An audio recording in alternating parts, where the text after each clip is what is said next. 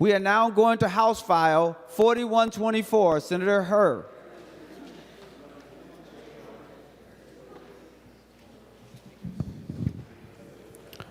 Thank you, Mr. President. Thank you, members,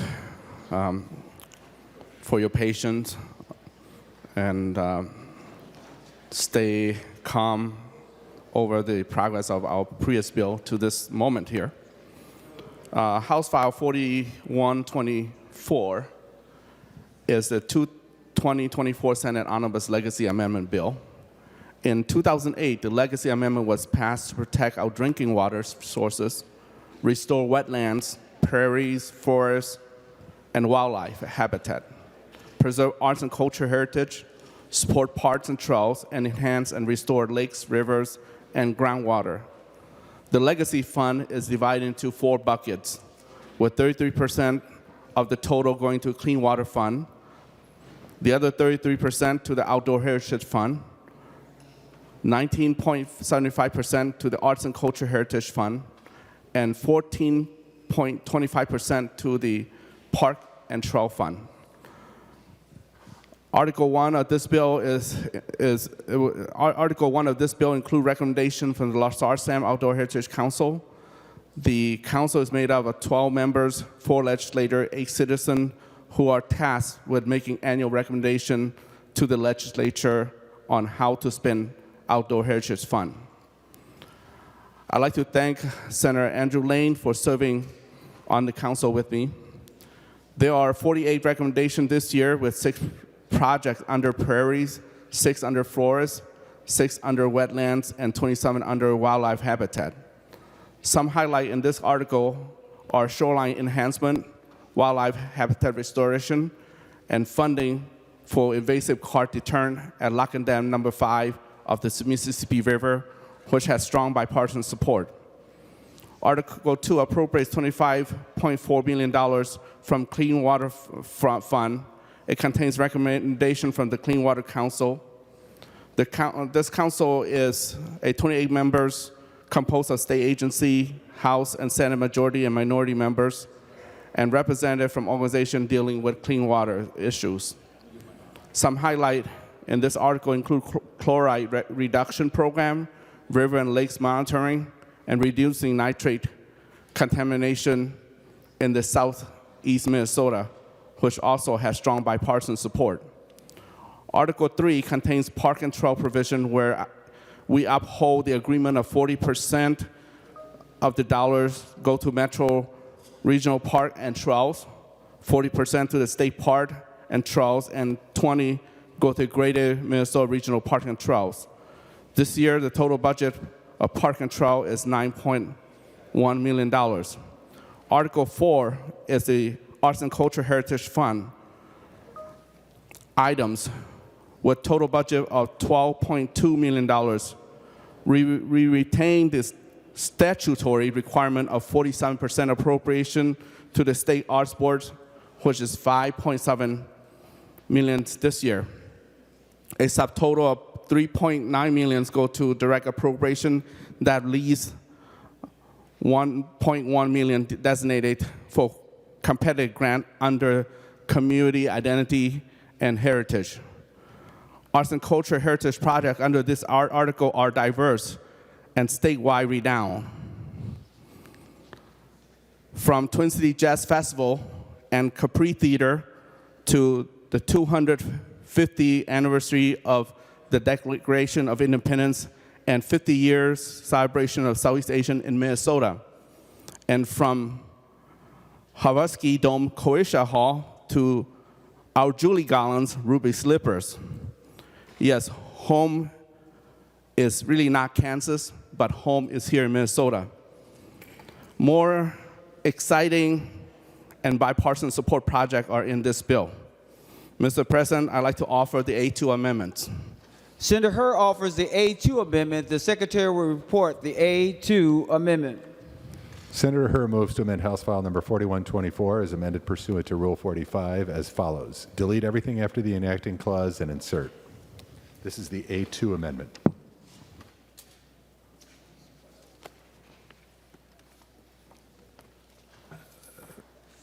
Senator Hurd, before you explain it, I just want to tell folks that the A2 amendment is a larger amendment, and so they could not make as many copies, but it will be online if you want to see it online. Senator Hurd, to your A2 amendment. Thank you, Mr. President. The A2 amendment is the compromise language between the House and the Senate over House File 4124 that received supermajority in the other body at 118 to 13. This is our final agreement, and the main agreement are adopting full Clean Water Council recommendation with river watch activities in the Minnesota River Valley, and a couple of last-minute small project requests that include our Senator Tory Western project of Agriculture Children Museum, and 3, a compromise language of 50-year commemoration of the Vietnam War and Secret War in Laos, as proposed by Senator Pratt and received consensus from Senator Pappas, Senator Champion, Senator Hoffman, and member of the Minnesota Asian Pacific Caucus, which includes myself, Senator Xiong, and Senator Pa. Mr. President, I ask for your adoption of the A2 amendment, and then we can discuss. Thank you. And are you requesting a roll call vote on the A2, Senator Hurd? No, not necessary. We just want to adopt, but if need to. Senator Green.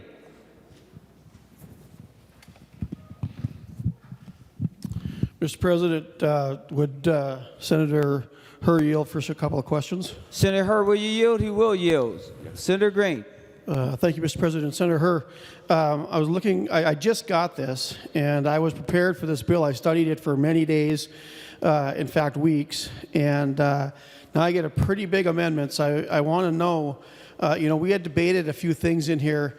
Is there any land transfers in this amendment? Senator Hurd.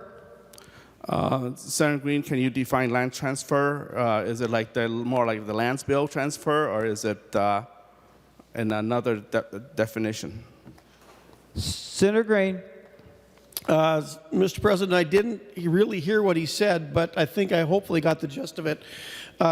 Is there anything that transfers lands with no fee in this amendment? Senator Hurd.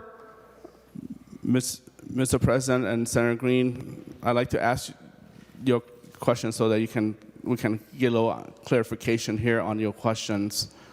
Would you yield? Would you yield, Senator Green? He wants to get some clarification on your question. I don't know if it's proper for me to yield when I have the floor, but I will yield. Senator Hurd, just ask the question instead of asking him to yield. Will you just ask the question? The answer is yes. If it's related to LaSalle Sam Outdoor Heritage recommendation. Senator Green. Mr. President, would Senator Hurd continue to yield? Will you yield? He will yield. Senator Yes, I will. Green.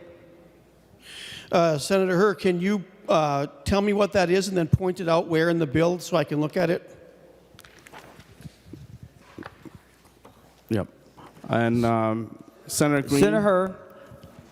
The general sense of it is Article 1 itself, right? The front page. And there's a list of projects that go on, 48 of them. Senator Green, it sounds like he said it starts on page 1. It's 48 of them? Is that what I heard you say, Senator Hurd? 48 project total under Article 1. Senator Green. Mr. President, I don't think Senator Hurd understood my question. Would he continue to yield? Senator Hurd, Yes, I will will. you yield? He will yield. Senator Green.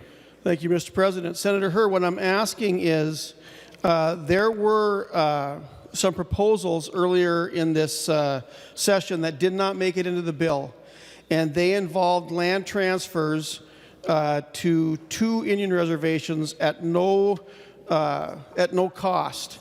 And the one that we did here was tabled. Are those in this bill? Senator Hurd. Thank you, Senator. Green, for your inquiry. I want to let you know that those projects you inquired are not in this bill. Senator Green, he said they're not in this bill. They're not in the bill. Okay, thank you. All right, I'll save the rest of the questions for later.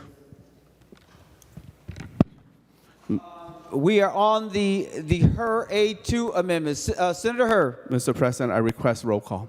Roll call requested, roll call granted. Senator Pratt. Thank you, Mr. President. I'd like to offer the A21 amendment to the amendment. Senator Pratt offers the A21 amendment, which is an amendment to the amendment. Oh. The Secretary will report the A21 amendment to the amendment. Senator Pratt moved to amend the Her amendment to House File number 4124 as follows. Page 44, line 26, delete $1,760,000. This is the A21 amendment to the amendment. Senator Pratt, to your amendment. Thank you, Mr. President. I had a chance to talk to Senator Her earlier today. This just shifts a little additional money to the 50-year commemoration for the Vietnam War and increases it from $80,000 to $150,000. And I'm hoping Senator Her will agree that this is a friendly amendment. Senator Her, to the amendment, which is the A21. Thank you, Mr. President. Appreciate Senator Pratt bringing this amendment forth, and the process of amendment here, I will rely on the Secretary of Senate and Mr. President to help us go through the procedure correctly.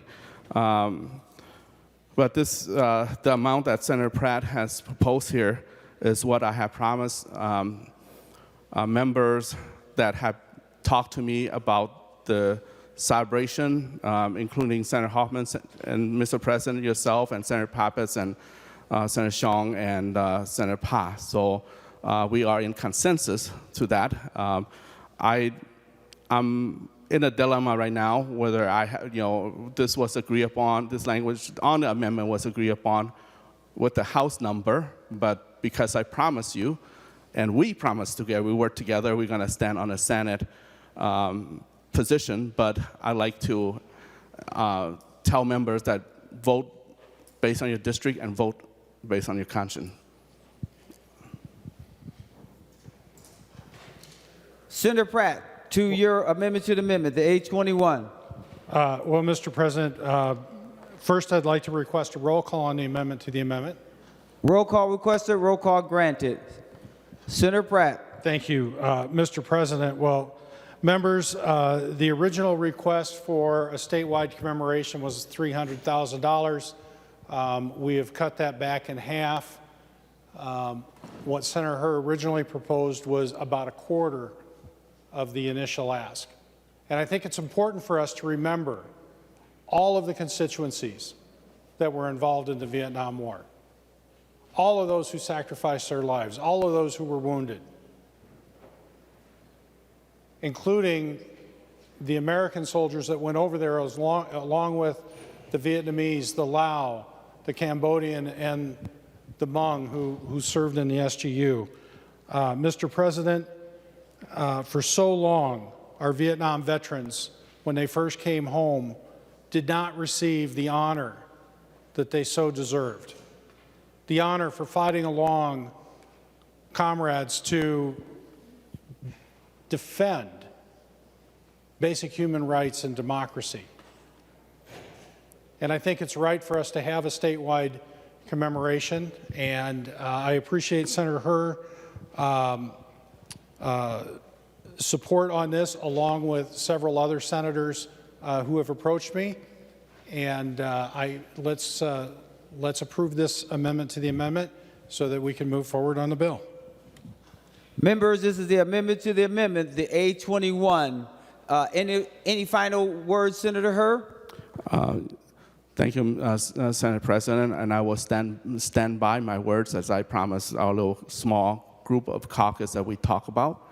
And it's true, close to 50 years ago, our parents fought and died together, whatever ethnic they are.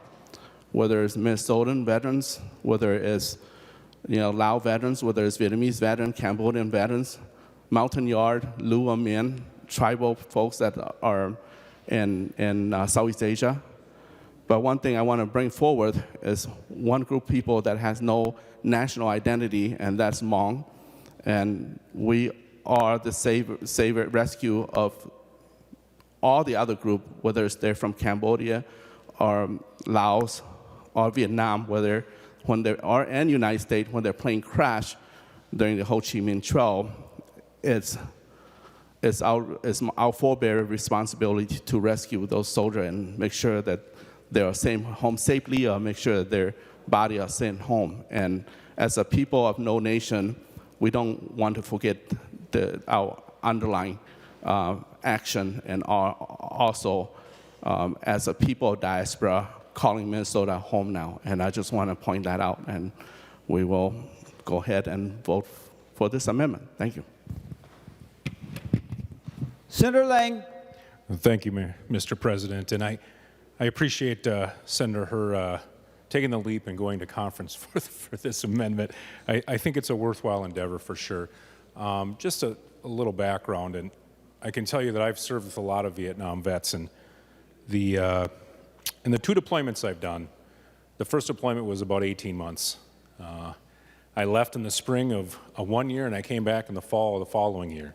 I can tell you that it was one of the fastest, longest years I've ever experienced in my life. It went very fast, but it lasted forever. And the thing I don't think that I realized was when we came home, you get off of a plane and you get on a bus, and there's a line of men in motorcycles. There's a line of men with flags. There's a line of men and women up and down the freeway when I came home. There was people on the overpasses with flags. Welcome home. I can't imagine what the Vietnam veterans went through. I can't imagine what their families went through while they were gone. I had an amendment to push this up to $300,000 because I think it's a worthwhile endeavor. And I think that I appreciate Senator Phuong Her's commitment to this, so I'm not going to offer that amendment. But I think it's really important that we do this now because those Vietnam vets are getting old, folks. They're passing away. The old Vietnam helicopter pilots aren't flying helicopters anymore, let's just say it that way. So I express my strong support for this amendment. Thank you. Any other discussion on the A21 amendment to the amendment? Senator Her, any final comments, or you're fine? All right. A roll call has been requested and a roll call has been granted. The secretary will take the roll on the A21 amendment to the amendment.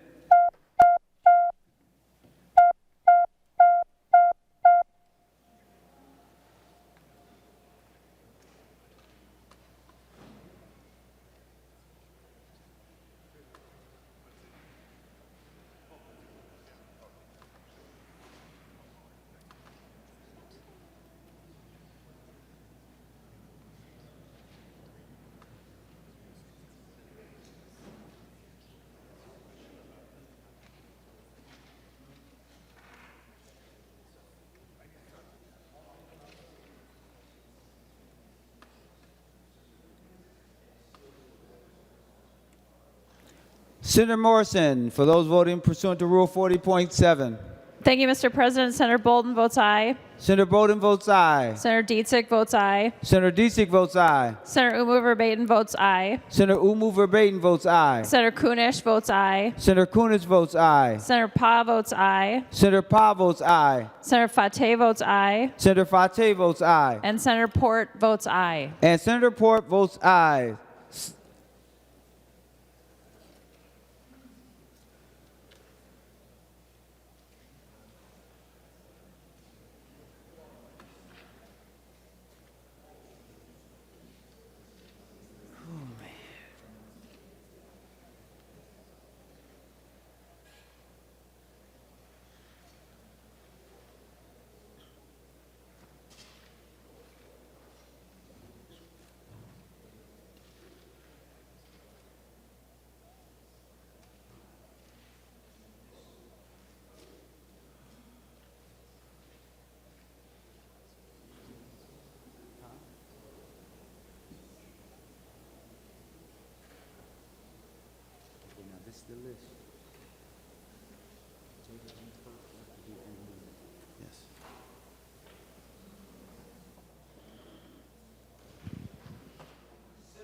Senator Morrison, for those voting pursuant to Rule 40.7.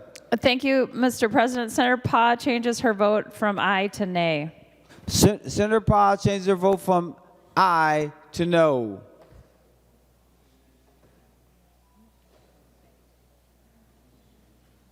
Senator Jasinski, for those voting pursuant to 40.7.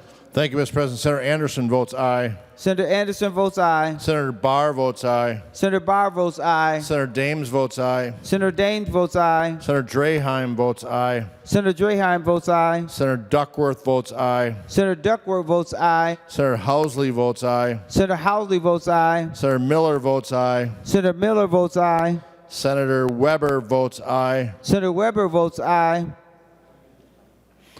Senator Weissenberg votes aye. Senator Weissenberg votes aye. And thank you, Mr. President. Senator Westrom votes aye. Senator Westrom votes aye.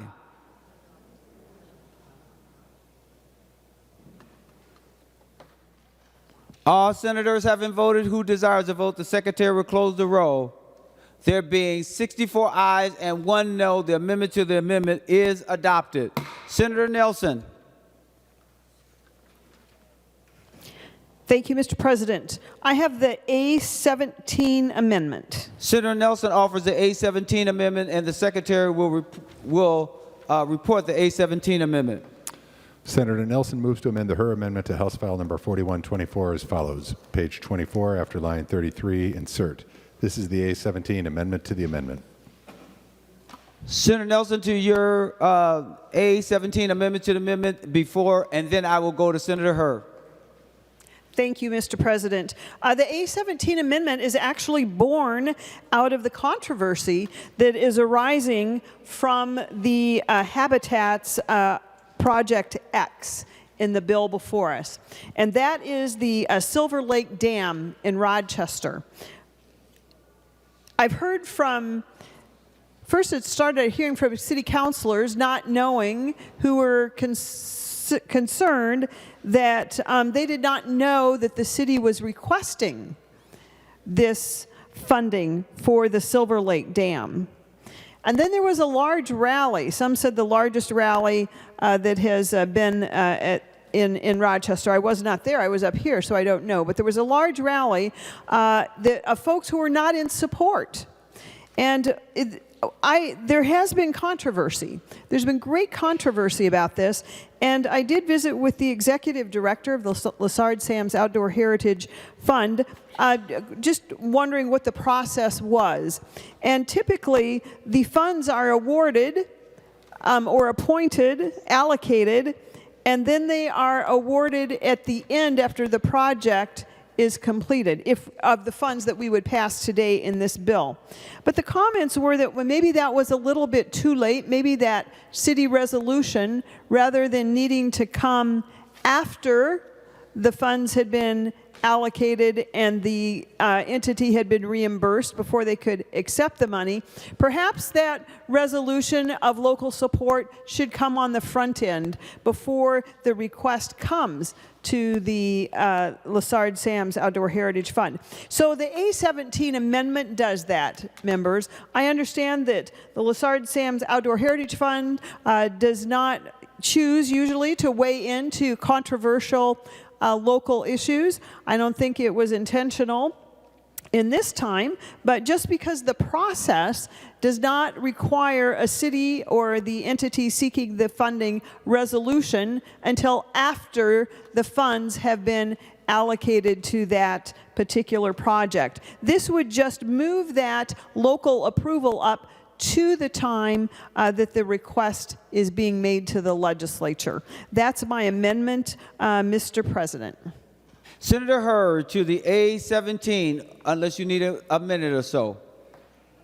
No, I'm just going to have a quick remark. Mr. President, I'd like to ask that after this amendment from Senator Nelson that we roll call and vote the amendment in first before we take further amendment. That's advised by my staff right now. So you are asking for a roll call on this amendment? Not roll call on this amendment. I said after the Nelson amendment, I'd like to adapt my amendment, my initial amendment, before we go further, because the procedure will be much more smoother. We have more room to work with.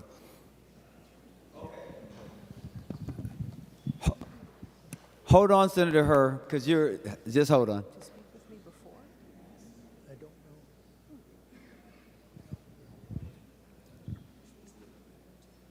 No. Oh, Mr. President. Am I missing? Yes. Oh, I thought they did. Why was I called on them? I don't know. Okay. Mr. President. Yes, Senator Nelson. It's come to my attention that perhaps I was called on prematurely, that this is an amendment to, this is not intended, Mr. President, to be an amendment to the amendment. This is a very new amendment. And so if we need further, I'll be glad to withdraw until we have finished this amendment to the amendment. That would be important because it is my understanding the other amendments are drafted as amendments to the underlying amendments. So if you withdraw the A17, Senator Nelson withdraws the A17 amendment.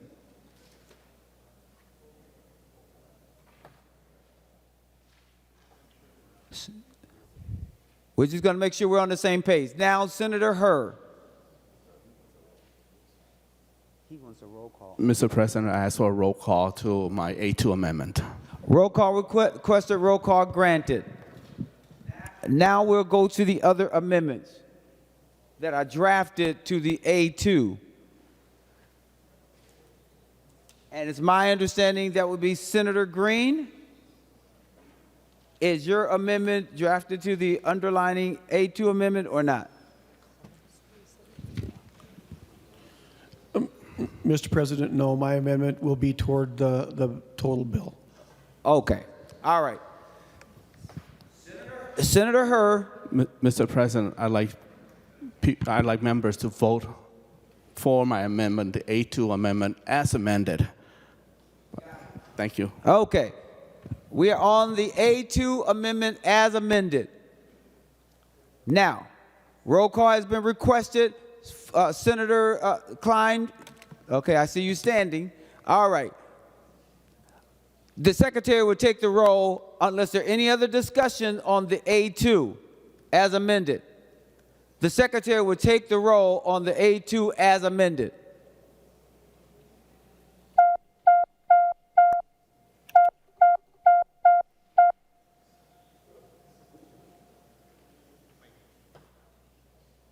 Members, please vote, just so that we know we're on the A2 as amended. That's what we're doing the roll call on, the A2. Senator Morrison, for those voting pursuant to Rule 40.7. Thank you, Mr. President. Senator Bolden votes aye. Senator Bolden votes aye. Senator Dietzig votes aye. Senator Dietzig votes aye. Senator Uma Verbatim votes aye. Senator Umu Verbatim votes aye. Senator Kunish votes aye. Senator Kunish votes aye. Senator Pa votes aye. Senator Pa votes aye. Senator Fateh votes aye. Senator Fateh votes aye. Mr. President, Senator Port votes aye. Senator Port votes aye.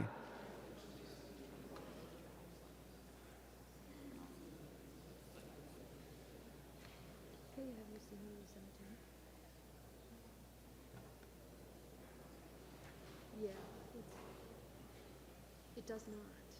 Do you want me to take a picture of it so you can, or I can read it to you? Sure. It's the council must not include making recommendations to the legislature. The council must make a recommendation to appropriate money to a project authorizing that and the government's jurisdiction over the area of the project will be undertaken to adopt a resolution in support of the project, so she's like putting it back to the. It's weird though, to do this. Senator Jasinski, for those voting pursuant to Rule 40.7. Thank you, Mr. President. Senator Anderson votes aye. Senator Anderson votes aye. Correction, Mr. President. Anderson votes no. Correction, Senator Anderson votes no. Senator Barr votes aye. Senator Barr votes aye. Senator Dames votes aye. Senator Dames votes aye. Senator Draheim votes aye. Senator Draheim votes aye. Senator Duckworth votes aye. Senator Duckworth votes aye. Senator Housley votes aye. Senator Housley votes aye. Senator Miller votes aye. Senator Miller votes aye. Senator Weber votes aye. Senator Weber votes aye. Senator Weissenberg votes no. Senator Weissenberg votes no. Senator Westrom votes aye. Senator Westrom votes aye.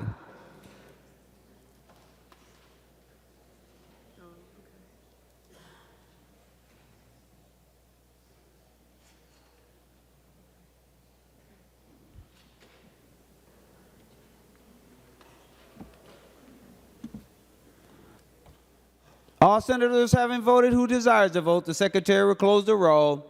There have been 55 ayes and 9 noes. The A2 amendment as amended is adopted. Any other discussion on the bill? Any other amendments? I have a list, but it seems like things are getting a little challenging here. Senator Nelson. Well, thank you, Mr. President. So I do have the A17 amendment, and as I described earlier, this is born out of the controversy arising from the Project X in the habitat section of the Lessard-Sam's Outdoor Heritage recommendations. I know these are usually non-controversial, and this one I started hearing from it. Oh, you need to report my amendment to the amendment. Then I will describe it again. It's an amendment, so that you know. Yeah. So Senator Nelson offers the A17 amendment. The secretary will report the A17 amendment. Senator Nelson moves to amend House File number 4124 as follows. Page 24, after line 33, insert. This is the A17 amendment. Senator Nelson, now to your A17 amendment. Oh, thank you, Mr. President. So the A17 amendment is a amendment because of the controversy from one of the projects in the Lessard-Sam's Outdoor Heritage recommendations. It happens to be the Silver Lake Dam in Rochester. This amendment is an amendment that would change the process at which point the local entity requesting the funds must vote or pass a resolution to receive the Lessard-Sam's Outdoor Heritage funding. Currently, that comes at the end of the process. After we pass the bill today, the funds are allocated to those certain projects. When the projects are completed, those entities are reimbursed according to the Lessard-Sam's Outdoor Heritage Fund recommendations. And the challenge is that is after the fact. And as we found with the Silver Lake Dam, there's been a lot of controversy. Early on, the city councilors told me they didn't know that the mayor and the city staff were seeking this particular appropriation from the Lessard-Sam's Outdoor Heritage Fund.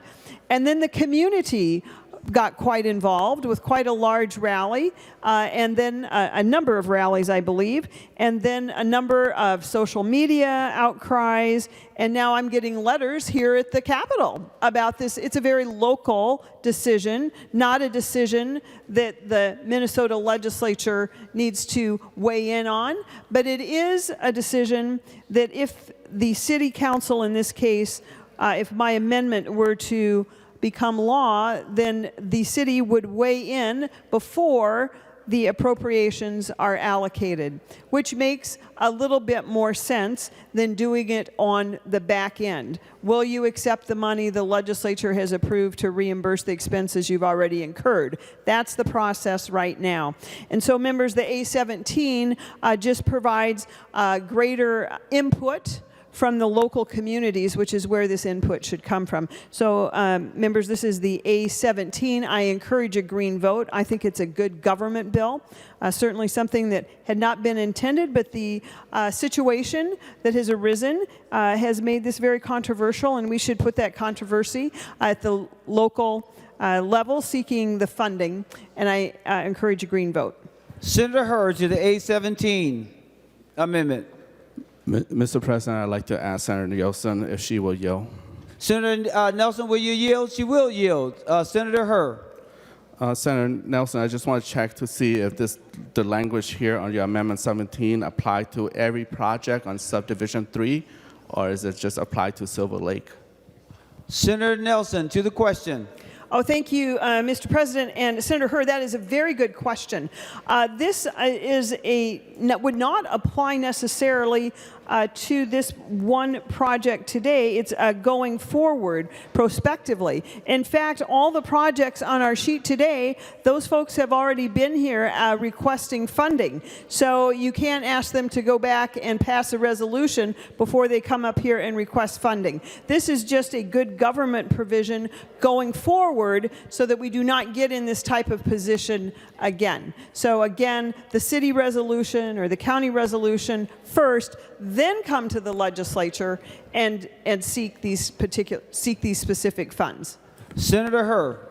Mr. President and Senator Nelson, if this applies to all projects on Subdivision 3, that's a lot of projects that will have to take it back and go through the process, and so that will harm the number of projects under Subdivision 3 that Senator Lane and I had participated with the Large Soil Sam Outdoor Heritage. So I would object to the amendment at this time. Thank you. And members, just so we're clear, because there was a little mix-up early on when you had the A2 and then Senator Nelson had introduced her A17, and we had to make sure that she could withdraw that so we could deal with the A2. I wanted to make sure that there was no roll call requested before that we're not acknowledging now. Is there a roll call being requested on the A17? Mr. President, I'd like to ask for roll call. Roll call requested, roll call granted. Senator Lang. Thank you, Mr. Chair, or Mr. President. I think I could provide a little clarification on this one from the council standpoint. And if I could ask Senator Nelson to yield, I think it might answer a couple questions here. Senator Nelson, will you yield? She will yield. Senator Lang. Thank you, Mr. President. And the question is this amendment, I think there's a little confusion about when this is going to be enacted, right? So the Large Sam's Council can have a couple of different ways of looking at projects. And from the council standpoint, this is something that I haven't run into where a local municipality or a fiduciary company or a fiduciary group like Ducks Unlimited or Pheasants Forever comes to the council with a proposition and with some sort of, sorry about that, some sort of a project that they want to have funding for. This is the first time where there has been a little bit of local controversy on the fact that they didn't necessarily go through the city council. So from the council standpoint, we had provided those dollars in an appropriate way, and to this day, that still remains true. The problem is that prior to those dollars being allocated, prior to us going through our process, there wasn't verification by the city council. What I believe this amendment is for everything into the future. This wouldn't affect any of the projects currently in the bill. This is something that we could do statutorily, we could do by rulemaking, but we haven't had a council meeting since this really came up and this project, by our standpoint, had been explained.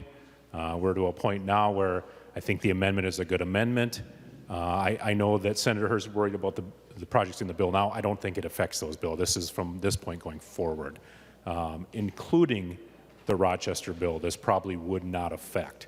That being said, Mr. President, before those dollars goes into the coffers of the fiduciary of Rochester, the city council does now need to approve it. So I would agree with Senator Nelson that this is probably a good governance amendment. The council, I can't speak for the whole council, we have to have a meeting, but if we pass this today, put it on the bill, it would be a good move for the council. Thank you. So, Senator Lang, you had asked Senator Nelson to yield, but I didn't hear a question, so I naturally assumed that you answered apologize. your own question.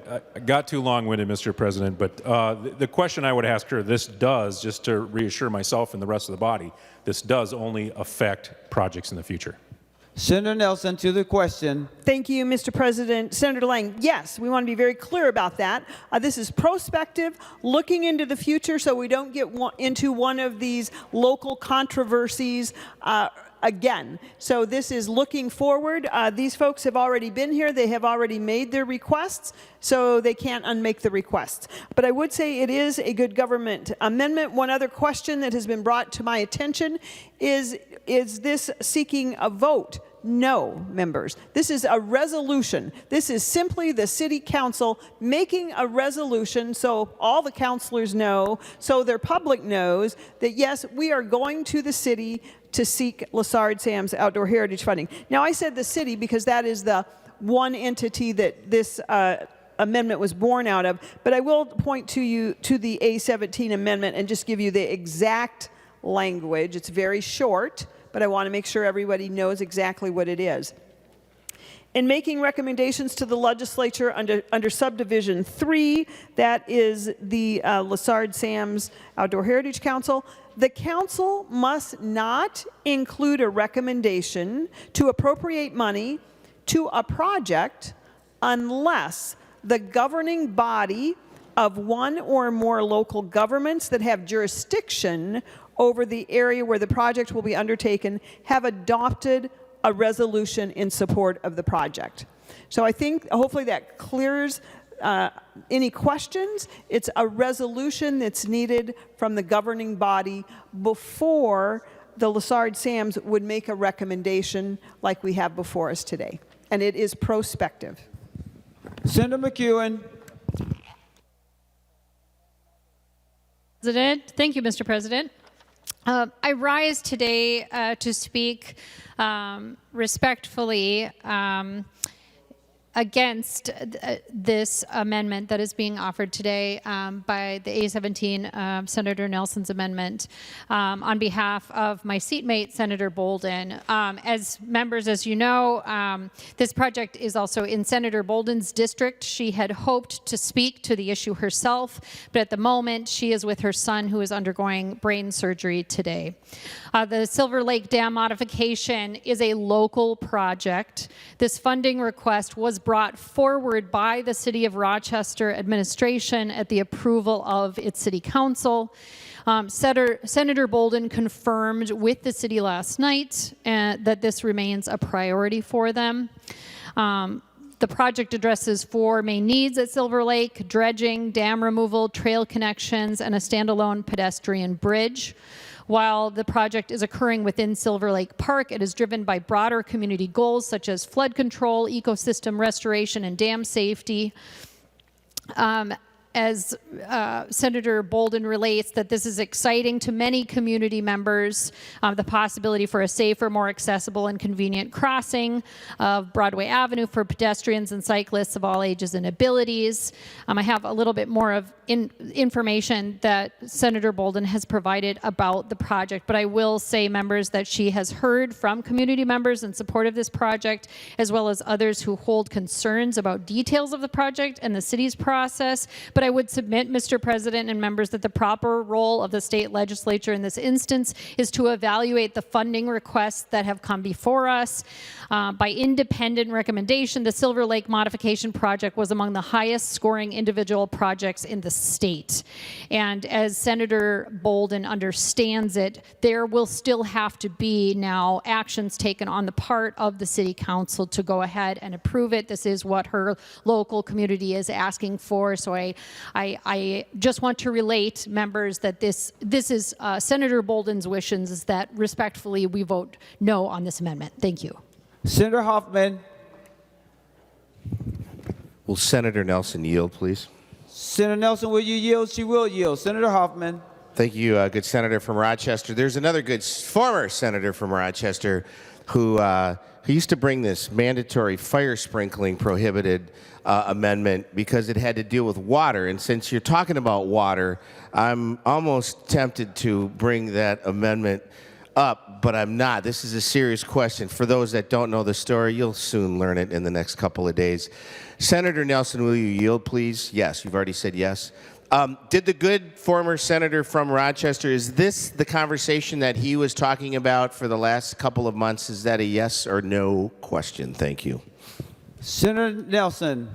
Thank you, Mr. President. Yes, this is the conversation that the former senator has also been involved in. And after Senator Hoffman, I will finish my comments. Any other discussion? Senator Lang, you were up. Did you still want to speak? Senator Lang. Thank you, Mr. President. I want to be very clear here. This would not affect the funding that goes to Senator Bolden's area or Senator Nelson's area. The project is funded. The City Council, upon getting these dollars, at some point in time will have to approve that via resolution. That's in statute and that's in rules already. The thing that we are trying to add to that is at the beginning, when you're in the application process, part of the rules, part of the statute will be, do you have a resolution now? So the council is not put in a position where we have to have locals fighting against locals and coming in front of the council. This, I promise you, will not affect the project at Silver Lake Dam unless the local control, the local people decide against it. That's it. Any other discussion on the A-17? Senator Herr. Mr. President, my point earlier about this amendment still stand in objection. Number one is that the amendment here may lead us to an unintended consequences. It's good intent, but it's better that we give time for it to resolve or have a discussion further. And secondly, the City of Rochester already require approval of accepting grant over $50,000, so it's not necessary. And so third, the Lazar Sam Outdoor Heritage are replanning this summer to bring this discussion so that this could be planted into future policy. Thank you. So again, my voice to this amendment is no. Thank you. Any other discussion before we go to the author of the amendment so that she has the last word? Seeing none, Senator Nelson, before we vote. Thank you, Mr. President. And members, thank you for entertaining this discussion. I do believe that those who were opposed to this A-17 amendment actually made the point very clearly that there was a great deal of controversy, which is not what the Lazard Sam's Outdoor Heritage Fund seeks, which is why this is a matter of calendaring, members. This is a matter looking forward to prevent any other entity getting into a position where the community involved is split. And then they come and they're asking for funding, and only some of the councilors know that the mayor is here asking for funding. So this is just a good government amendment. But because Senator Herr, if I understood correctly, in fact, maybe he might yield a minute so I could just make sure my understanding is correct, Mr. President. Senator Herr, will you yield? He will yield. Senator Nelson. Thank you, Mr. President. And Senator Herr, I just wanted to make sure I understood your last comments correctly, which are that this amendment of resolution prior to coming to the legislature requesting Lazard Sam's Outdoor Heritage funding would be on the agenda this summer for the next council meeting. Is that correct? Did I understand you correctly, Senator Herr? Senator Herr, to the question. That is correct, Senator Nelson, and I believe that the staff from the Lazar Sam Outdoor Heritage probably will include you in the conversation as well. Senator Nelson. Mr. President, Senator Herr, thank you so much. I think that will certainly answer the question here.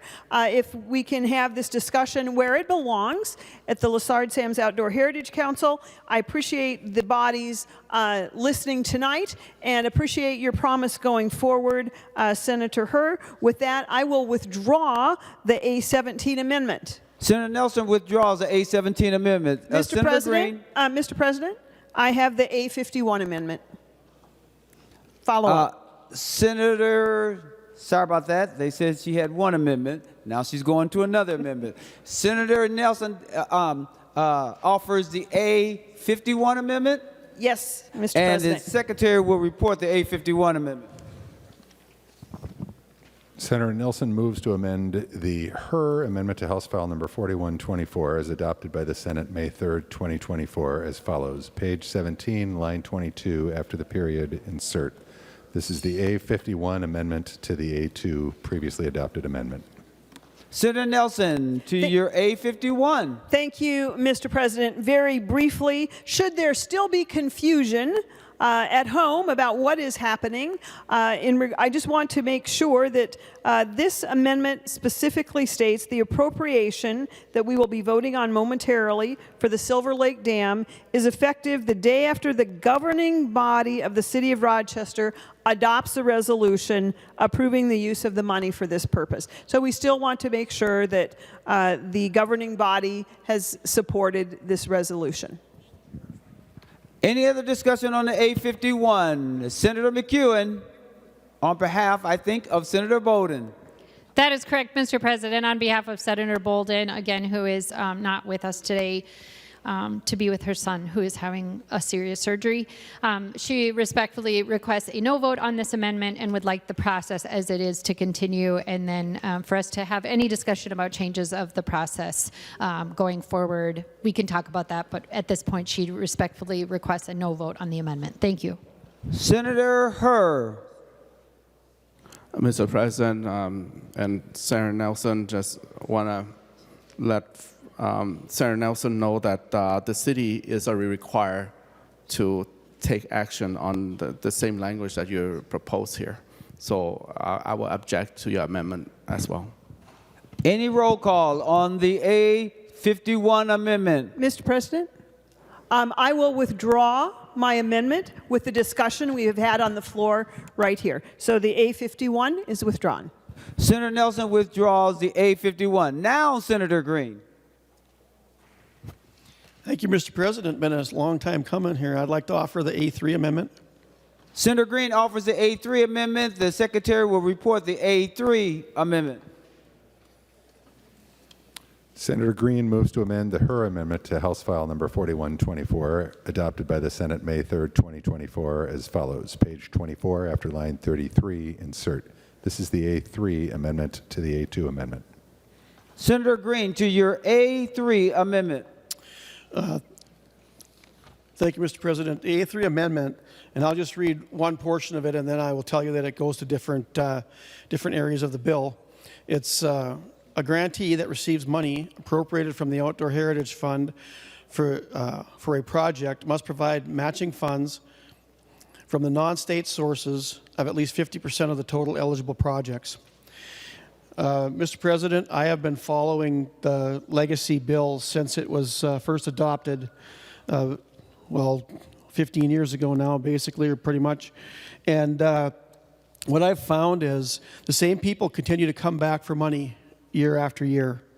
And if you look through the bill, you'll see projects in here that are on phase 14. That's the first one, phase 14. So they've been coming back for 14 years for money. And that's the first project. And if I were to go through the bill, it doesn't take long. The second project, phase 16. The third project, phase 10. Fourth project, phase 8. Fifth project, phase 16. And it continues to go on. The next one is only 7. And that's actually light compared to some of the funds that have been going out. And these projects go out to non-government organizations, and what they're doing in a lot of cases is they're funding themselves. In this bill alone, which I will talk about later, but just to give you an example of why this amendment is important, we have two entities, and one is Ducks Unlimited and the other is Pheasants Forever.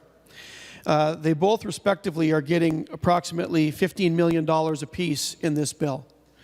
And what they're doing is they're taking tax dollars and they're buying property, and they are spending approximately half of that money on professional services, personnel, and then contracts. So they're funding themselves, and then when they're done with that, they're turning the land back over to the state. So there's no benefit to going through these non-government entities or organizations if all we're going to do is just keep them afloat. There's a lot of other projects in here that are done specifically by our own agency, DNR, MPCA, and I have a few problems with those as well. But to take the money that the people, as I hear all the time, voted overwhelmingly for, although it wasn't really overwhelmingly, but it did pass, and it's supposed to be for projects. One of the stipulations is to preserve Minnesota's history and cultural heritage. The project or program receiving funds from the that's arts, never mind, we'll go down to the other one, trails and funds. They have to show measurable progress. But we don't really see measurable progress. What we see is another phase. Another phase to this project, another phase of that project. Well, these entities are taking tax dollars to fund their own organizations and their own staff. It is very disturbing. And one of the problems that we have also in the legacy bill is no one pays attention to it. This binder that I have here that I'll be going through on third reading and pointing out some of these projects, I dare say that if there's one or two people in this body that have looked through this and seen what these projects are, I'd be very surprised. I won't go through and start asking questions now because it's not the time for that. But what this amendment does and what I hope to pass here today is if these people are going to come and get state money, if they're going to take tax dollars, and if you're not paying attention, this is a 3/8 of a cent tax on all sales in Minnesota that are eligible for sales tax. And that may not seem like a lot, but keep in mind that every 2 years it's about $750 million that comes into this fund. And it pretty much goes unnoticed. And if these folks are going to be getting this money, they need some skin in the game. We need to know that they're not just going to keep coming back until they get to phase 50 and have funded themselves for another 15 years or more. And what do we have to show for it? What is the people of Minnesota that expected projects to get done and to have some semblance of what they could see in those projects and know what's in them? And I also think that they would expect their legislators, their senators, to know what they're voting on. And so I would stand for questions on this, Mr. President, but I would ask that people would seriously consider, like we do with a lot of other projects, whether it be bonding or anything else, if you're going to get money from the state, you have to prove that you are dedicated to that project and are willing to stick your own money into it without having your match, if you do have one, come from more taxpayer dollars. So, Mr. President, I would stand for questions, and I'd ask for a green vote on this, and I ask for a roll call. Roll call requested, roll call granted. Senator Herr to the A3 amendment. Mr. President, I'd like to also object to this amendment. I want to begin saying that this is the bill, the legacy itself is a constitutional amendment, and it takes years of planning and craft language into a policy that get out there for Minnesota voters to confirm. And we have data show that we have more than 75% Minnesota that voted legacy amendment to pass since 2008.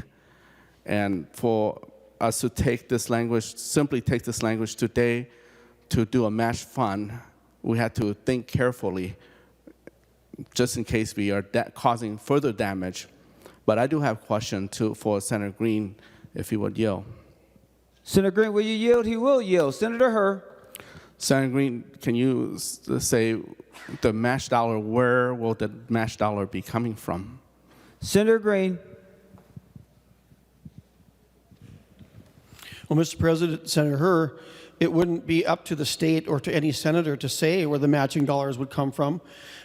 Just like if someone comes to me for a bonding project or comes to this body for a bonding project, and they want $35 million, and the requirement of that bonding is that they come up with their own $35 million to be able to apply for that and receive it. So the whole idea behind my amendment is they shouldn't be coming back for tax dollars for a match to tax dollars. They need to go look for their own funding, and if the people in the area where they're planning this project want the project, they'll donate it to it, just like other 501c3s go out and seek contributions to them. So it wouldn't be up to me to decide where that funding comes from. It would most certainly be up to the people applying for the funds. Senator Herr. Thank you. Thank you for the response, Senator Green. And Mr. President, as we can see, the request for bonding dollars, if it's alike to the request for bonding dollar, some year we give a few, and some year we get more project. But many are sitting in the queues and takes years for even larger agency, whether it's nonprofit or even our state, local government, to get the match dollars. Whether they want to build a bridge, takes 5 to 10 years. This will be troubling, especially for small city and rural area to get that match dollars. So think about the amenity that we have right now, the protection of wildlife and enhancement of our environment in the state of Minnesota. If the this provision is put into law, meaning we're going back in time of development, we will not have the amenity that we have now. So I would again object to this language here in A3 amendment because it's disproportional in affecting different areas, different groups, more so for small city, and small town and rural area to get the match dollar. So I just leave it at that, but my answer is no. Any other discussion on the A3? A roll call has been requested. Roll call granted. Any final comments, or can we go right to a vote? Senator Green. Well, Mr. President and Senator Herr, just to relieve you a little bit on that, yes, I know that for the projects and the bonding, I was using it as an example, but those projects are not the same as these projects. And most of these projects, although some of them go to cities, most of them do not. And what we're talking about here is the non-government organizations that have made a practice of coming to the state for dedicated funds that are meant to preserve our heritage, preserve our natural resources, and using it as a funding source for their own organizations, which I believe is what's happening here. If you actually took the time to dig into these projects and you go through the projects, it'll tell you how much money is being used for what. And like I said, we'll talk a little bit more about that on third reading, because I think it's very, very important that when you're spending this kind of money, that we don't come along and say someone has made a decision in the Outdoor Heritage Council, this is the project that they put forward, we don't have to read it, it's okay, and we shove it through, and we never think about the consequences. So your fears are not really valid, Senator Herr, because the people that, well, let's just take the two that I mentioned because I've got them here on my list, Ducks Unlimited and Pheasants Forever, they have funding sources all over the place. They have dues that are paid, and they go out and do fundraisers simply for this reason. And so there's no reason they can't match the funds that are coming from tax dollars. And so we end up with more people actually being able to use the funds in different places, so we don't end up with the same organization coming back for phase 16 of a project that I don't believe will ever end.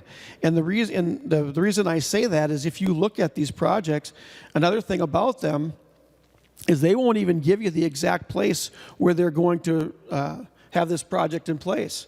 They'll say, in the case of the first one, $4.4 million for this project. And if you look back on where it's going to be, there's a list of probably between 25 and 50 places where it could be, and they'll choose what they are after they get the money, so we really don't even know where that's going. So it's really tough to go back and then to say, by the time you're on phase 16 of a project, how do you gauge properly what the outcome is? Because the project isn't done. And so I won't belabor that because we got a long night ahead of us. But I would ask that people seriously consider having people who come here for this money to actually be dedicated enough to go seek their own funding, to have a match for the money that they're taking from the taxpayers of Minnesota to do these projects. Thank you. The Secretary will take the roll on the A3 amendment, Green amendment. Members, please vote.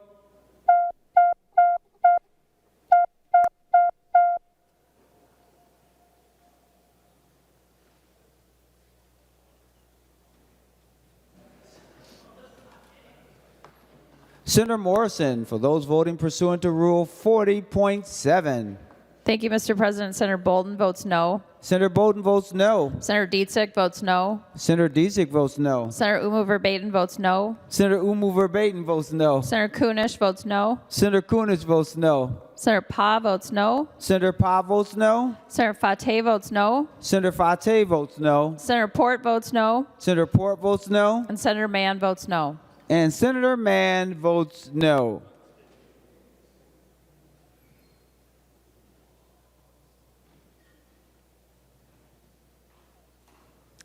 Members, please vote if you're at your desk.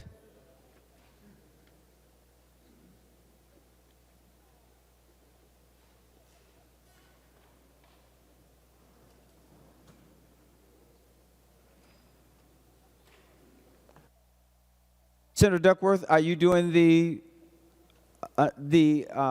members pursuant to Rule 40.7? Senator Duckworth. Thank you, Mr. President. Senator Anderson votes aye. Senator Anderson votes aye. Senator Barr votes aye. Senator Barr votes aye. Senator Dames votes aye. Senator Dames votes aye. Senator Draheim votes aye. Senator Draheim votes aye. Senator Housley votes aye. Senator Housley votes aye. Senator Miller votes aye.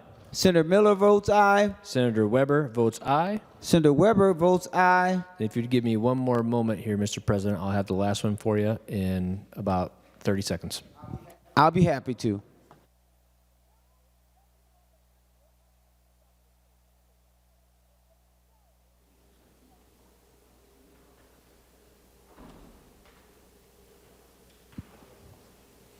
I'm ready for you, Mr. President. Senator Duckworth. Senator Wiesenberg votes aye. Senator Wiesenberg votes aye.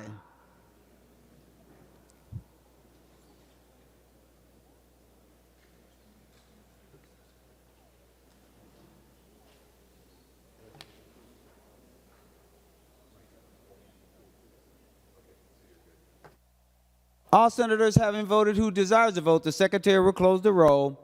There have been 29 ayes and 35 noes. The A3 Green Amendment is not adopted. We'll now go to Senator Grudenhagen for your amendment. Well, thank you, Mr. President. Yeah, I really do think it's a good idea to have some type of matching fund on a project and have some skin in the game, but obviously that didn't happen. Well, I would like to offer the A4 amendment.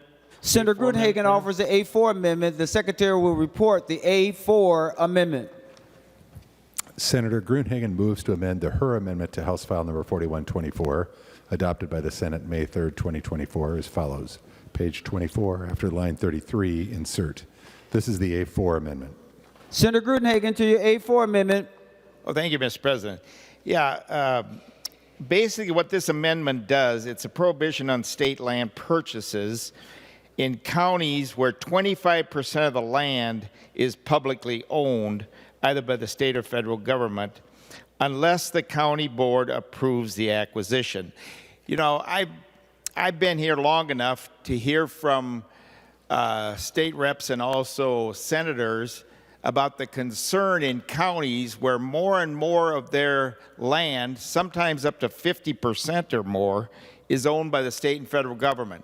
Now, I know they do get a pilt on some of it, but it doesn't make up for the difference. And also, it does affect their economic growth and population. So I hope that Senator Hawj would see this as a, pardon? Or Senator Herr would see this as a friendly amendment and for a little bit of local control and protection for those counties where they have a significant portion already of their county owned by the state and federal government. If Senator Herr would yield for a question. Senator Herr, will you yield? He will yield. Senator Grudenhagen. Oh, thank you, Mr. President. Thank you, Senator Herr. Senator Herr, have you had a chance to look at the amendment? Senator Herr. Mr. President, I just received it, so allow me a few minutes here to read it.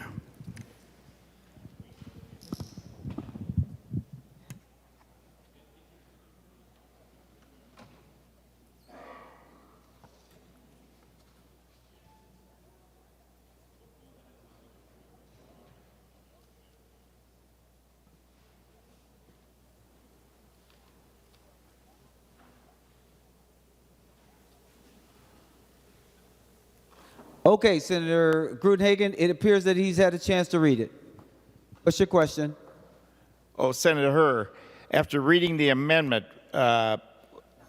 would you see this as a friendly amendment to give a little bit of protection to counties where a huge portion of their county already is owned by the federal and state government? Senator Herr, to the question. Thank you, Senator Grudenhagen. I look at your provision, and I know you might put a little time to it, but it's almost like a catch-22 here. It's actually going to be preventing willing seller from selling their land to the state. So I would not be agree at this moment to support your amendment. Thank you, Mr. President. Senator Grudenhagen. Oh, thank you for that response, Senator Herr. You know, there is a provision in there that if the county board approves the acquisition, it can go forward. So it's not a blanket prohibition. There is a provision for your local county elected officials to make an exception if necessary. And of course, in my opinion, they're one of the best ones to be in the position to make that. But on the other hand, if Senator Green would yield for a question. Senator Green, will you yield? He will yield. Senator Green, what amount of land purchases are in this Lessard-Sams or this Omnibus Legacy appropriations bill? Senator Green. Mr. President, thank you. Senator Grudenhagen, thank you for asking. That's a very good question, and I will be touching on it again later. But there's three types, actually. One is the land that goes to the state. And this bill is the largest that I've ever seen by probably even double and maybe triple on the land that gets bought. It's certainly at least nearing double. The land that the state will be buying is just under 14,000 acres. The land going to the federal government, which does not give us any PILT, there'll be no money for that. That's 9,650, so just under 10,000 acres. There is also 7,760 acres that's going into permanent conservation easements. Now, the permanent conservation easements will give us tax dollars, but they will also restrict the use of the land and eventually render the land of way less value because it's going to be unsaleable for someone to buy a piece of land that they can't use. So in total, you've got over 23,000 acres of land that's purchased outright, not all of which is going to give us any money back. And if you add in the permanent conservation easements, you're looking at 31,000 acres of land in this bill alone. Senator Grudenhagen, Yeah, if Senator to Green, your A4 amendment. okay, if Senator Green would continue to yield. Senator Green will yield. Senator Yeah, Grudenhagen. Senator Green, as a rule of thumb, do they buy more and more land, state and federal, every time this legacy appropriation is approved? And do you know the total amount of acres that are owned by state and federal in the state of Minnesota? Senator Grudenhagen. Or Green? I'm sorry, Senator Green. Thank you, Mr. President and Senator Grudenhagen. I didn't expect this question, or I would have had the regular numbers in front of me. But I'll tell you what I know. All right. As far as the money or the amount of acres per year, it always was running between 10 and 12,000 acres a year. Now there have been years we've been able to get that down some, but for the most part, that's a pretty good average until this year. And so this is the most that I've seen in one bill. As far as how much the state owns, this is a really complicated portion of this because the last numbers that are out there and published are from 2011. They did an update to it in 2016, but it didn't change. And we buy land every year. More and more land goes off the tax rolls, not just from the Lessard Sams, but also from other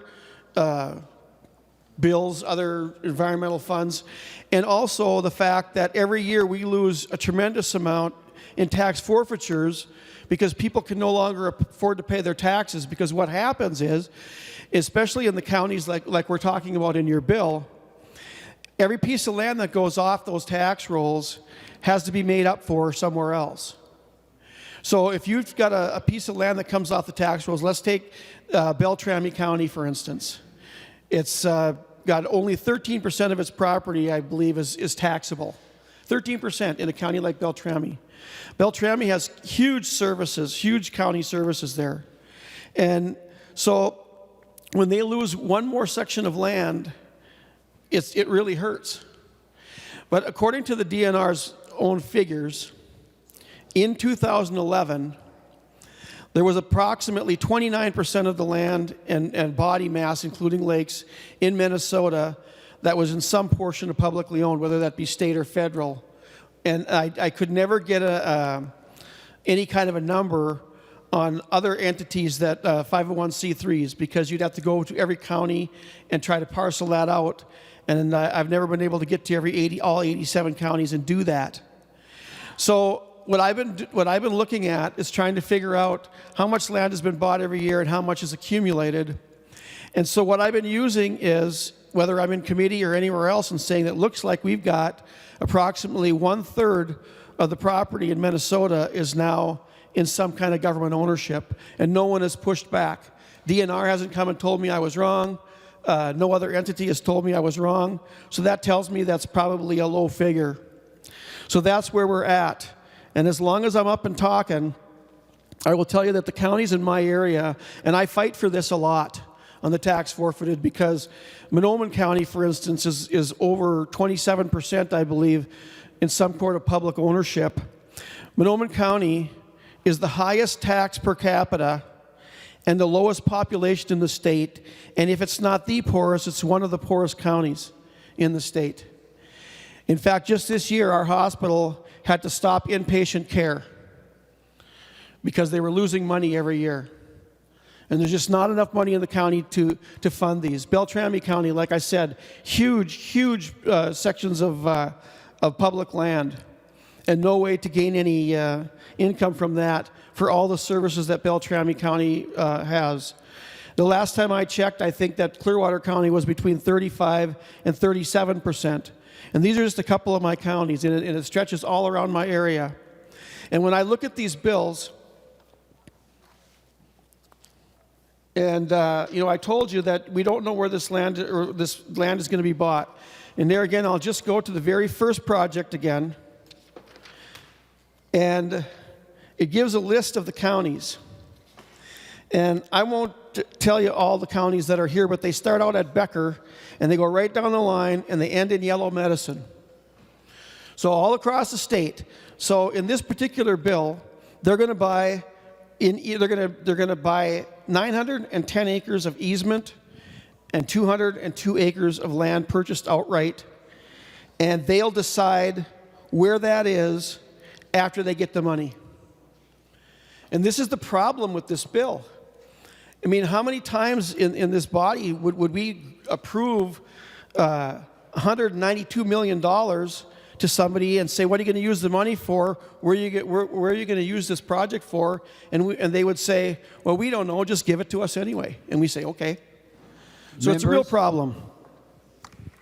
Members, just a gentle reminder that if we can stick to the topic or the matter before us, I'm certain that on third reading or some other place that you'll be able to say everything that you'd like to say. But it sometimes gets a little hard for us to keep up with what's before the body, okay? Senator Gruenhagen, we're on your A4 amendment. Oh, thank you, Mr. President. Thank you, Senator Green, for responding. I hope Senator Herr was listening. You know, every year or two, we're buying thousands and thousands of more acres, and we're not selling any. And now we're up to almost a third of the land, according to Senator Green, owned by the state and federal government. You know, pretty soon they're going to own half the state. I mean, and it hurts these counties, as we heard from Senator Green, they couldn't afford to keep their hospital open, okay? Because of they're a poor county, and more of their county is being owned by the state and federal government. So, Senator Herr, I hope you will see the rationale for this amendment that, you know, if a county has more than 25% of its land to be publicly owned, that it would prohibit any state land purchases. And again, there is a caveat, unless the local elected county board approves the acquisition.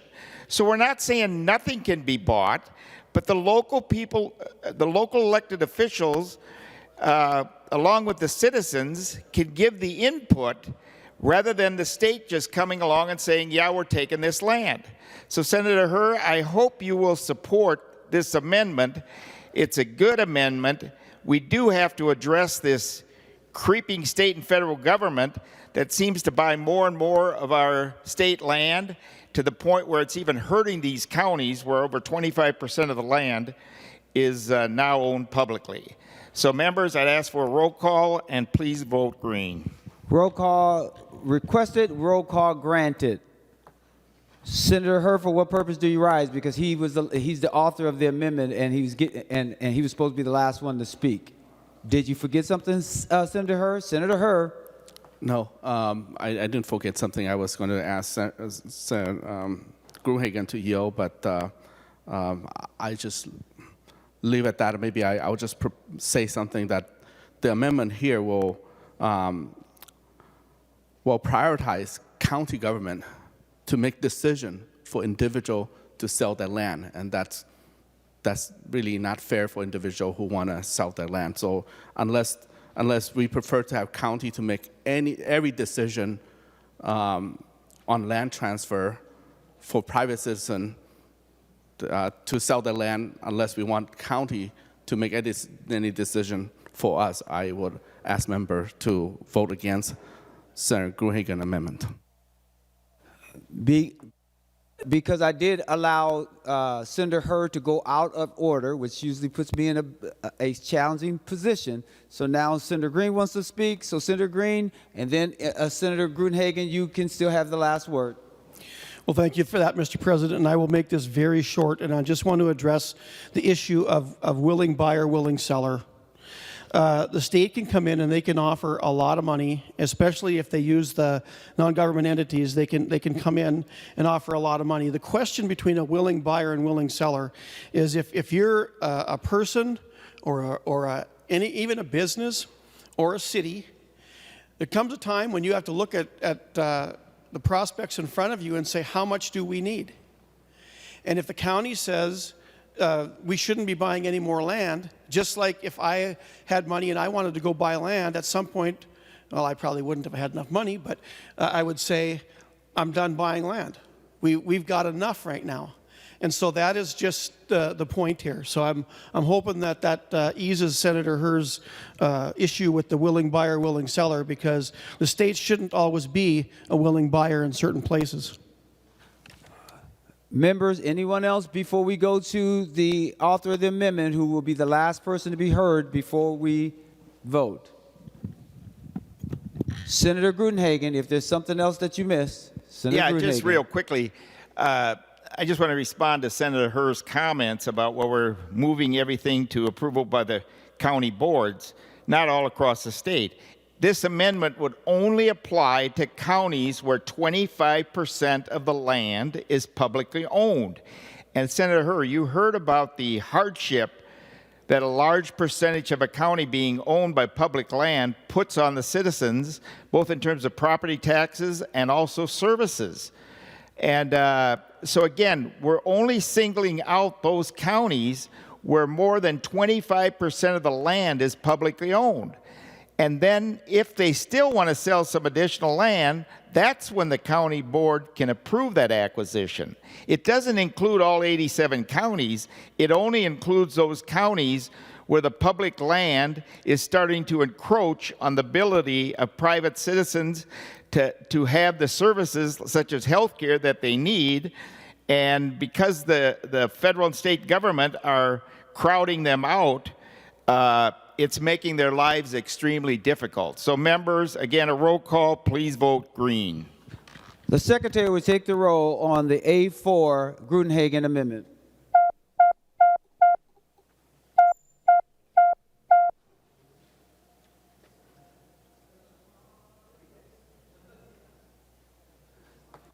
Senator Morrison, for those voting pursuant to Rule 40.7. Thank you, Mr. President. Senator Bolden votes no. Senator Bolden votes no. Senator Dietzig votes no. Senator Dietzig votes no. Senator Umu Verbatim votes no. Senator Umu Verbatim votes no. Senator Kunish votes no. Senator Kunish votes no. Senator Pa votes no. Senator Pa votes no. Senator Fateh votes no. Senator Fateh votes no. Senator Port votes no. Senator Port votes no. And Mr. President, Senator Mann votes no. And Senator Mann votes no. Senator Duckworth, for those voting pursuant to Rule 40.7. Thank you, Mr. President. Senator Anderson votes aye. Senator Anderson votes aye. Senator Barr votes aye. Senator Barr votes aye. Senator Dames votes aye. Senator Dames votes aye. Senator Draheim votes aye. Senator Draheim votes aye. Senator Housley votes aye. Senator Housley votes aye. Senator Miller votes aye. Senator Miller votes aye. Senator Weber votes aye. Senator Weber votes aye. And Senator Wiesenberg votes aye. And Senator Wiesenberg votes aye. Any other votes?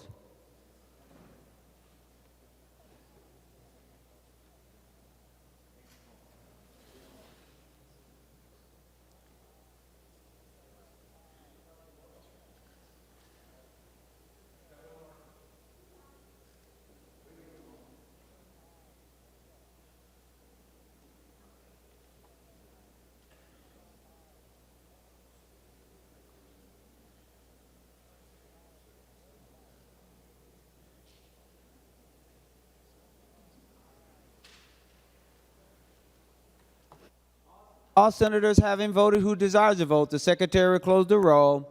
There have been 30 ayes and 34 noes. The A4 Gruenhagen amendment is not adopted.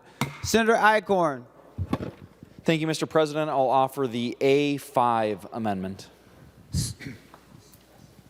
Senator Eichhorn offers the A5 amendment. The Secretary will report the A5 amendment.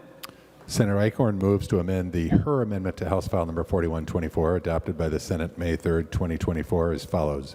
Page 54, after line 13, insert. This is the A5 amendment to the A2 amendment. Senator Eichhorn, to your A5 amendment. Thank you, Mr. President. The A5 amendment would simply state that funding from the Arts and Culture Heritage Fund must not be used for projects that promote domestic terrorism or criminal activities.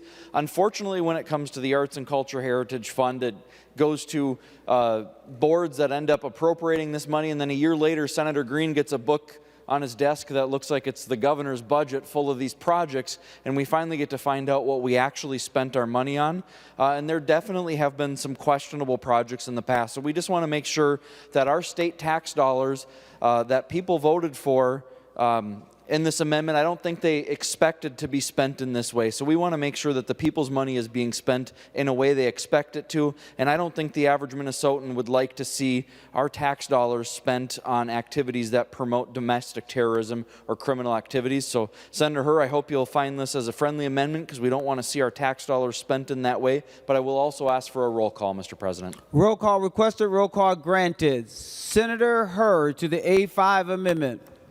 Thank you, Senator Eichhorn. Thank you for your overly concern on the legacy bill here, but I think there's already language at large that governs and also guardrail the legacy amendment omnibus bill here. So it's redundant, but I'll let members choose to vote based on their conscience of their district. Any other discussion? Seeing none, the Secretary take the roll on the A5 amendment.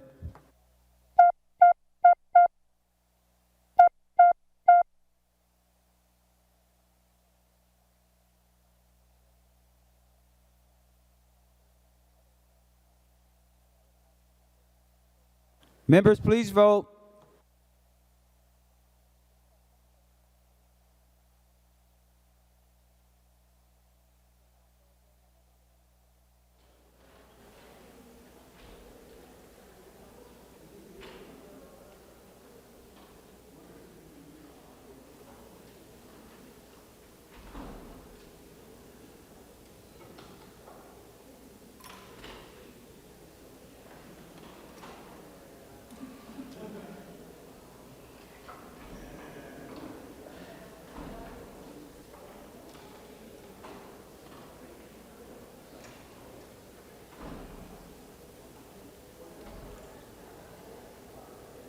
Senator Morrison, for those voting pursuant to Rule 40.7. Thank you, Mr. President. Senator Bolden votes no. Senator Bolden votes no. Senator Dietzig votes no. Senator Dietzig votes no. Senator Umu Verbatim votes no. Senator Umu Verbatim votes no. Senator Kunish votes no. Senator Kunish votes no. Senator Pa votes no. Senator Pa votes no. Senator Fateh votes no. Senator Fateh votes no. Senator Port votes no. Senator Port votes no. And Mr. President, Senator Mann votes no. And Senator Mann votes no. Senator Duckworth, for those voting pursuant to Rule 40.7.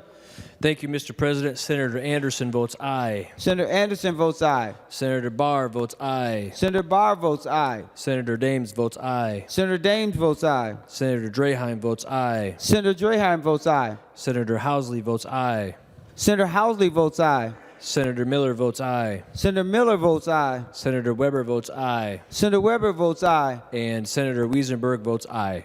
And Senator Wiesenberg votes aye.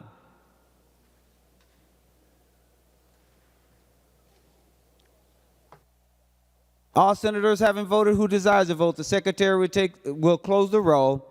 There being 30 ayes and 30 noes, the A5 amendment is not adopted. Senator Lucero.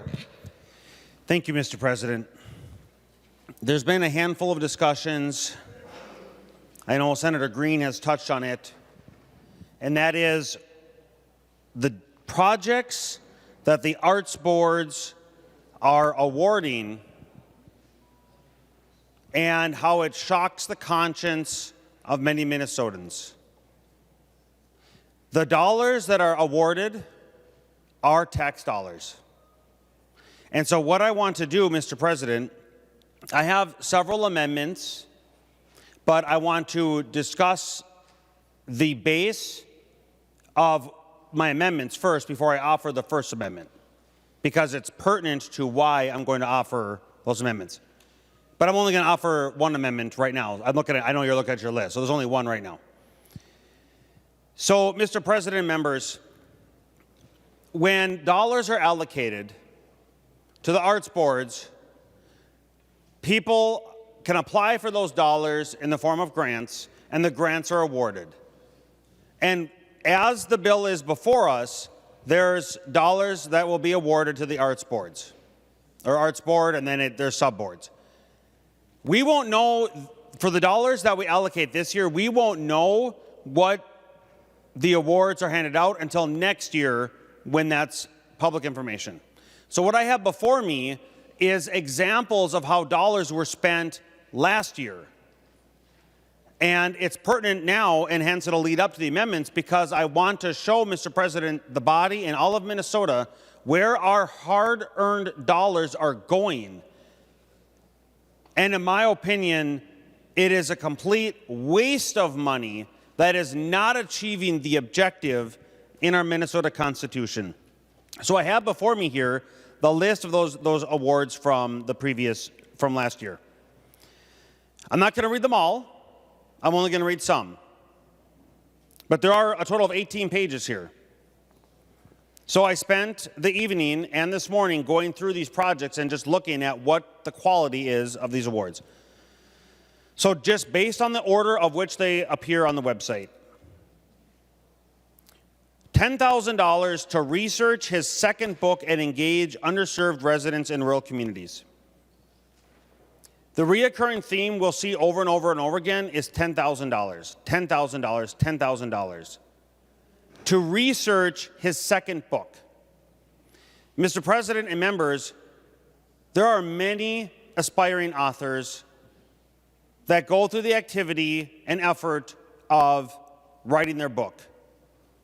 I believe it's an abuse and it shocks the conscience that tax dollars, $10,000, are being given to somebody to research a book that they do not need $10,000 to do. $10,000 to make an animation film depicting the psychological consequences of a young woman daring a staring contest with an older man. You heard me right. A young woman having a staring contest with an older man and the psychological consequences. $10,000 was given to that. Absolutely absurd. $10,000 to share original songs through live performances in Greater Minnesota. Live performances.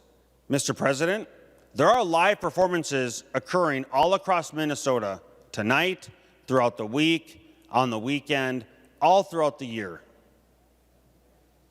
But this particular one was awarded $10,000. Create a large-scale ceramic sculpture, $10,000. Make a men's Norwegian bonnet to be used for display, demonstrations, and teaching about textiles and life in Norway from the 1700s to the 1800s. Mr. President, when I look at the language here in the Constitution, part of the line reads, to preserve Minnesota's history and cultural heritage. So keep that in mind as I go through some of these. $9,984, just shy of $10,000, to offer private piano and guitar lessons to 5 students. When I was younger, I took piano lessons. I never took guitar lessons. I took piano lessons. And you know, the neighbor who was my teacher at the time was not getting $10,000 from the state, from Minnesota tax dollars. $10,000 to complete a final revision of her second novel, House of Monarchs. There are authors across the state that are completing their second novel that are not getting $10,000. $10,000 to write and move toward a publication of his upcoming book. There are authors that can do that without $10,000 of taxpayer hard-earned money. $10,000 to utilize portrait, interviews, and love letters to create multidimensional narratives as part of an Infinite Bonds photo project. That can certainly be done without $10,000 of taxpayer dollars. $10,000 to fuse oil and acrylic paints, collage shapes, and images to create abstract paintings. 10 grand. 10 grand. So far, the one that gets me the most is that staring contest. We paid $10,000 for somebody to study a staring contest. $10,000 to amplify her research and create a body of work for solo exhibition, Fracturing the Symbolic, at St. Paul's Northern Warehouse, focusing on fluid perspectives on visual language of femininity through experimental video and painting. 10 grand. $10,000 to create a Minnesota artist penny press machine on 4 Minnesota community college campuses, sharing contemporary art pressed on a penny. I've been to several zoos. I believe the Como Zoo has one, probably the Minnesota Zoo as well. I've been to Six Flags Magic Mountain. I've been to Disney World. I think each of these amusement type theme parks has this penny press machine. Well, here we gave $10K for penny pressed art. $10,000 paintings of birds to inspire others to have the same fascination, not just for birds, but for all of nature. There are really good artists that know how to paint birds and done phenomenal jobs, but they're not getting 10,000 taxpayer dollars. Here's $9,550. Publish a children's book on creating art materials with forged wild materials, and will lead community events where kids and adults can create their own wild art. I know I can go out to the backyard, pick my own wild feathers, sticks, stones. I don't know what all is included in wild materials, but I know it doesn't cost $9,550 to do that. Host a public conversation on social dance and community building, and a workshop for teachers from different traditions sharing dance forms with participants. Events will inform the development of dancing with friends. There's dancing occurring all across Minnesota, and they did not get $10,000. Here's $7,000 to produce 4 oil paintings combining images found in nature. $7 grand, Mr. President. $10,000 to open a community clay workshop offering daily classes in wheel throwing, hand building, and mosaics with a focus on thoughtfully engaging the public in an inclusive and creative space. $10,000 to produce new episodes of his weekly Coffee and Guitar YouTube series. This is absolutely ridiculous, Mr. President.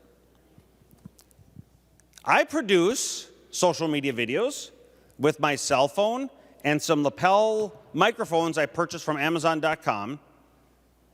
My total investment probably, I always buy about 4 generations old on the mobile phones. So total investment probably $350. Lapel microphones, let's say $75. So I'm certainly less than $500. To get a YouTube channel and upload that, nothing. This person got $10,000 for new episodes on a YouTube channel. That is ridiculous, absolutely absurd. $10,000 to create a new children's book for underprivileged children using her visual artistic skills to bring to life an original story by a northern Minnesota author. That sounds awesome. I would encourage that. But why do they need $10,000? $10,000 to host a series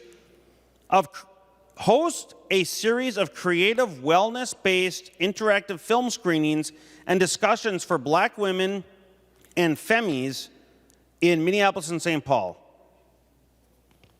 10 grand. $10,000 to develop their next graphic novel and organize a queer comics reading event where they'll partner with other local cartoonists to showcase their new work. $10,000.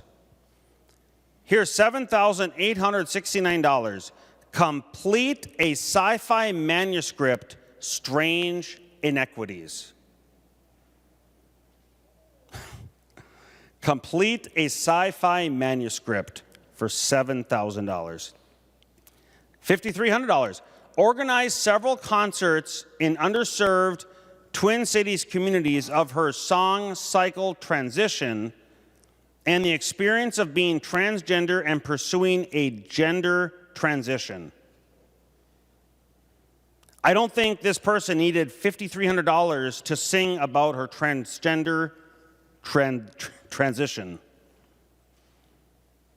$10,000, direct a collaboratively generated performance piece exploring lived queer identity, shared community, then presented to a Minnesota audience.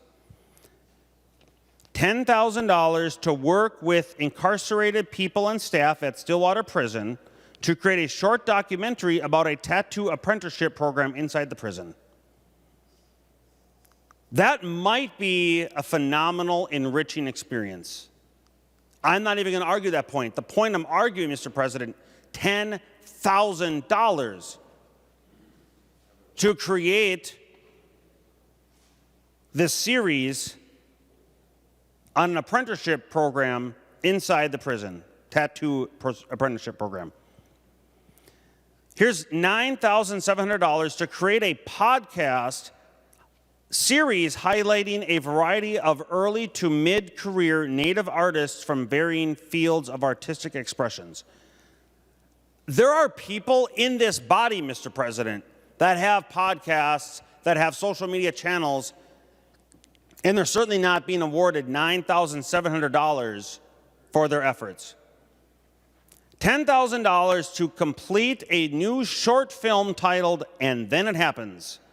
In the film, Calderon interviews her father and explores his reasons for leaving his home country.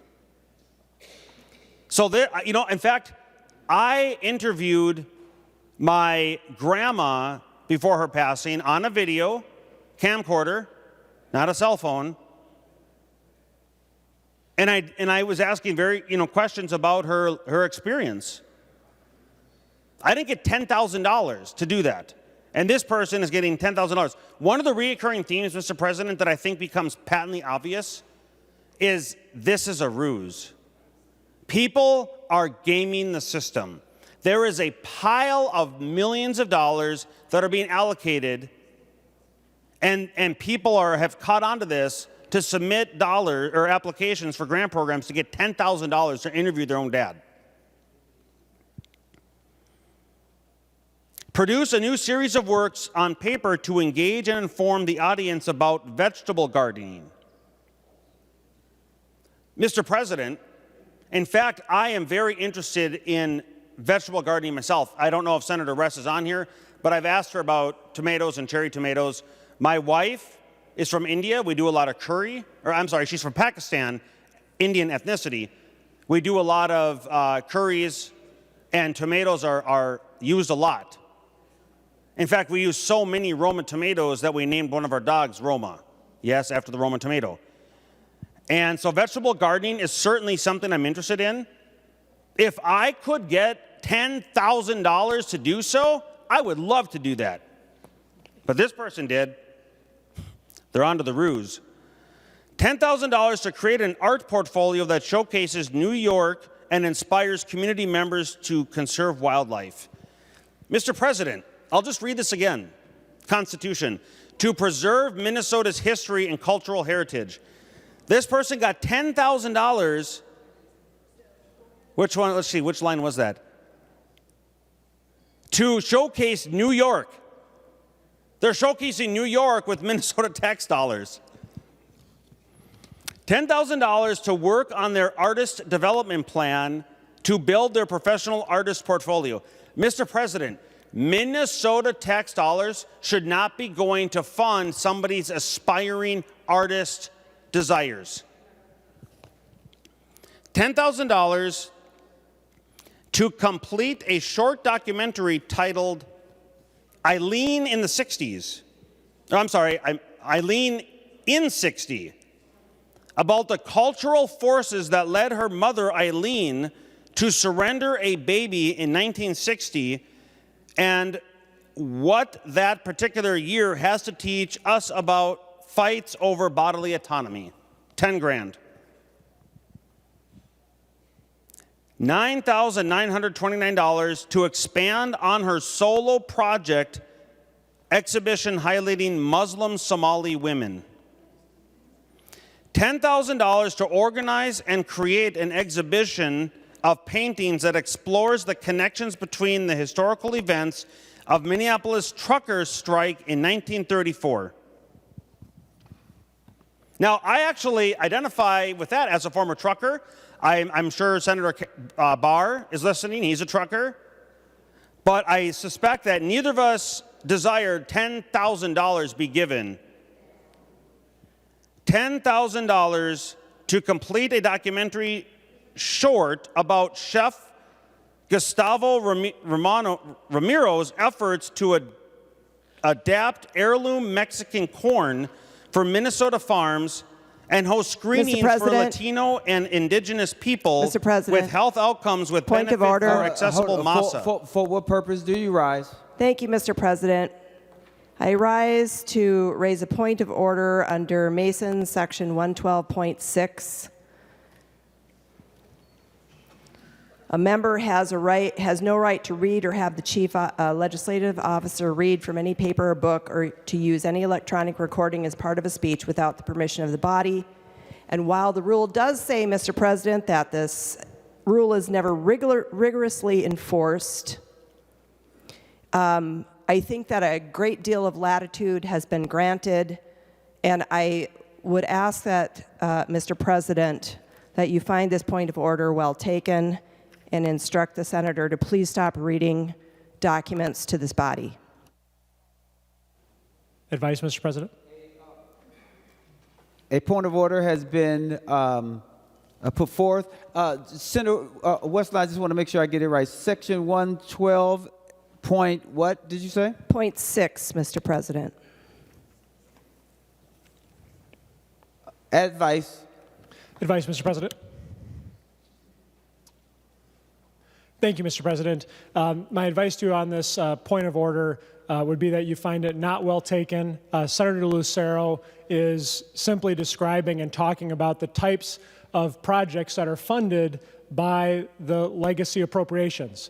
And the legacy bill does have many components to it, and it probably devolves into hundreds, if not thousands, of projects. And simply having reference information that highlights what projects are detailed and funded by the legacy bill, I think is a perfectly appropriate thing for a member to be referencing during a debate. Advice, Mr. President? Advice who? Senator Latz. Mr. President, advice on that section 6 of section 113, paragraph 6. It does say it's not vigorously enforced, except when there is a gross abuse of the time and patience of the body.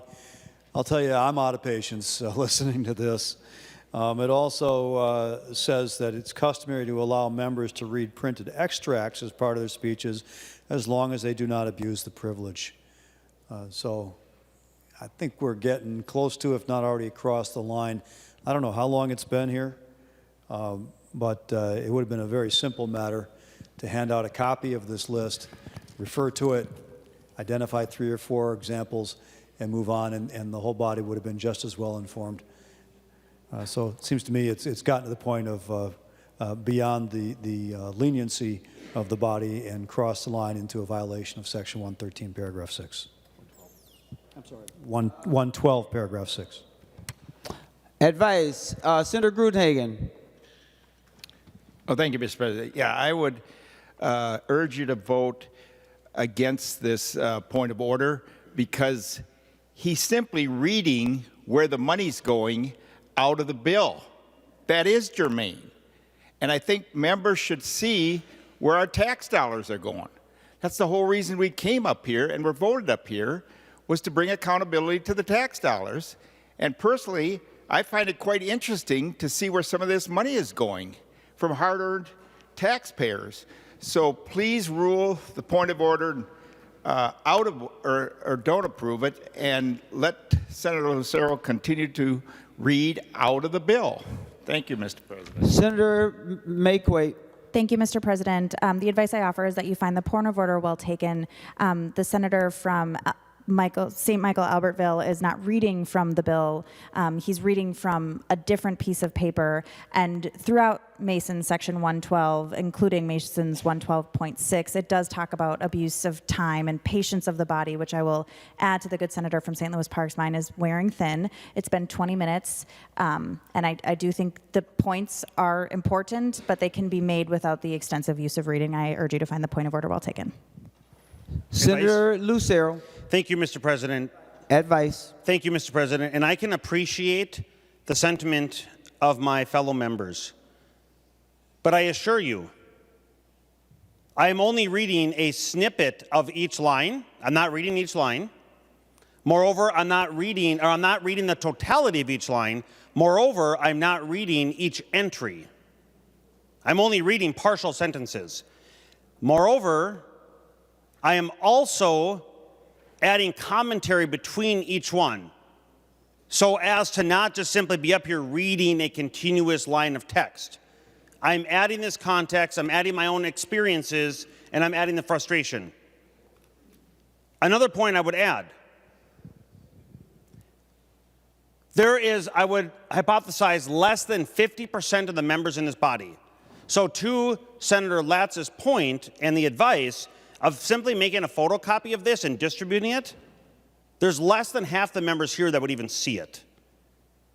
Probably the fifth piece of advice I would give you, Mr. President, this is not just for the members that I'm highlighting a handful of projects, it's also for Minnesotans to see where these dollars are going. So I would urge you, and I absolutely am being as straightforward as I can. It is not my intent to kill time. My intent is to highlight the absurdity. If I had another way to do it, if I had a photographic memory to have perused this and then just recite it, I would absolutely do that without having to hold this, but I don't have a photographic memory. For those reasons, Mr. President, I would urge you to rule the point of order not well taken. Members haven't had an opportunity to listen and be here, also listen to the advice that's given. What I'm going to say is this. I am not going to rule, but what I am going to say is that we've been in the same place going through past legislation for roughly 33 minutes. And the intent of Masons is for us to not abuse time and not just to hold the body up, but this is your preamble even before you introduce an amendment. And that is something that you said to us, not to mention, when you look at Masons, and because I'm not ruling, I'm just asking you all to gently understand that I'm trying to give you as much time as possible in order to make your point. But there has to be this notion where we do not abuse time and that we are allowed to move forward. And to think about the business that's in front of us. Because you've been talking about what's in back of us, right, as opposed to what's in front of us. So just gently, I'm asking all members to be considerate of time while you're making your debate. And here's the last thing that I will say, pursuant to is, it is customary, however, to allow members to read printed extracts as part of their speeches as long as they do not abuse the privilege. That is very important for all of us, not just some of us. So with that being said, I trust that me giving a little more grace here and for you not to, and for you to understand what I'm saying to every member of this body. So with that being said, Senator Lucero. Thank you, Mr. President. I appreciate that. So here's what I will do, and I hope that this will be a workable solution. It'll take me a moment. I might have to pause a little bit. I will skip some of these, but as I'm scanning them, I'm just briefly reading them. So there might be a brief moment of pause as I try to highlight some of the additional ones that I think are the most egregious as I continue down this list. But with that, Mr. President, and to this, I will offer the A19 amendment. Senator Lucero offers the A19 amendment. The Secretary will report the A19 amendment.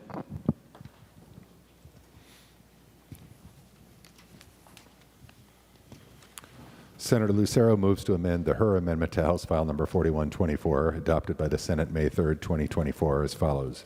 Page 24, after line 33, insert. This is the A19 amendment to the Her amendment. Senator Lucero to A19. Thank you, Mr. President. And what this amendment does, it requires the submission of receipts back to the arts boards by the grant awardees to demonstrate proof that they actually spent dollars and that those dollars were actually spent in regard and directly for the project that they were awarded. That's what the amendment does. Now, to build a case for this amendment, Mr. President, which I'll ask for a roll call.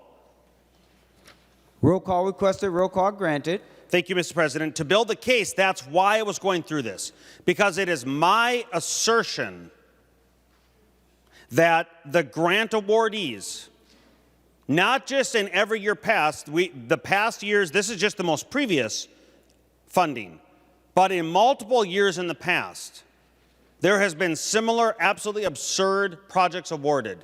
And as I'm reading some of these, for example, the one I've already read, the person interviewing their father on their experiences, $10,000. I do not believe that person spent $10,000 to interview their father. That's why I'm offering this amendment. And that case and several others that I'm going to highlight here are building, I'm hoping, to persuade members to vote green on this amendment. And Senator Lucero, if I can just remind you to just remember that gentle reminder that I've already provided, that we have gone through this bill. I think you've done a good job of highlighting it for the last 33 plus minutes. Okay, and with that, Mr. President, I appreciate, so with your indulgence, again, there are 18 pages. I'm on page 5, and I won't read them all. As you can see that I have them highlighted here, but there are a few that I can recall that were later here that I thought were incredibly egregious, and I'm just trying to briefly scan these. Here's one that revises her manuscript. $10,000 to revise her manuscript. So it's not even going to publication, Mr. President. It's just to make revisions to a previously written manuscript. I don't believe that person spent $10,000 to do it. They're simply abusing and sucking on the bottle of government money. This one was $10,000 to present new artwork. It doesn't take 10 grand to present that. This one is to engage 4 youths in a blacksmithing workshop. 4 youths. I wish that I had time to go through these. Here's one.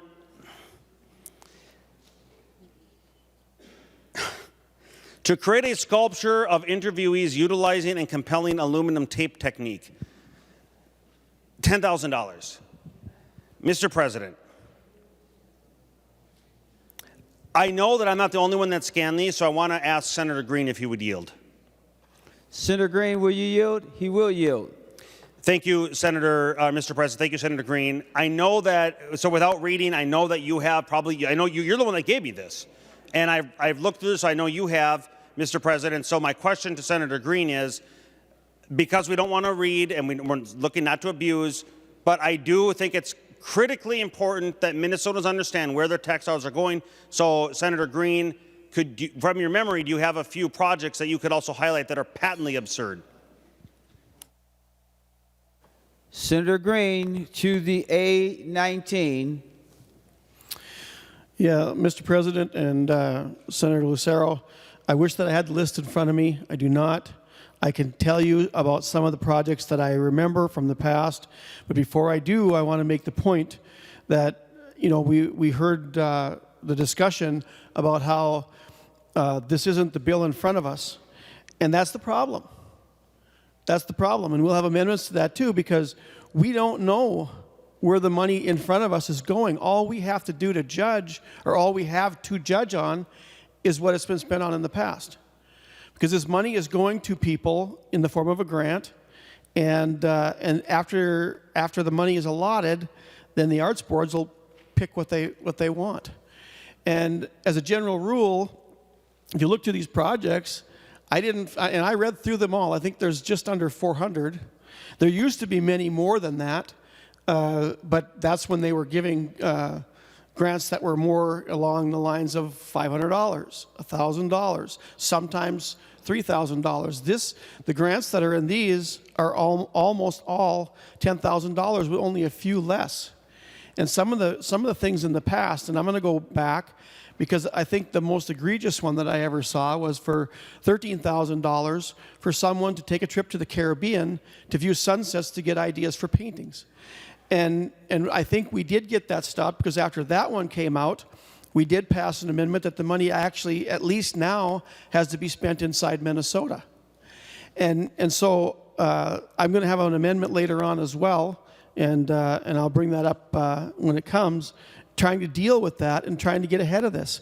And I also find it disturbing that we've got these projects, and not only did nobody read them or know what's in them, apparently they don't want to. And so you're making objections to money that's been spent, and people should know where that money's spent. They have that right. And so, so to your question, Senator Lucero, I can only recall the one right now. The rest that I was thinking about that I had in my mind, you've already mentioned. The blacksmithing for $10,000 to give a course to 4 youth is one of those. And so you're right. They are just absolutely ridiculous, the money that's being spent. Just a little story. I had somebody come and ask me, how do I get some of these grants? And I said, if you read through them, what you need to do is think up something that's so absurd that people would laugh at it and they'll probably okay it. But so thank you for the question. Senator Lucero. Thank you, Mr. to President. Your A19 amendment. And that allowed me, I appreciate that answer, Mr. President and Senator Green. So that allowed me, and with your indulgence, I've flipped through it real quick, and I found some that are so incredibly absurd. Get this. I'm not going to read. I'm not reading. I'm just highlighting. $10,000 to fund monsters who live among us. Here's one. $10,000 to create jazz music based on video game music. Video games. It doesn't take $10,000 to do that, and here is the final 4 right here. Here's a couple that appears to have caught on to the ruse. They each were awarded $10,000 for nearly the exact same description. So husband and wife got 20 grand of taxpayer dollars. And here's the last 4 that are just so incredibly absurd. $10,000 to purchase a new computer to continue editing. I'm in the field of IT. I just bought my wife a new laptop for $1,400. What is this person doing spending $10,000 on a new computer to edit films? Let alone, why are taxpayers funding that? Last 3, $10,000 to create and present a new puppet show. $10,000 to print 1,000 copies of her recent award-winning play, Kung Fu Zombies versus Cannibals. I was trying not to smile on that one.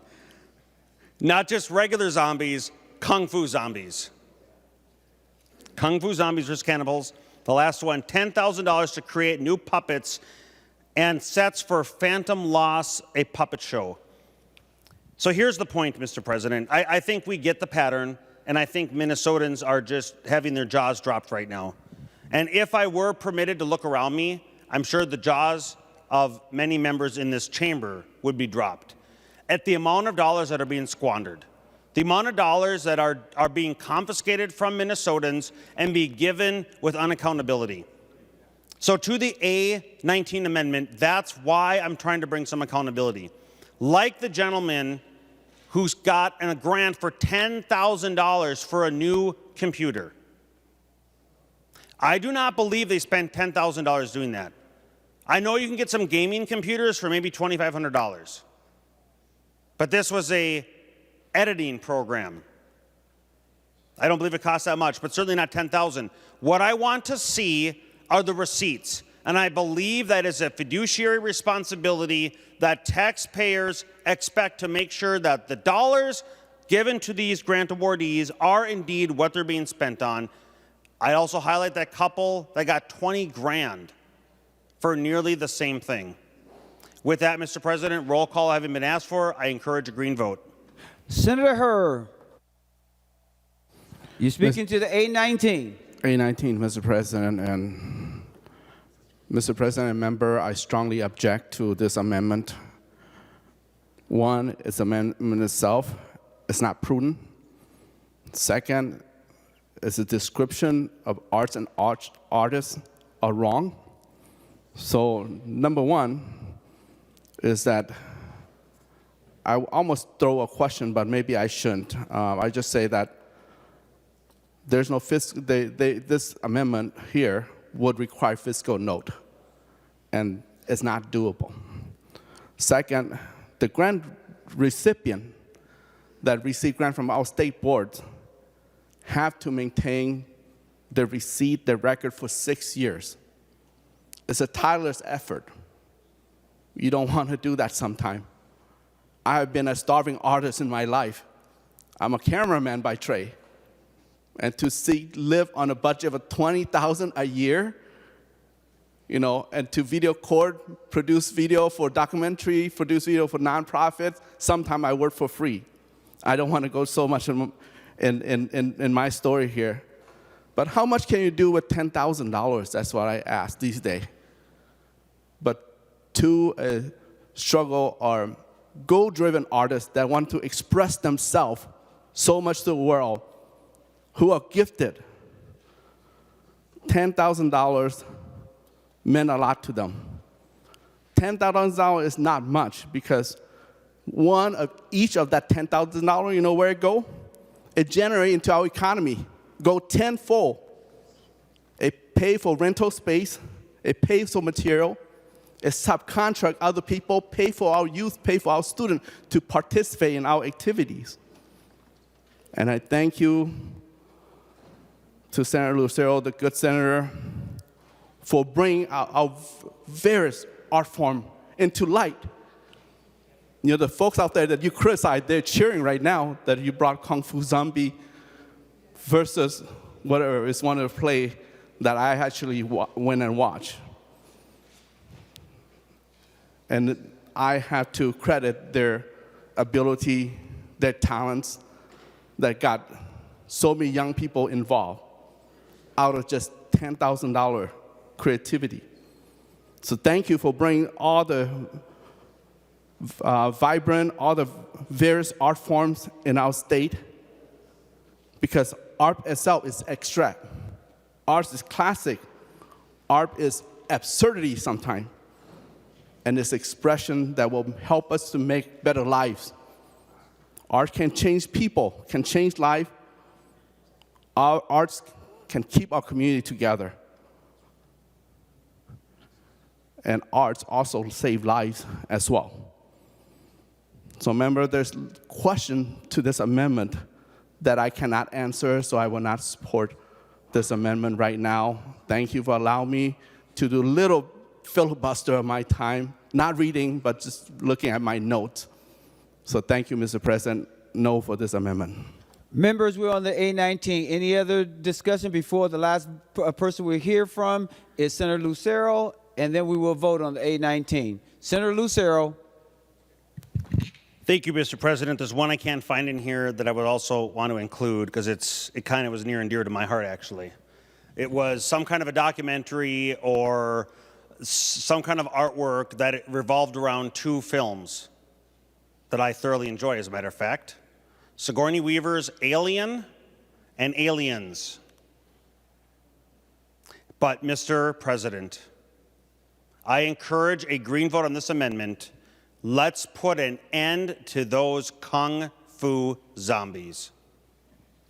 The Secretary will take the roll on the A19 amendment.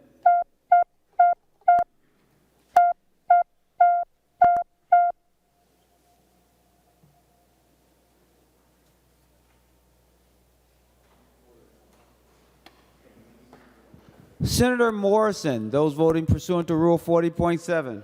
Thank you, Mr. President. Senator Bolden votes no. Senator Bolden votes no. Senator Dietzick votes no. Senator Dietzick votes no. Senator Umu Verbatim votes no. Senator Umu Verbatim votes no. Senator Kunish votes no. Senator Kunish votes no. Senator Pa votes no. Senator Pa votes no. Senator Fateh votes no. Senator Fateh votes no. Senator Port votes no. Senator Port votes no. Senator Mann votes no. Senator Mann votes no. And Mr. President, Senator Zhang votes no. And Senator Zhang votes no.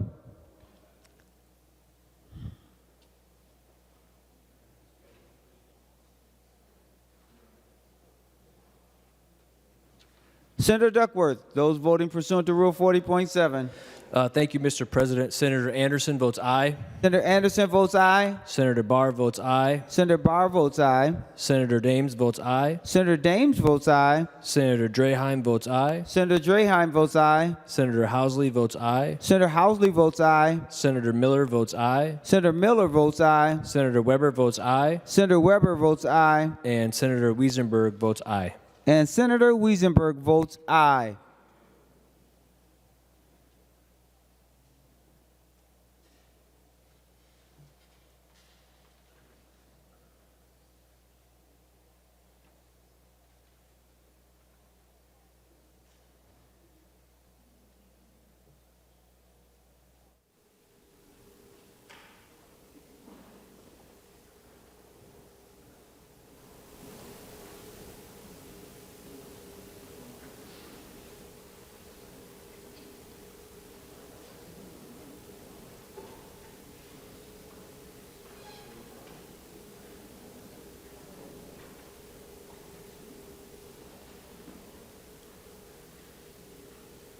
Members, we'll wait a couple minutes because there are a couple folks coming up.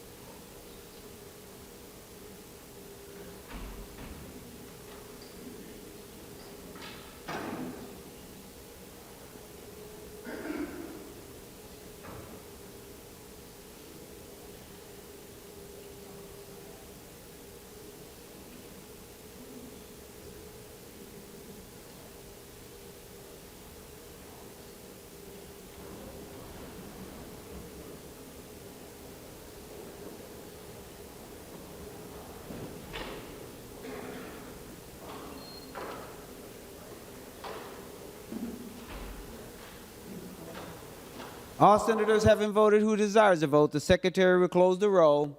There have been 27 ayes and 34 noes. The 819 Lucero Amendment is not adopted. Senator Green. Mr. President, I'd like to offer the A7 amendment. Senator Green offers the A7 amendment. The secretary will report the A7 amendment.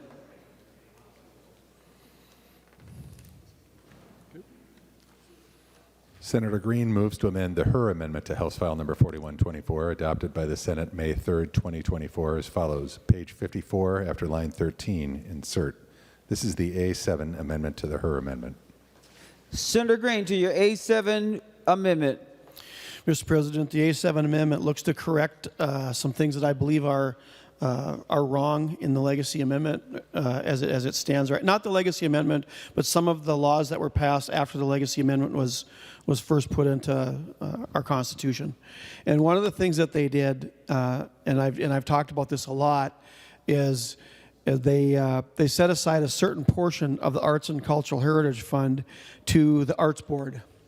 And the result of that is what you've seen here today, where whether you like the projects that were spent or not, there was discussion on the fact that we shouldn't be able to talk about them because they were from a previous year. And so we don't have any idea where those funds are going until after they're allotted, and then we have to go back and look at where the projects were spent later and bring them up and try to show people where their money is spent.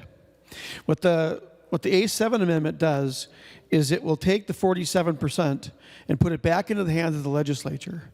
So the projects that you've seen here today, or from the Arts Board themselves, will be allocated the same way as the other 53% has been allocated, where people come into our committee, they'll present their project, and based on whether or not their project is worthwhile, they will either get the money or will not.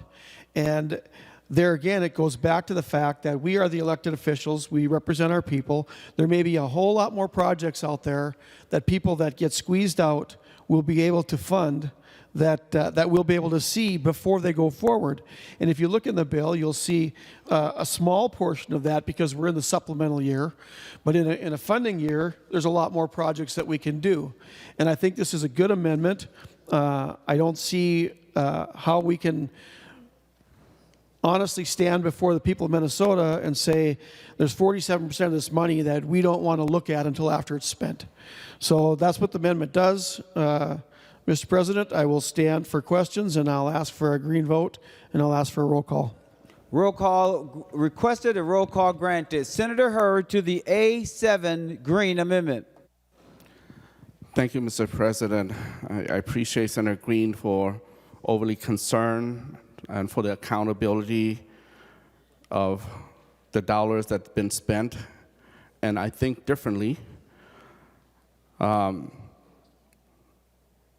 This is a legacy amendment. Take years for it to develop and get progress up until this point. And even though, let's say that even though his amendment is valid, I would prefer that it's not amended here on the floor. I would prefer that we introduce as a bill and hear in the committee first. That's the better process. Instead, quickly amend it here, do some kind of makeshift. So if we were to adapt this amendment, we're destroying history, Minnesota history in its place. Earlier, one is the Senate staff here, Mitch Bergen, wear a pen, a green pen of state of Minnesota. It dated 2009, and that's when the legacy was formulated. There were greater senator before us who put this bill in place, like Senator Dick Cohen, Senator Dallas Sam, and Senator Lazar. The pen, I'm going to go back to the pen. The reason he wear the pen here today, because today is Legacy Day in the Senate floor, and he want to remember that Dallas Sam was ill. He couldn't be here to do his work, and he asked and passed his responsibility to Senator Saxall, who served with us in the Outdoor Heritage Council. And so Senator Saxall helped finish the legacy amendment as we are here today, and this is 2009. So there was a lot of history there. So let's not pass this bill because we are destroying history in just matter of quickly press, in matters minute and second when we quickly press the green or red, the red button. And I ask member to not vote for the amendment, but I will advise Senator Green to next year introduce a bill if he really over concerned about the accountability and bring to hearing so we can have a good discussion, pros and cons, and perhaps it may make into the omnibus bill like today. So thank you again. I want to reiterate, vote no for this amendment. Thank you. Thank you, Senator Hurd. Any other discussion on the A7 amendment before we go to the author of the amendment? Seeing none, Senator Green, before we vote, a roll call was requested and a roll call was granted. Thank you, Mr. President. I just addressed some of the concerns. This amendment will not destroy history. This amendment may become part of history. We have, when this bill was passed, it was a little, I don't want to use the word unorthodox, but it was a little out of the ordinary because most of the time when we do constitutional amendments, they're not for 25 years of funding. But this was 25 years. And the part that I'm looking to repeal is not part of the Constitution, constitutional amendment. The part I'm looking to repeal is the way the funds are allocated. Now, we heard earlier about some of the funds, and like I said, whether you agree with them or not, we should have a right to see them before they're funded. And so what this amendment does is just puts it back into the hands of the legislature. And as far as destroying history goes, this is our job. And if we look at this and say, you know, maybe after 16 years, it's time to make a change in this and see if we can make it work better. We're not eliminating the funding, and we may not even change where it's going. But it will give us a chance to say, as a legislative body, as the elected body of the people of Minnesota, that we have a say in where this money goes before it's spent. It's not a damaging amendment by any means. It just simply puts the authority back where it belongs in the people who are elected by the good citizens of Minnesota. So I'd ask for a green vote. The Secretary will take the roll on the A7 amendment. Please vote, members.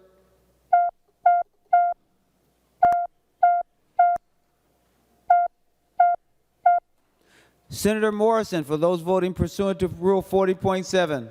Thank you, Mr. President. Senator Bolden votes no. Senator Bolden votes no. Senator Dietzig votes no. Senator Dietzig votes no. Senator Verbaeten votes no.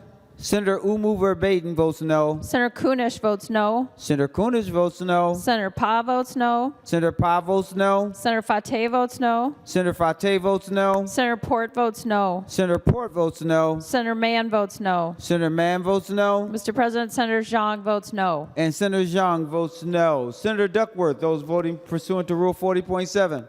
Thank you, Mr. President. Senator Anderson votes yes. Senator Anderson votes aye. Senator Barr votes aye. Senator Barr votes aye. Senator Dames votes aye. Senator Dames votes aye. Senator Draheim votes aye. Senator Draheim votes aye. Senator Housley votes aye. Senator Housley votes aye. Senator Miller votes aye. Senator Miller votes aye. Senator Weber votes aye. Senator Weber votes aye. And Senator Wiesenberg votes aye. And Senator Wiesenberg votes aye.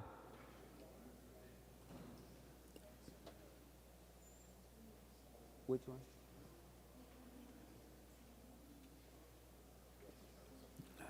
Members, please vote. Senator Dibble, are you voting?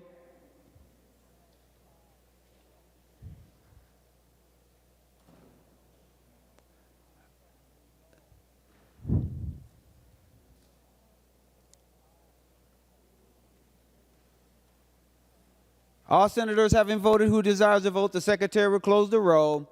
There being 26 ayes and 35 noes, the A7 amendment is not adopted. Senator Drazkowski. Thank you, Mr. President. Mr. President, members, like Senator Green and others, I have had the concern for years here about the massive amounts of land that state government has been purchasing and taking out of private ownership through a variety of ways. And this legacy amendment, Mr. President, is one of the major ones. We have heard, and I used to keep track, and Senator Green's right, 10 to 12,000 acres per year from this bill is what history has shown us that state government is buying and taking out of the hands of private individuals in this state, which we know what the property tax implications are of that in the shift that makes in property taxes, shifting to the existing landowners. And Mr. President, the cost of maintaining those roads and bridges don't go down. The pressure that these land purchases are placing on those northern Minnesota counties and those communities, it's killing them. And we continue to have policy that just runs over especially the small communities in northern Minnesota that can't even afford to pay for their basic infrastructure. And Mr. President, it's just not only this legacy bill. We've also got the LCCMR bill that buys state land. I do remember, and I served in the legislature in 2010 and 2011, when that audit was done by the Office of the Legislative Auditor on DNR lands management. And members, for those of you that weren't here, and for those of you that were, a refresher, but you'll remember that they came out and said, you know what? The DNR in the state of Minnesota is overrunning its headlights. It's out over its skis. We are buying land and owning land faster than we can afford to properly manage.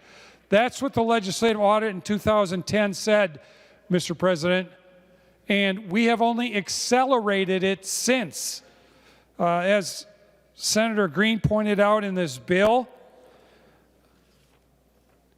nearly 24,000 acres of land that is being purchased in this bill that's going to go into state and federal ownership, 14,000 into state ownership, nearly 10,000 into federal and other ownership, and then another $7,800 in easement.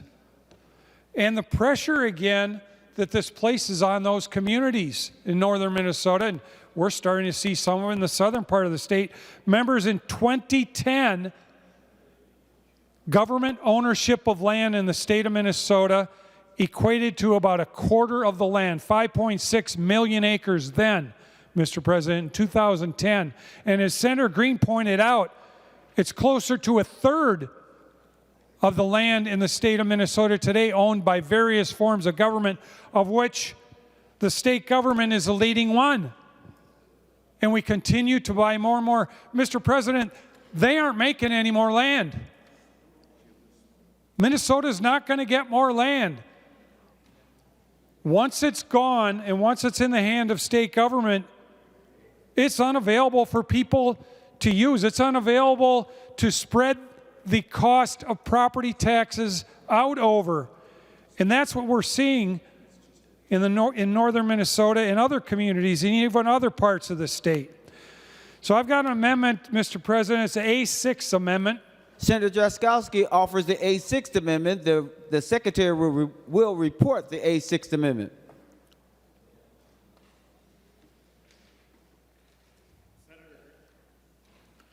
Senator Drazkowski moves to amend the Her amendment to House File 4124 adopted by the Senate May 3rd as follows. Page 24 after line 33, insert. This is Amendment A-6. Senator Drazkowski to your A6 amendment. Thank you, Mr. President. Mr. President, members, it should be popping up on your screen now and coming around to those of you that are getting hard copies. But I'll just basically go over the amendment for you. The first part of the amendment says that the Department of Natural Resources may not acquire any land in fee prior to July 1st of 2029. This would be a 5-year pause, Mr. President, while the state of Minnesota tries to get its legs under itself, tries to catch up with its headlights, tries to not be out over the end of its skis the way we are now. We have a DNR that can't even follow the law in managing the lands we have. We have state laws that say that noxious weeds on our lands throughout our state have to be maintained, and government is included on the list that's supposed to maintain their lands accordingly, Mr. President, and the DNR can't do it. They don't have the resources to do it, and they have too much land to be able to even contemplate doing it at this point.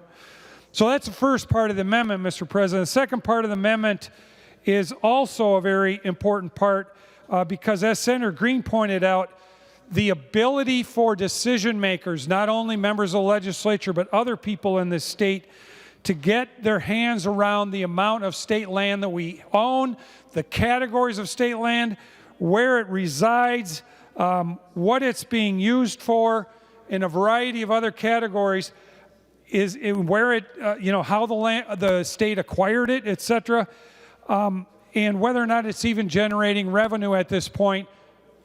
We don't know that. We don't know, probably at this point reaching in the neighborhood of 6 million acres or more of state land, and we don't know where it all is. So what this second part does is that it provides and would require the DNR to put together a report that would detail those details, Mr. President, that I mentioned earlier, and require the Department of Natural Resources, which has the ability to do it, they need the will to do it.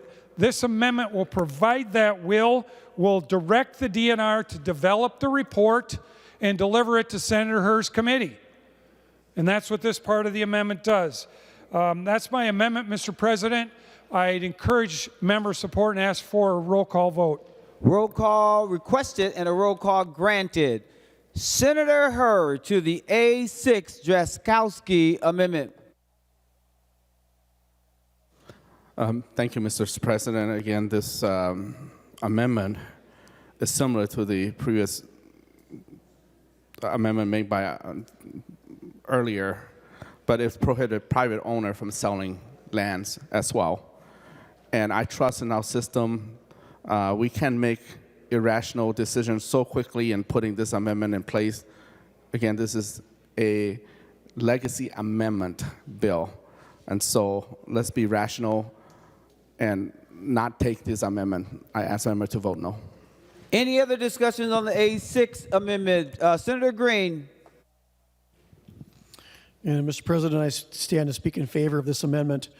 I don't believe it's irrational at all. I think it's very rational, in fact. And the OLA report that Senator Drazkowski mentioned in 2010, that's the one that I was talking about that came out in 2011. And they actually recommended, if I remember right, in that report, that the DNR should sell some of their land because there's no possible way that they could manage the land that they have now. And he did mention the weed problem. And if you come up into my district, you'll see that our ag community is required to take care of their weed problem. And we have a big weed problem. And the problem that we have besides that, or that makes it all that much worse, is that the state lands that are beside it are covered with weeds. And they're not managed. And so the farmers will, and lake owners as well, they will work hard to try to get their weeds down and keep them under control. Thistles are the worst. And right next to their property, you'll have state property that's not managed, and it's got, and I'm not joking, 6-foot-high thistles that go to seed many times over the year. And it's just a problem that they can't keep up on. And so, and just to give you an idea how bad that this bill is, as far as the land purchase, there is one portion in this bill and that actually purchases over 18,000 acres itself. And that purchase was for $22 million, and the money went to the conservation fund. And so I asked a question, if we're going to be taking tax dollars to buy land from the Conservation Fund, where did the Conservation Fund get the land? And where did they get the money to buy the land? And as it turns out, if you read the report, because it's all in the report here, and it's a good report. I mean, I guess you'd have to be interested in it to read it, but the state didn't have the money to purchase that land. And so and I don't know if they approached the Conservation Fund or not, but Conservation Fund actually went out and borrowed money to buy the land so that they could hold it in their hands until the state could get the money. And lo and behold, here in this bill, they got the $22 million to buy this property. Now, this property, this 18,000 acres in this one bill, that's property that your children will never be able to own. My children will never be able to own. You know, we're living in one of the few countries where you can actually own your own property. You don't have to be a rich man to own property in this country. And we're losing that. Because the more land that comes off the tax rolls, if I'm correct, and we have a third of the land that's no longer in the tax rolls because of state owning it, that drives up the cost of the rest of the property. And we got property now because of this that's selling for $2,000, $3,000, $4,000, and even $5,000 and $6,000 an acre. How can a young person or a young couple that wants to own their own property compete with that? You can't. Senator Hur talks about willing buyer and willing seller. We addressed that already. But there's probably a lot of willing sellers, but when you drive the price up past the point that they can afford, we end up like Europe, where the king owns all the property, and he'll only allow the richest people to live on it, and everybody else is a tenant. And that's where we're headed. And I've also heard, stories about how this land is never purchased up north anymore, and that's simply not true. This 18,000 acres, and it's all across the state. Carlton, Aiken, Beltrami, Cass, Hubbard, Couchiting, Wadena, St. Louis, Becker, Crow Wing, and Itasca counties. And we're losing here. The American people are losing, and we're losing our freedom. So this is reasonable. This is very reasonable. It just says we're going to put a hold on this for the next 5 years until the DNR can compile an inventory. And the reason I think that they already have this inventory is because they put out a report back in 2011 where they were bragging about how much land they had. You can't tell me an agency like the Department of Natural Resources doesn't know how much land they have, and yet they haven't put out anything to give us any updates for a very long time. So, Mr. President, Senator Drazkowski, thank you for bringing this forward. I hope we can get a green vote on it and find out just exactly how much land is out there. And I'd also like, and maybe if this passes next year, we will have to add on to this that they need to tell us how they're managing it and what it looks like. Members, any other discussion before I go to the author, and once he's the last voice that we'll hear before we vote? Senator Drazkowski, before we vote on the A6th Amendment. Thank you, Mr. President. I wonder if Senator Hur would yield. Senator Hur, will you yield? He will yield. Senator Drazkowski. Thank you, Mr. President. Senator Hur, I heard your opposition to the amendment, and I wonder if you would be willing to register what your reaction is to the second part of the amendment that requires the Commissioner of Natural Resources to give this body, first of all, your committee, a report on the land inventory in the state of Minnesota. Is that something you could adopt, or what is your thought there, Senator Hur? Senator Hur, to the question. Not, all due respect, Senator Jasinski, not tonight, but it will be something worthwhile next year in terms of bill introduction, coming through committee, going the proper route. Perhaps I might consider. Thank you. Senator Drazkowski. Well, thank you, Mr. President. Thank you, Senator Hur. I don't understand what the reluctance is. I don't see any way that this is going to cost the department a substantial amount of money to do. There's certainly wouldn't be any effect on the budget target for your committee, Senator Herr. I just don't understand what the opposition is. Mr. President, I'd encourage a yes vote on the amendment. And members, Mr. President, actually, I'd like to divide the amendment. Could I do that, Mr. President? I'd like to divide the amendment between lines 1.6 and 1.7. Senator Jaskowski has made a request to divide the amendment. The secretary will report.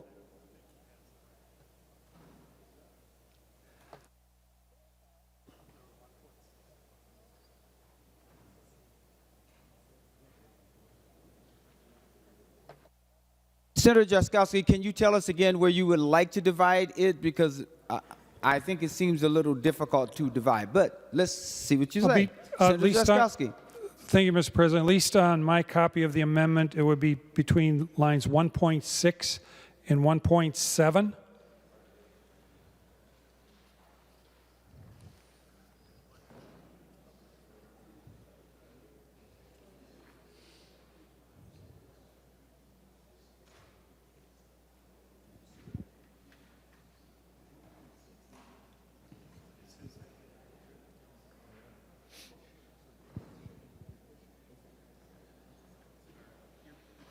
Senator Jaskowski, thank you for your patience there. I think we sort of figured it out, but we're going to ask the secretary to report where the divide would happen, and then then you can tell us, or I think it is Senator Herr, which part of the divided A6 you want to go first or second. So to the secretary. Senator Drazkowski is requesting division of his amendment. The division would be between lines 1.6 and 1.7.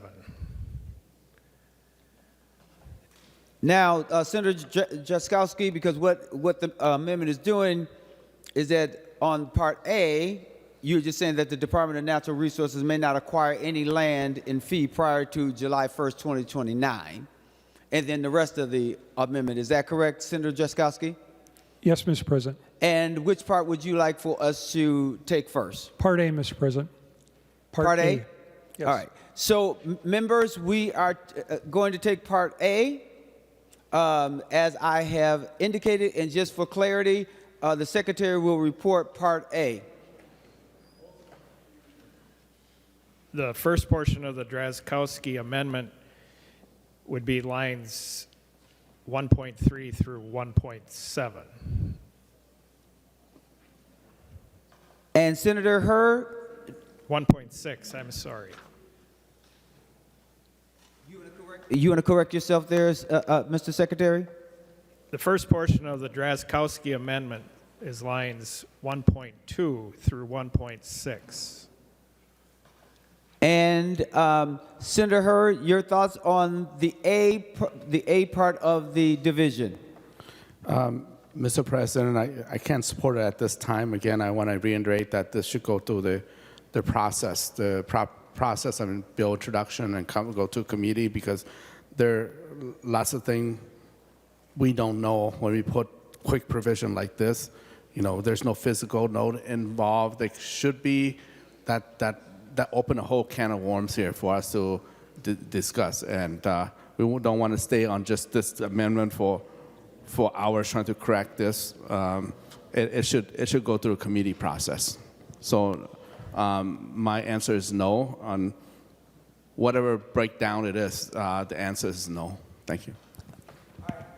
Members, and just so you know, a roll call was requested, so I naturally assume that there should be a roll call on both Part A and Part B, just so that we're all clear. Senator Jaskowski, any last words before we vote? Thank you. I ask for your support. Thank you, Mr. President. The secretary would take the roll on Part A of the A6 amendment.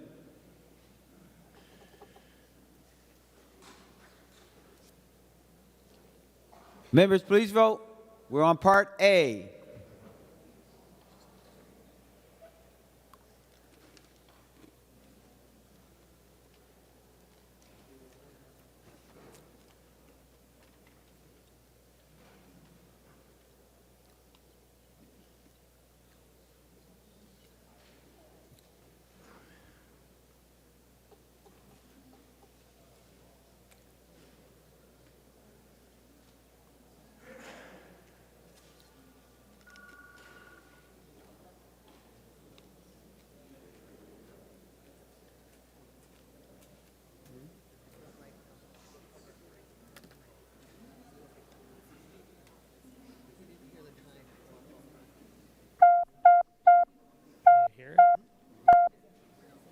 Yes.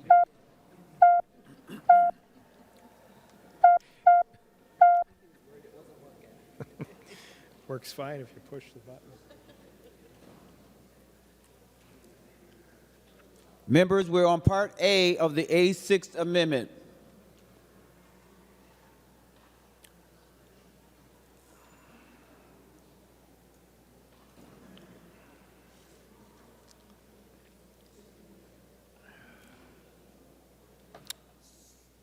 Senator Morrison, for those who are voting pursuant to Rule 40.7.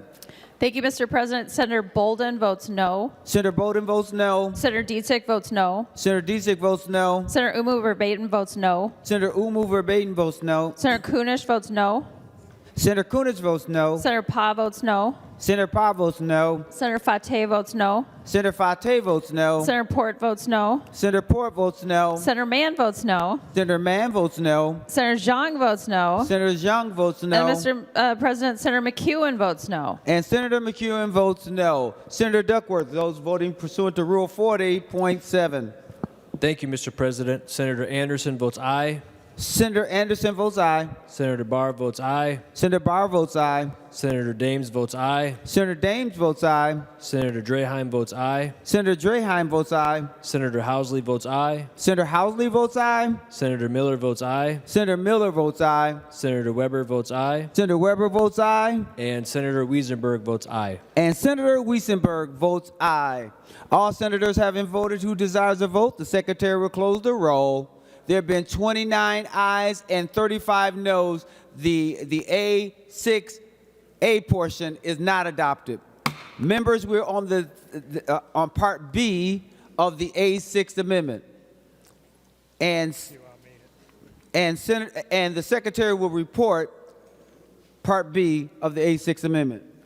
The second portion of the Drazkowski Amendment is lines 1.2 through 1.4.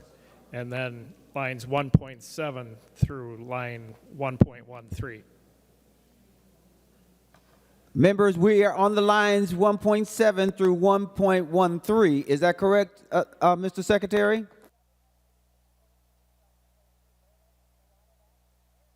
All right. Any other discussion before we vote?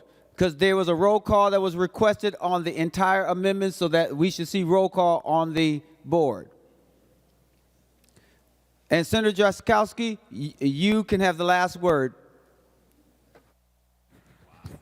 Thank you, Mr. President. Well, members, I just appeal to you. We have this discussion each year, and all of this language will do is say Minnesota Department of Natural Resources report to the legislature on what the holdings of land in the state are, what categories they are, when they and how they were acquired, whether or not they're producing revenue.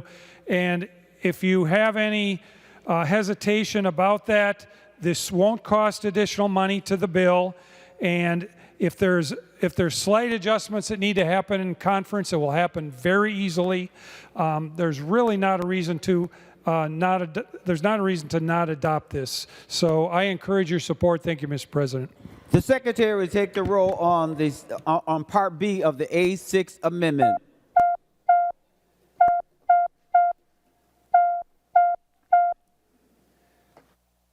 Senator Morrison, for those voting pursuant to Rule 40.7. Thank you, Mr. President. Senator Bolden votes no. Senator Bolden votes no. Senator Dietzig votes no. Senator Dietzig votes no. Senator Umu Verbatim votes no. Senator Umu Verbatim votes no. Senator Kunish votes no. Senator Kunis votes no. Senator Pa votes no. Senator Pa votes no. Senator Fateh votes no. Senator Fateh votes no. Senator Port votes no. Senator Port votes no. Senator Mann votes no. Senator Mann votes no. Senator Zhang votes no. Senator Zhang votes no. And Mr. President, Senator McEwen votes no. And Senator McEwen votes no. Senator Duckworth, those voting pursuant to Rule 40.7.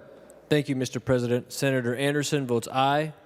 Senator Anderson votes aye. Senator Barr votes aye. Senator Barr votes aye. Senator Dames votes aye. Senator Dames votes aye. Senator Draheim votes aye. Senator Draheim votes aye. Senator Housley votes aye. Senator Housley votes aye. Senator Miller votes aye. Senator Miller votes aye. Senator Weber votes aye. Senator Weber votes aye. And Senator Wiesenberg votes aye. And Senator Wiesenberg votes aye. Members, please vote.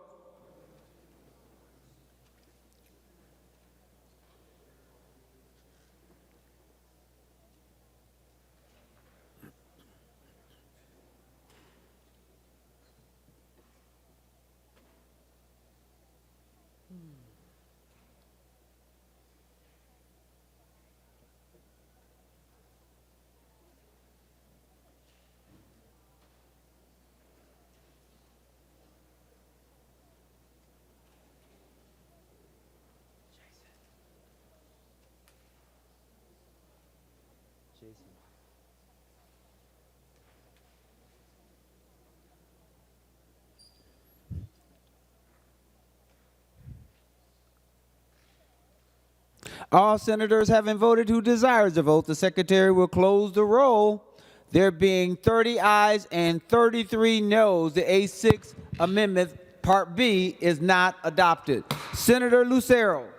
Thank you, Mr. President. I will offer the A18 amendment. Senator Lucero offers the A18 amendment. The secretary will report the A18 amendment. Senator Lucero moves to amend the Her amendment to House File 4124 adopted by the Senate May 3rd as follows. Page 24 after line 33, insert. This is Amendment A18. Senator Lucero, to your A18 amendment. Thank you, Mr. President. One of the things that we are seeing in this country is the failure to protect the border at the national level. And there are millions of illegal foreign nationals that are pouring across the border, and they are disseminating across the 50 states. We here in Minnesota are passing policies and other bills that are creating a draw for these illegal foreign nationals to come to Minnesota. And they are receiving many, many taxpayer-funded benefits as a result. And there is an incredible frustration level that continues to grow across Minnesota, wherein people are not able to fund their own expenses when they are struggling to pay for childcare, their rent, their mortgage, and other things. People are having an increasing frustration. What the A18 amendment seeks to do is to recognize what is happening here. And so as I read that list in the previous amendment of these wasteful projects, the squandering of taxpayer dollars, if we're going to squander dollars, which is what that previous amendment allowed for, unfortunately by going down, that's what it allows for, the continuing squandering. If we're going to squander taxpayer dollars, at least squander the dollars to people that have legal citizenship. And that's what the A18 is seeking to address, is that people who are illegal foreign nationals will be prohibited from receiving funds, these $10,000 grants that are dished out like candy. They will not be able to receive them. So I ask for a roll call, and I ask for a green vote. Roll call requested, roll call granted. Senator Her, to the A18 amendment. Mr. President, I vote against this amendment.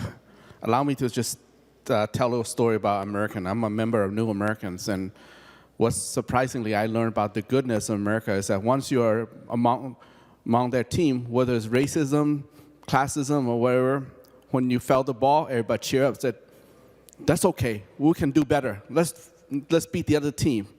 That's the culture of America. You cannot have that on the other anywhere in the world. I'm sure other world are catching up with this culture.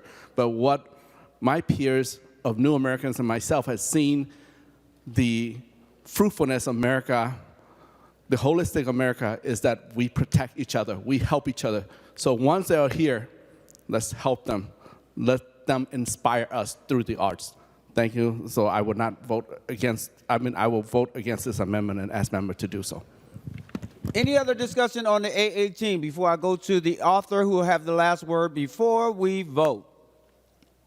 Seeing none, Senator Lucero. Thank you, Mr. President. And I appreciate Senator Hawj, but unfortunately he's wrong on this.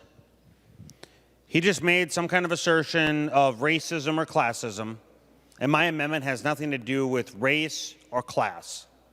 My amendment, as can be seen, deals strictly with an individual's legal status. Legal status has nothing to do with one's race. It has nothing to do with one's class. It has nothing to do with any other demographic, because there are cross-section of any demographic one can imagine that both have a legal and an illegal status. The A18 amendment is very narrow. It's dealing with those that have an illegal status. And Minnesotans are tired of seeing their hard-earned tax dollars funding illegal foreign nationals when they are struggling themselves. And because the dollars in this bill are tax dollars, this is something that is common sense to prohibit that. We need to put our seniors above illegals. We need to put our veterans above illegals. We need to put people that are legal, if we're going to squander dollars, which is what the Legacy Amendment is doing, legacy dollars. If we're going to squander money, at least squander it to people that are here legally. So with that, again, I encourage a green vote. Thank you. The Secretary will take the roll on the A18 amendment.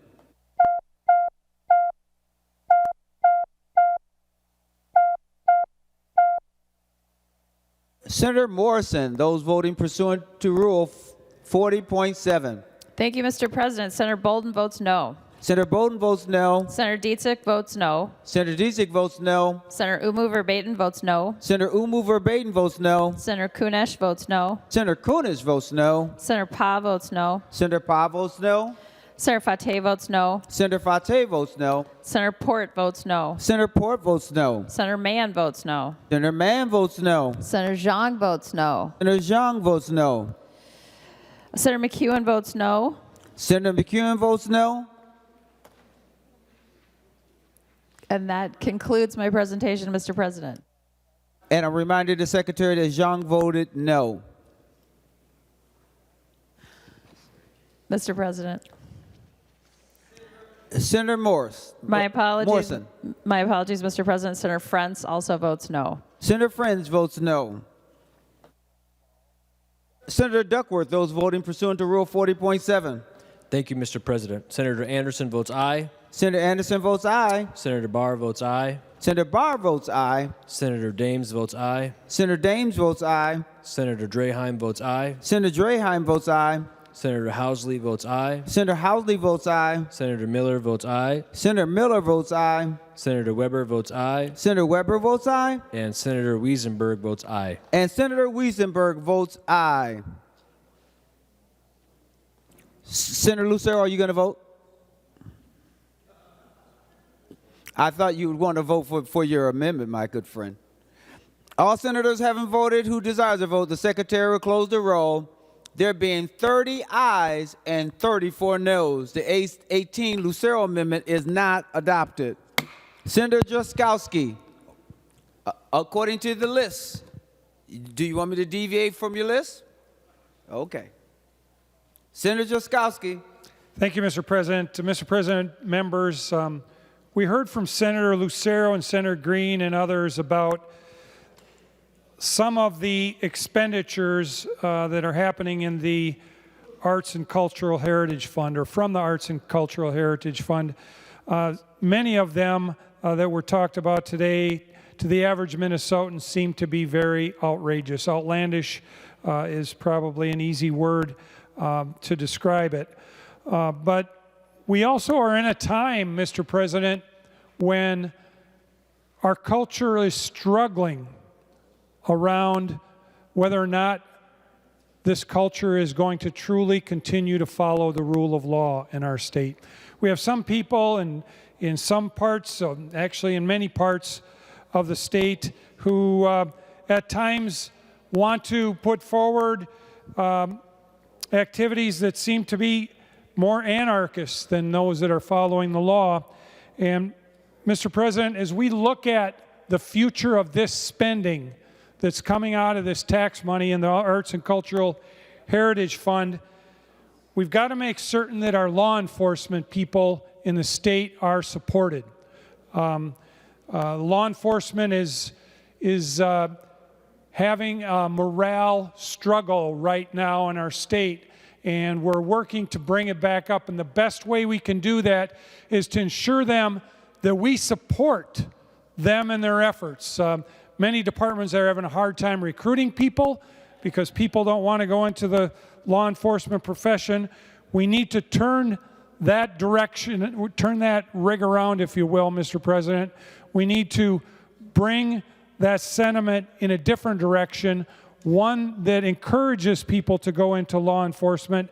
And let's make certain, Mr. President, that we don't have expenditures of state money that somehow denigrate law enforcement in the state of Minnesota. And that's my amendment. It's the A11 amendment, Mr. President. Senator Drazkowski offers the A11 amendment. The Secretary will report the A11 amendment. Senator Drazkowski moves to amend the Her amendment to House File Number 4124, adopted by the Senate May 3rd, 2024, as follows. Page 54, after line 13, insert. This is the A11 amendment to the Her amendment. Senator Drazkowski, to your A11 amendment. Thank you, Mr. President. To begin with, I'd ask for a roll call on the amendment. Roll call requested, roll call granted. Senator Drazkowski. Thank you, Mr. President. Members, I encourage a yes vote on this amendment. This is an amendment that will ensure that future funding out of the arts and cultural heritage area isn't spent to promote violence against law enforcement. The horrible, horrible idea that we hear and sometimes see of violence against law enforcement cannot be propagated through the monies that is appropriated out of this body. And this, members, will ensure that that does not happen in the Arts and Cultural Heritage Fund. Thank you, Mr. President. Senator Herr, to the A11 amendment. Mr. President, I don't quite agree with Senator Drazkowski, but member can vote on their conscience on this amendment. Senator Lucero. Thank you, Mr. President. I rise in strong support of the Drazkowski A11 amendment. I am greatly, greatly grieved at the continued threats, the violence, the attacks against our law enforcement professionals. And it is amazing to me to watch our culture, I shouldn't say that, to watch some individuals in society who unfortunately use their influence to perpetuate evil towards law enforcement professionals. And we all know that art is a very, very good thing on the surface. But art not only is used to capture things, situations, impressions in our culture and society, but art is also used to influence situations, attitudes, perceptions among individuals within our society. And my concern, we already have some individuals that use their platforms, use their positions of influence to perpetuate threats and violence and attacks and negativity towards our law enforcement professionals. We certainly don't want to be complicit to allow tax dollars to go to fund that might perpetuate the threats. In fact, I recently received, I've had many conversations, but just one of the most recent ones was an email that I received from a law enforcement professional, did not identify the agency. I believe, if I recall, this individual said they were from the metro area, but they were thanking me for being among the legislators in the Senate that is standing for them, that has their back, because it is the professional men and women in law enforcement that are risking their lives each and every day to protect ours. And this amendment The A11 amendment is a tiny, tiny, tiny way, but an important way that we can have their backs, that we can support them. I remember when I was in the other body, this was maybe 5 years ago, and it was a similar list as I was reading before.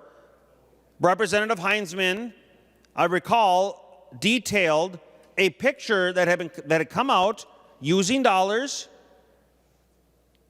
and it depicted our law enforcement professionals in a heinous way.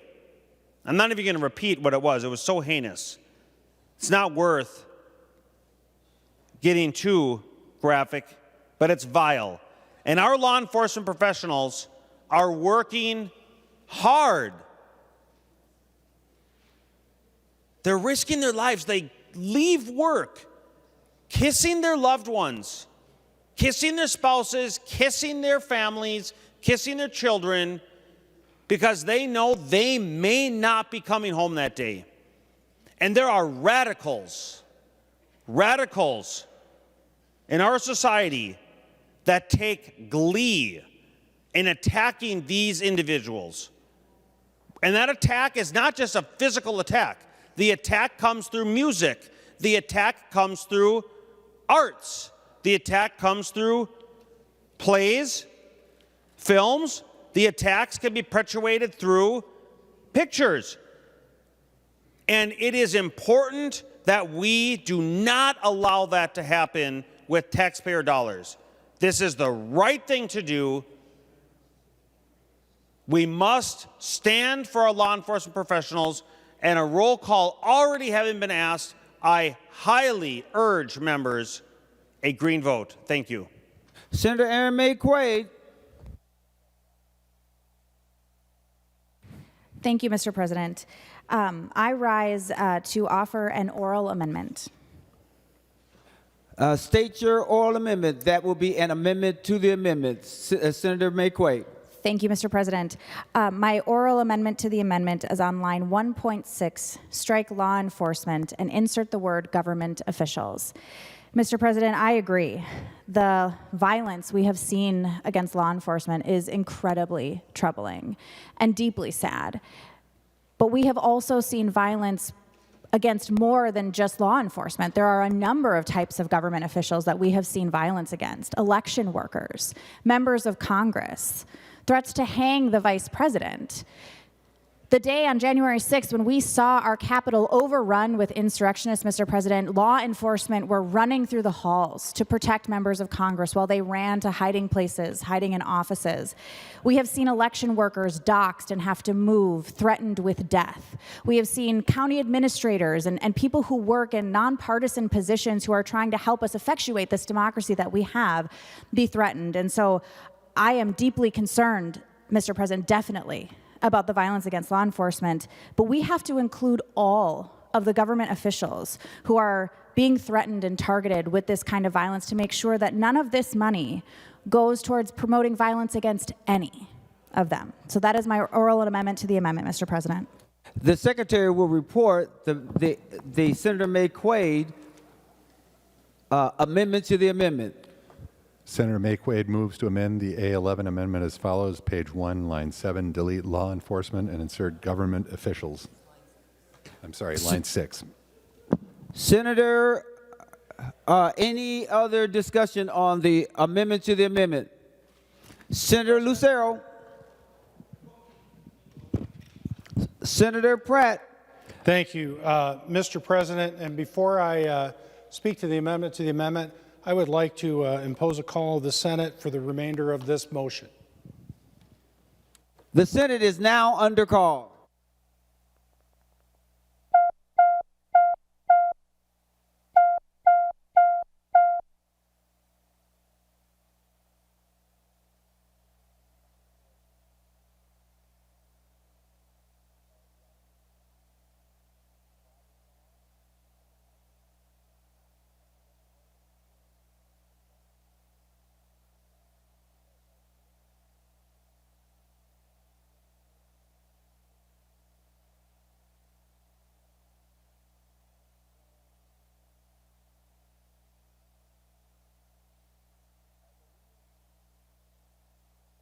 Senator Pratt.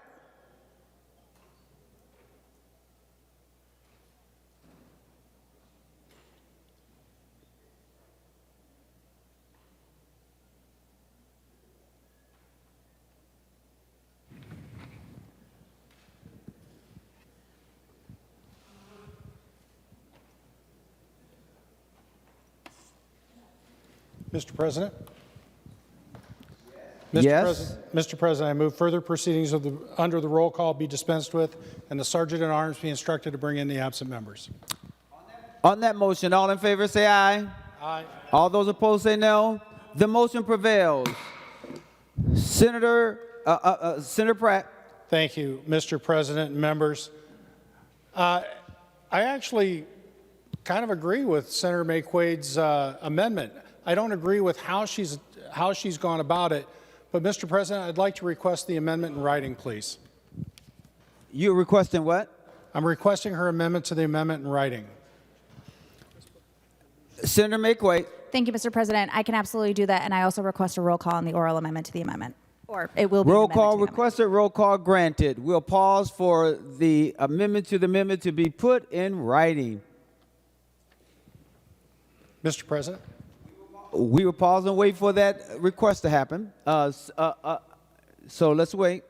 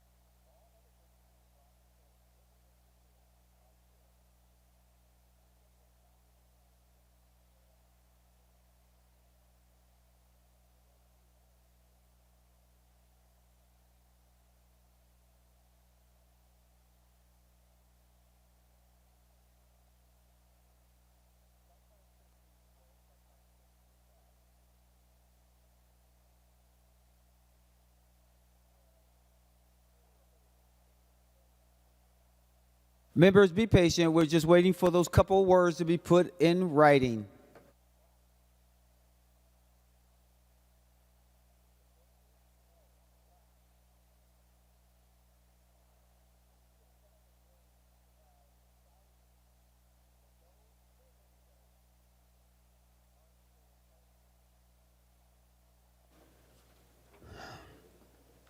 The secretary will report the written amendment.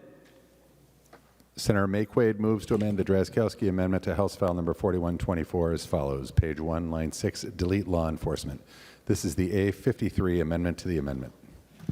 Members, remember this is the amendment to the amendment. So Senator Pratt is going to speak to the A53. Thank you, Mr. President. It just popped up. Well, Mr. President, I actually agree that we should include elected officials. We've had members in this chamber who have been harassed in front of their houses, their lives upturned, their families in fear. Violence against government officials is a real thing. It was my member of Congress that was attacked in Washington, D.C. But we shouldn't also forget about the danger that our law enforcement faces every single day. And I don't know that it's an either or. It should be an and, Mr. President. It should be law enforcement and government officials. Senator McQuaid, I would support Senator McQuaid's amendment if it were an and instead of a replacement. Because I think it's important that if taxpayer money is being used, and I think Senator Lucero has made this point abundantly clear, that we're not necessarily against art and freedom of speech. We just don't like some of that being funded through taxpayers' hard-earned money. We don't think that the government ought to be sponsoring art, whether that art is films or paintings or books that advocate for violence against police officers. We don't think it ought to be put towards any sort of creative material that promotes violence against any government official, and I dare say almost anybody in the public sphere. I actually agree with Senator May-Quade's intent. And if this were an and, Mr. President, I'd be voting for it. But I don't want to lose the fact that we do have a law enforcement community that has been under siege for the last 4 years, who have been ridiculed and mired and slandered. And I dare say, as Senator Lucero brought up, vilified in various art forms. You know, I was just in one of my local community events, and I don't know why, but when the police car rolled by and it said "to protect and serve," that struck me. To protect and serve. All of us in this chamber are public servants. And our men and women in blue are public servants as well. They serve in a different way. Our election judges there shouldn't be art and books and movies that advocate for the attacks on election judges funded by taxpayer monies. I agree. But let's not draw a distinction of either or. Let's look at the and. Because I think it should be broader. And I think we should highlight the various risks that all these people undergo. Because I remember seeing the videos, and I've actually carried some legislation to help protect government officials in their homes. You should be free to live your lives at homes. You should be free to have your family feel safe, and yet not promote that through government-funded projects. And so, Mr. President, I will respectfully vote against the May-Quade amendment to the amendment, and I would encourage Senator May-Quade that if she redrafted it as an and, I would gladly support it. Senator Aaron May-Quade. Thank you, Mr. President. Mr. President, I will withdraw the A53 oral amendment to the amendment and offer, I'll let you report that first. The A53 has been withdrawn. The A53 amendment to the amendment has been withdrawn. Senator Aaron May-Quade. Thank you, Mr. President. I will offer an oral amendment to the amendment on line 1.6, strike law enforcement, and insert the word public officer. The Secretary will report the Aaron May-Quade amendment to the amendment.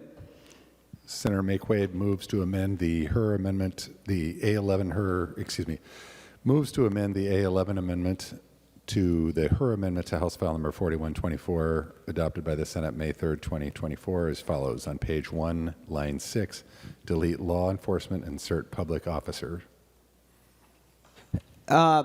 Senator May-Quade, I always put your whole name together, and I'm so sorry for that. Senator May-Quade, to your oral amendment. Thank you, Mr. President. And it's totally fine. That has happened my whole life. I've either been Aaron May or Aaron May-Quade. I understand. One of the things I love about the Senate, Mr. President, is the art of making policy together, sometimes in real time. And so I'll just define for members what public officer means in statute. Public officer means an executive or administrative officer of a state, county, municipality, or other subdivision or agency of a state, the member of a state legislature or of a governing body or governing board of a county, municipality, or other subdivision of a state, with a judicial officer, a hearing officer, a law enforcement officer, or any other persons exercising the function of a public officer. And so, Mr. President, I offer public officer. I hear what the good senator from the western suburbs, and I'm so sorry I'm not catching the suburb in my head right now, has offered, and I have found an official definition within our statute that does cover the and that we were looking for with more definition and more specificity. So thank you, Mr. President. That is my oral amendment to the amendment. Any other questions on the amendment to the amendment? Senator Pratt. Thank you, Mr. President. Well, I appreciate that change, and I'm still debating in my mind how to process it. Would Senator McQuaid yield for a question? Senator McQuaid, will you yield? She will yield. Senator Pratt. Thank you, Mr. President. Senator McQuaid, this is the second attempt to specifically strike out law enforcement. My question is, why are you so intent on striking out law enforcement from this amendment? Senator McQuaid, to the question. Thank you, Mr. President. And to the question that I was asked, Mr. President, it should be well known that it's not about striking out, but being inclusive of. When I imagine the violence that has besieged law enforcement communities, I cannot get the images out of my head of people rushing into the Capitol, pushing past barriers of law enforcement standing to uphold our democracy, of them being squeezed indoors, the sound of someone's air literally being squeezed out of their body, and the sound it makes when there's no air left as people take a battering ram to the doors. I cannot get that out of my head. And so when I think of that happening, I think of what was on the other side of that, because the goal certainly wasn't just to harm law enforcement officers who were bravely there that day running through the halls to uphold our democracy, to save members of Congress of both parties who were being threatened with death and feces being smeared on the walls. But I think of who was after, right? Who was standing behind law enforcement, Mr. President, and it was those governing members of Congress. And I think about the election workers in Michigan and Georgia and here in the state of Minnesota who have been threatened and doxxed, and the art that has been made smearing our democracy and saying that our elections have been stolen. Anything that brings that kind of violence. It includes all types of people who are working for our government. Yes, law enforcement, absolutely, and that's why they are here in this definition of public officer, but also our judges who are here making fair and balanced decisions based on the law and are being smeared daily in social media. I think about our hearing officers. I think about our county workers. It is so important that we have this conversation, Mr. President, absolutely, and I appreciate the question because this is about the violence that is coming to those who are serving the rest of us. And it is important that we include them because we don't want art being made that promotes violence against public officers, judicial officers, law enforcement officers, elected officials. We want to make sure that we aren't putting government money towards that. So, Mr. President, that's the answer to my question. That is why I want to be inclusive in this definition. Senator Pratt. Thank you, Mr. President. Thank you, Senator McQuaid. Like I say, I'm interested in protecting in art images of violence against our police officers and anyone else that is in danger. Our taxpayer-funded art projects should not be advocating for violence against specific officials. Now, I would say that we have a number of works of art that do depict the Civil War, which this building was constructed as a tribute to our Civil War soldiers. And so I'm struggling, Mr. President, with specifically the use of public officials, because that was a piece of history. And there were public officials, as defined in that statute, that would fit. And I would hate to see our Civil War art be removed from this Capitol. So, Mr. President, I'm going to oppose the McQuaid amendment. I think Senator Drazkowski has been very direct in saying that specifically law enforcement has had its own struggles, but I'm afraid that if we start to broaden this too much, we start to infringe upon the history that this building was meant to memorialize. And so, Mr. President, I encourage a no vote on the McQuaid amendment to the amendment. Senator McQuaid. Oh, thank you, Mr. President, and I will ask for a roll call on my amendment to the amendment. You know, I really hope members will vote green on this. I am a big supporter of the First Amendment, and I generally do not think that the government should put limits on what art is, right? That's exactly what the First Amendment is for. But I was really compelled by the arguments that were made about the underlying amendment. But I think if we're going to do this, then we should do it right in a way that meets the moment we're literally in now, not pretending like future projects that would promote violence against public officials, law enforcement, judges, state legislators, county officials, like the art in this building that's already here is somehow imperiled by not having future dollars go towards art that promotes violence against law enforcement and judges and legislators. And so, members, I'm going to ask for a green vote on this because a red vote on this says that we're actually okay with the violence for some government officials, some public officers, but not others. And I am not okay with that, Mr. President. So I really hope members do vote green, and I appreciate the robust discussion and the way in which the underlying amendment was sent, because it really compelled me, and I appreciate that a lot. So I ask for a green vote, Mr. President. Members, before we go to the author of the author's actually Senator McQuaid. We're going to go to Senator Drazkowski.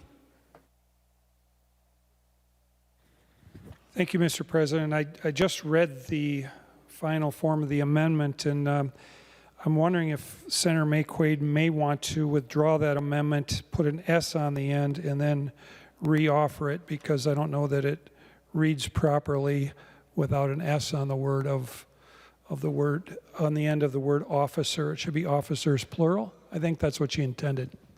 Senator McQuaid.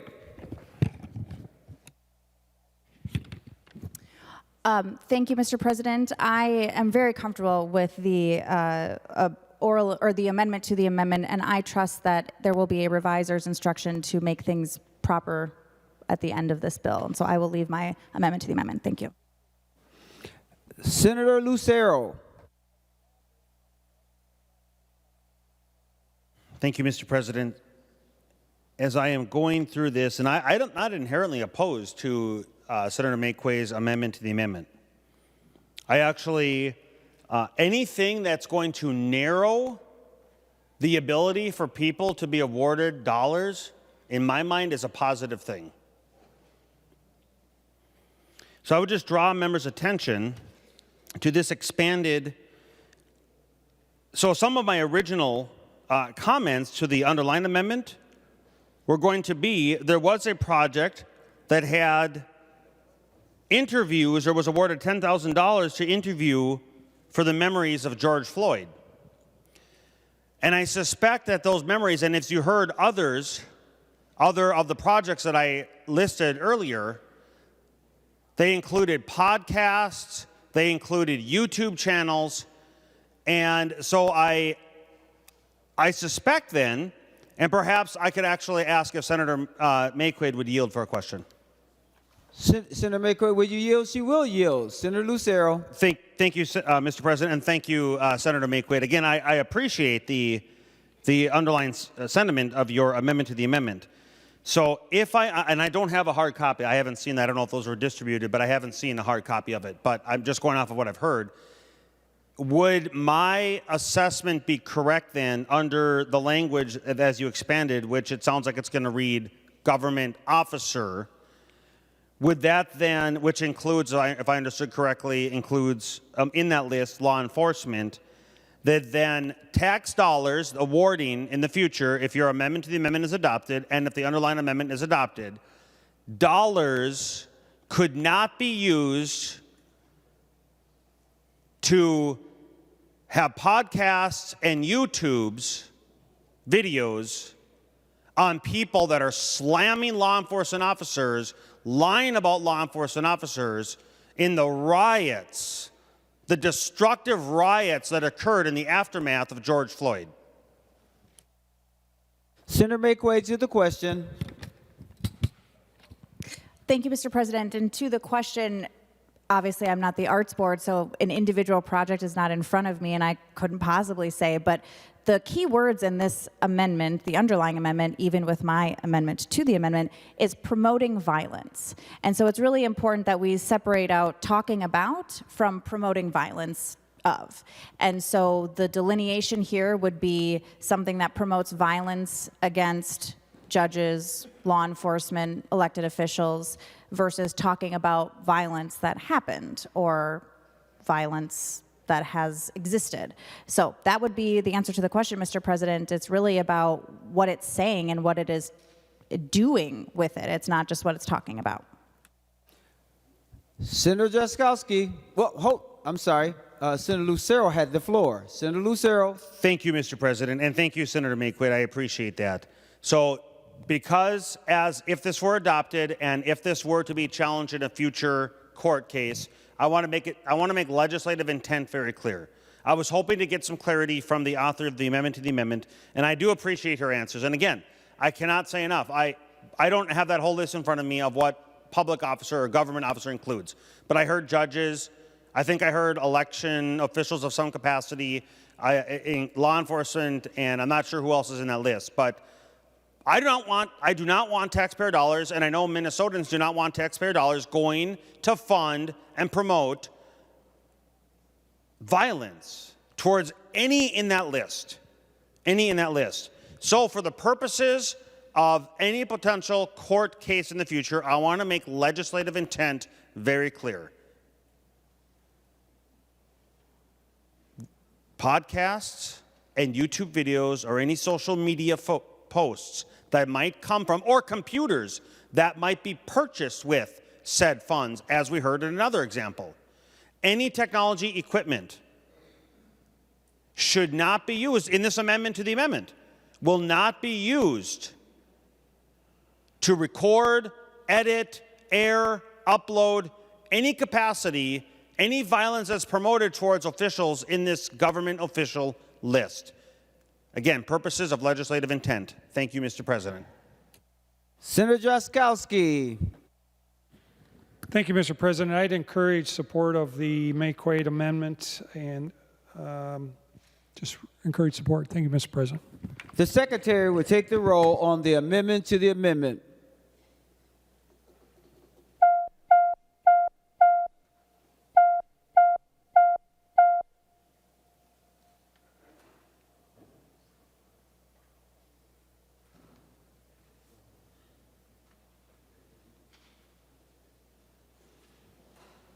Senator Morrison, for those voting pursuant to Rule 40.7. Thank you, Mr. President. Senator Bolden votes aye.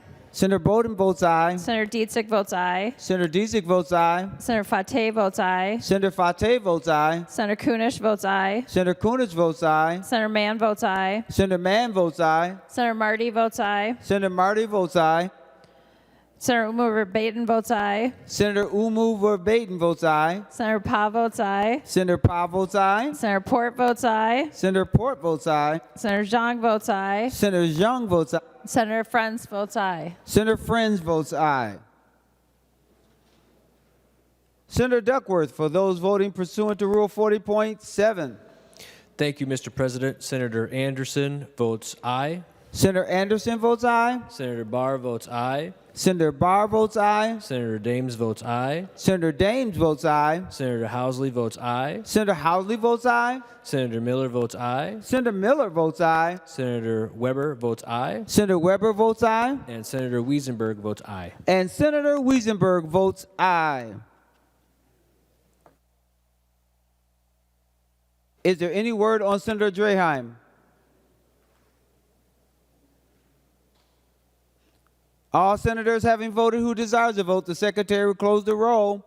There have been 63 ayes and 0 noes. The amendment to the amendment is adopted. Members, we're on the underlying A11. Senator Jaskowski. Thank you, Mr. President. I will try to read the amended amendment for people for their benefit. Right now, as I read it, the amended amendment says funding from the Arts and Cultural Heritage Fund must not be used for projects that promote violence against public officer. Mr. President, I would move to amend the amendment by adding an S on the end of officer, and I will not ask for a roll call vote, Mr. President. The Secretary will report the amendment to the amendment. Senator Drazkowski moves to amend the A55 amendment to the A11 amendment as previously adopted on page 1, line 3 of the amendment. Delete officer and insert officers. That's the amendment. Any discussion? All in favor say aye. Aye. All those opposed say no. The motion prevails. We are now on the underlying amendment. Senator Drazkowski. Thank you, Mr. President. I've got an amendment to the amendment. It's the A56 amendment. Senator Drazkowski offers the A56 amendment to the amendment. The Secretary will report the A56. Senator Drazkowski moves to amend the Drazkowski amendment to House File Number 4124 as follows. Page 1, line 6, after against, insert. This is the A56 amendment to the amendment. Senator Drazkowski, to your amendment. Thank you, Mr. President. Members, this amendment to the amendment would add in police officers, peace officers, firefighters, emergency medical technicians, and others. So if adopted, members, the amendment would read, funding from the Arts and Cultural Heritage Fund must not be used for projects that promote violence against police officers, peace officers, firefighters, emergency medical technicians, and other public officers. I encourage your support of the amendment to the amendment. Thank you, Mr. President. Any discussion on the A56 amendment to the amendment? Senator Lucero. Roll call. Roll call requested, roll call granted. Any other discussion? Senator Aaron McQuaid. Thank you, Mr. President. Whatever is fine for the body, I do just want to remind folks that all the things listed in this amendment to the amendment are already part of the definition of public officer.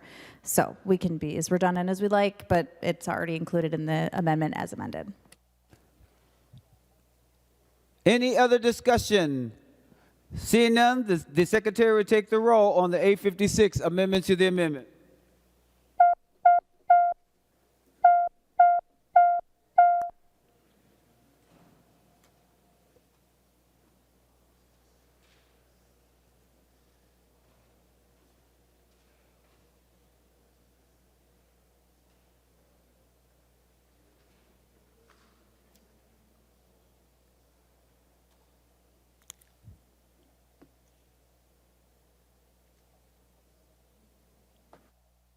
Members, please vote. Senator Morrison, for those voting pursuant to Rule 40.7. Thank you, Mr. President. Senator Bolden votes no. Senator Bolden votes no. Senator Dietzig votes no. Senator Dietzig votes no. Senator Fateh votes no. Senator Fateh votes no. Senator Kunish votes no. Senator Kunish votes no. Senator Mann votes no. Senator Mann votes no. Senator Marty votes no. Senator Marty votes no. Senator Umu Verbatim votes no. Senator Umu Verbatim votes no. Senator Pa votes no. Senator Pa votes no. Senator Port votes no. Senator Port votes no. Senator Zhang votes no. Senator Zhang votes no. And Senator Frentz votes no. Senator French votes no. Senator Duckworth, those voting pursuant to Rule 40.7.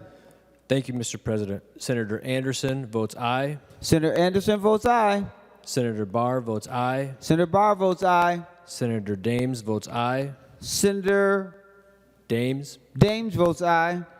Senator Draheim votes aye. Senator Draheim votes aye. Senator Housley votes aye. Senator Housley votes aye. Senator Miller votes aye. Senator Miller votes aye. Senator Weber votes aye. Senator Weber votes aye. Senator Wiesenberg votes aye. And Senator Wiesenberg votes aye. Senator Morrison. Mr. President, Senator Dietzig changes her vote from no to aye. Senator Dietzig changes her vote from no to aye. Any other changes? Anyone else? All right. Those who haven't, all senators haven't voted who desires to vote, the secretary will close the roll. There being 41 ayes and 23 noes, the amendment to the amendment is adopted. Members, we are now on the underlying amendment to the A11. Senator Drazkowski. Thank you, Mr. President. Members, I think we got it just perfect. This will ensure that future expenditures out of the Arts and Cultural Heritage Fund do not get used to promote violence against public officers, including police officers, peace officers, firefighters, and emergency medical technicians. Do we have a roll call, Mr. President? Roll call requested, roll call granted. Any other discussion? Seeing none, the secretary will take the roll on the A11 amendment as amended.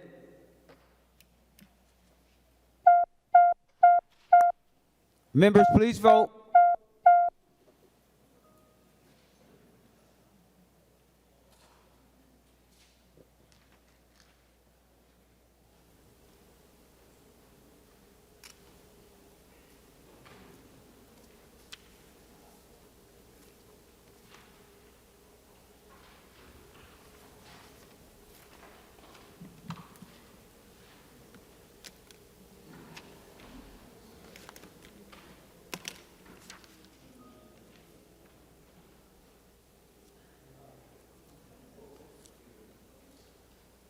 Senator Morrison, those voting pursuant to Rule 40.7. Thank you, Mr. President. Senator Bolden votes no. Senator Bolden votes no. Senator Dietzig votes no. Senator Dietzig votes no. Senator Fate votes no. Senator Fate votes no. Senator Kunish votes no. Senator Kunish votes no. Senator Mann votes no. Senator Mann votes no. Senator Marty votes no. Senator Marty votes no. Senator Uma Verbatim votes no. Senator Umu Verbatim votes no. Senator Pa votes no. Senator Pa votes no. Senator Port votes no. Senator Port votes no. Senator Zhang votes no. Senator Zhang votes no. And Senator Frentz votes no. And Senator Friends votes no. Senator Duckworth, those voting pursuant to Rule 40.7. Thank you, Mr. President. Senator Anderson votes aye. Senator Anderson votes aye. Senator Barr votes aye. Senator Barr votes aye. Senator Dames votes aye. Senator Dames votes aye.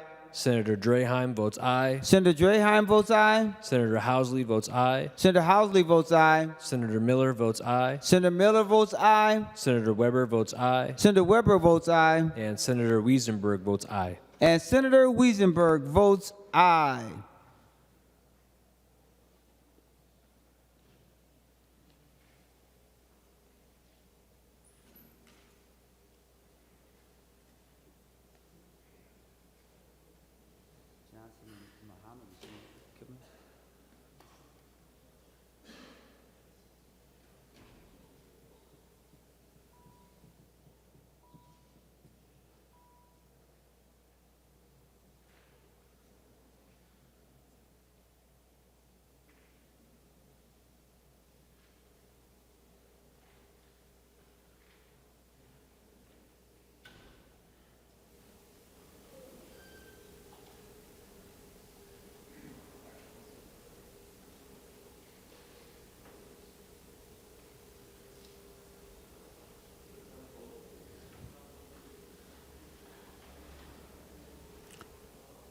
All senators having voted who desires to vote, the secretary will close the roll. There have been 38 ayes and 25 noes. The amendment is adopted.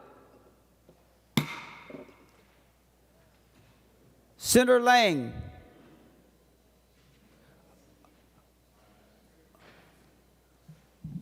His is drawn. You're not doing yours, right?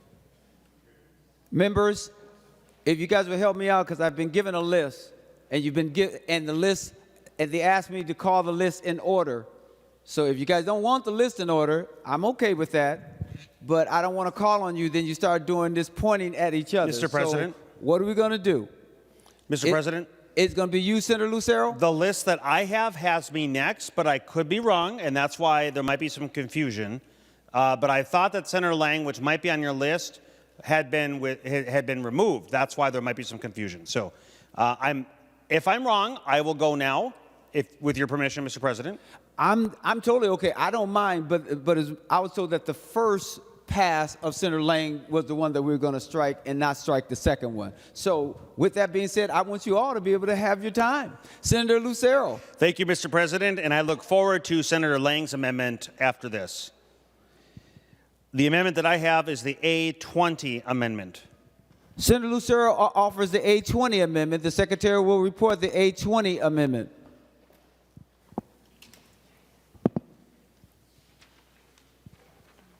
Senator Lucero moves to amend her amendment to House File number 4124, adopted by the Senate May 3rd, 2024, as follows. Page 24, after line 33, insert. This is the A20 amendment. Senator Lucero, to your amendment. Thank you, Mr. President. And I know it is getting late. I know that there's a lot of things that people might rather be doing, but this is very serious work. And I know there's a lot of people absent from the floor right now, so I want to impose a call to the Senate, please. The Senate is now under call.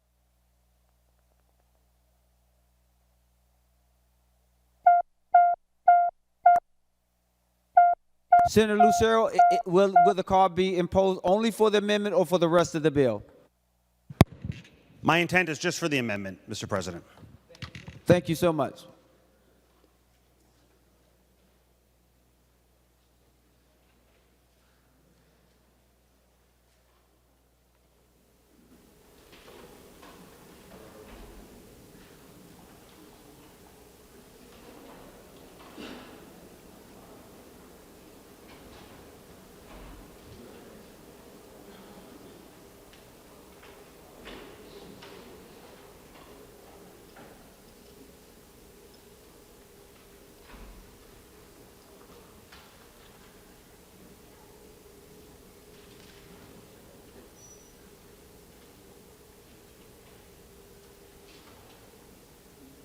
Senator Lucero.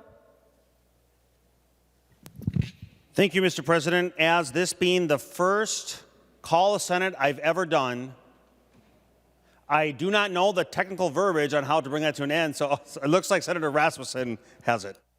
Senator Rasmussen.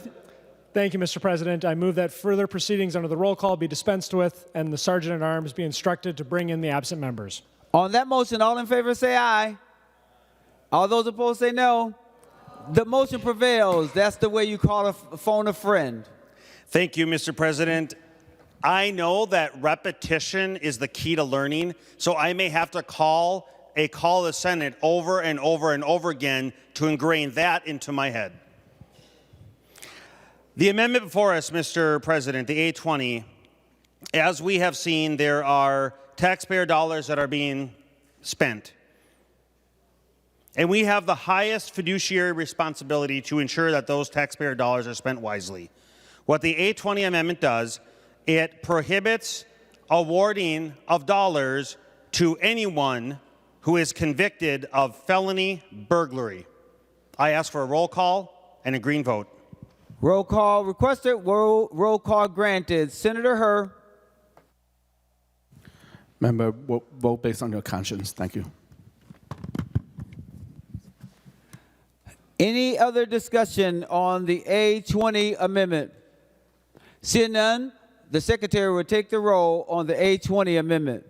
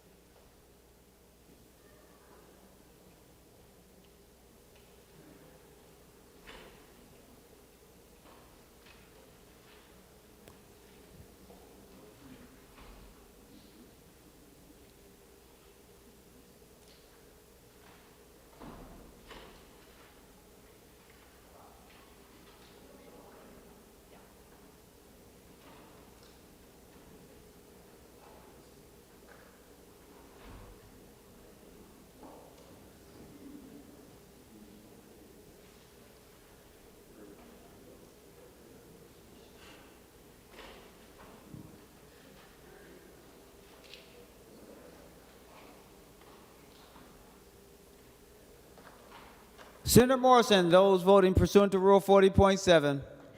Thank you, Mr. President. Senator Bolden votes no. Senator Bolden votes no. Senator Dietzig votes no. Senator Dietzig votes no. Senator Fateh votes no. Senator Fateh votes no. Senator Kunish votes no. Senator Kunish votes no. Senator Mann votes no. Senator Mann votes no. Senator Marty votes no. Senator Marty votes no. Senator Umu Verbatim votes no. Senator Umu Verbatim votes no. Senator Pa votes no. Senator Pa votes no. Senator Port votes no.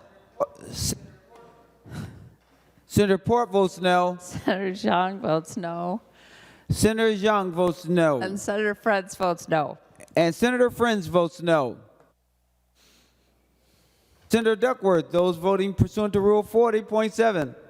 Thank you, Mr. President. Senator Anderson votes aye. Senator Anderson votes aye.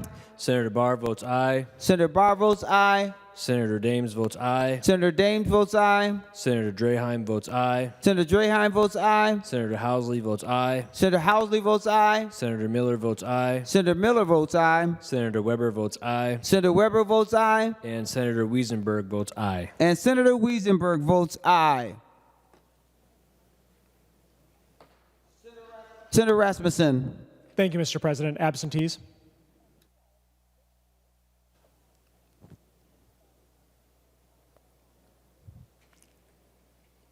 The Sergeant of Arms will bring in the absentees.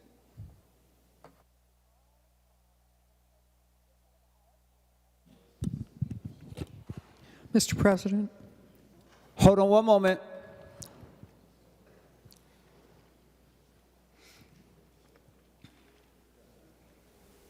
Senator Rest. Mr. President, I move that those not voting be excused from voting.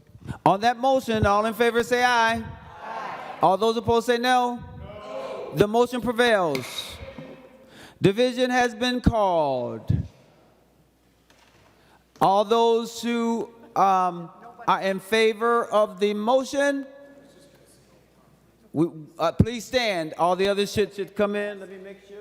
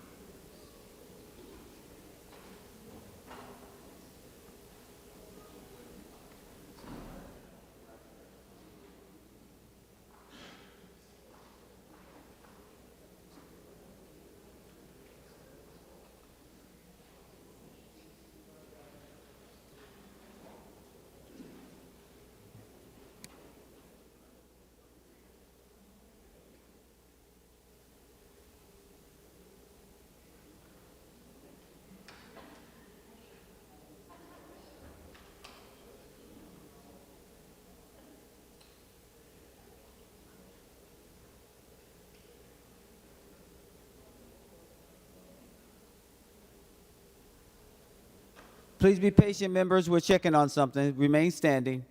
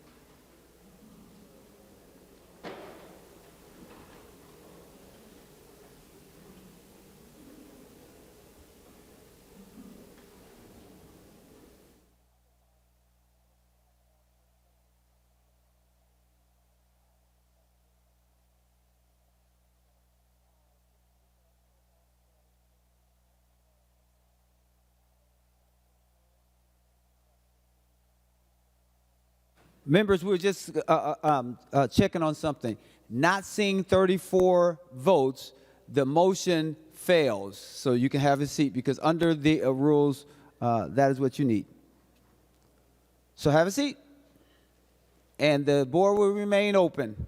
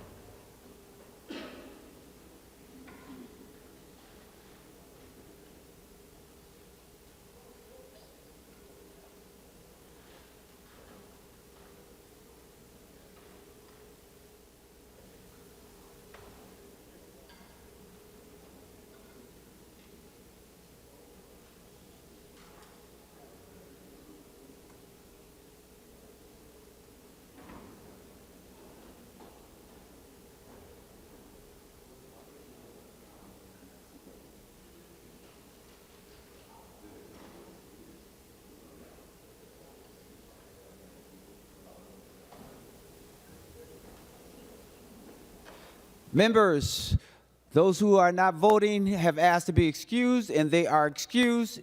And now I am instructing the secretary to close the roll. There being 33 ayes and 29 noes, the A20 is adopted.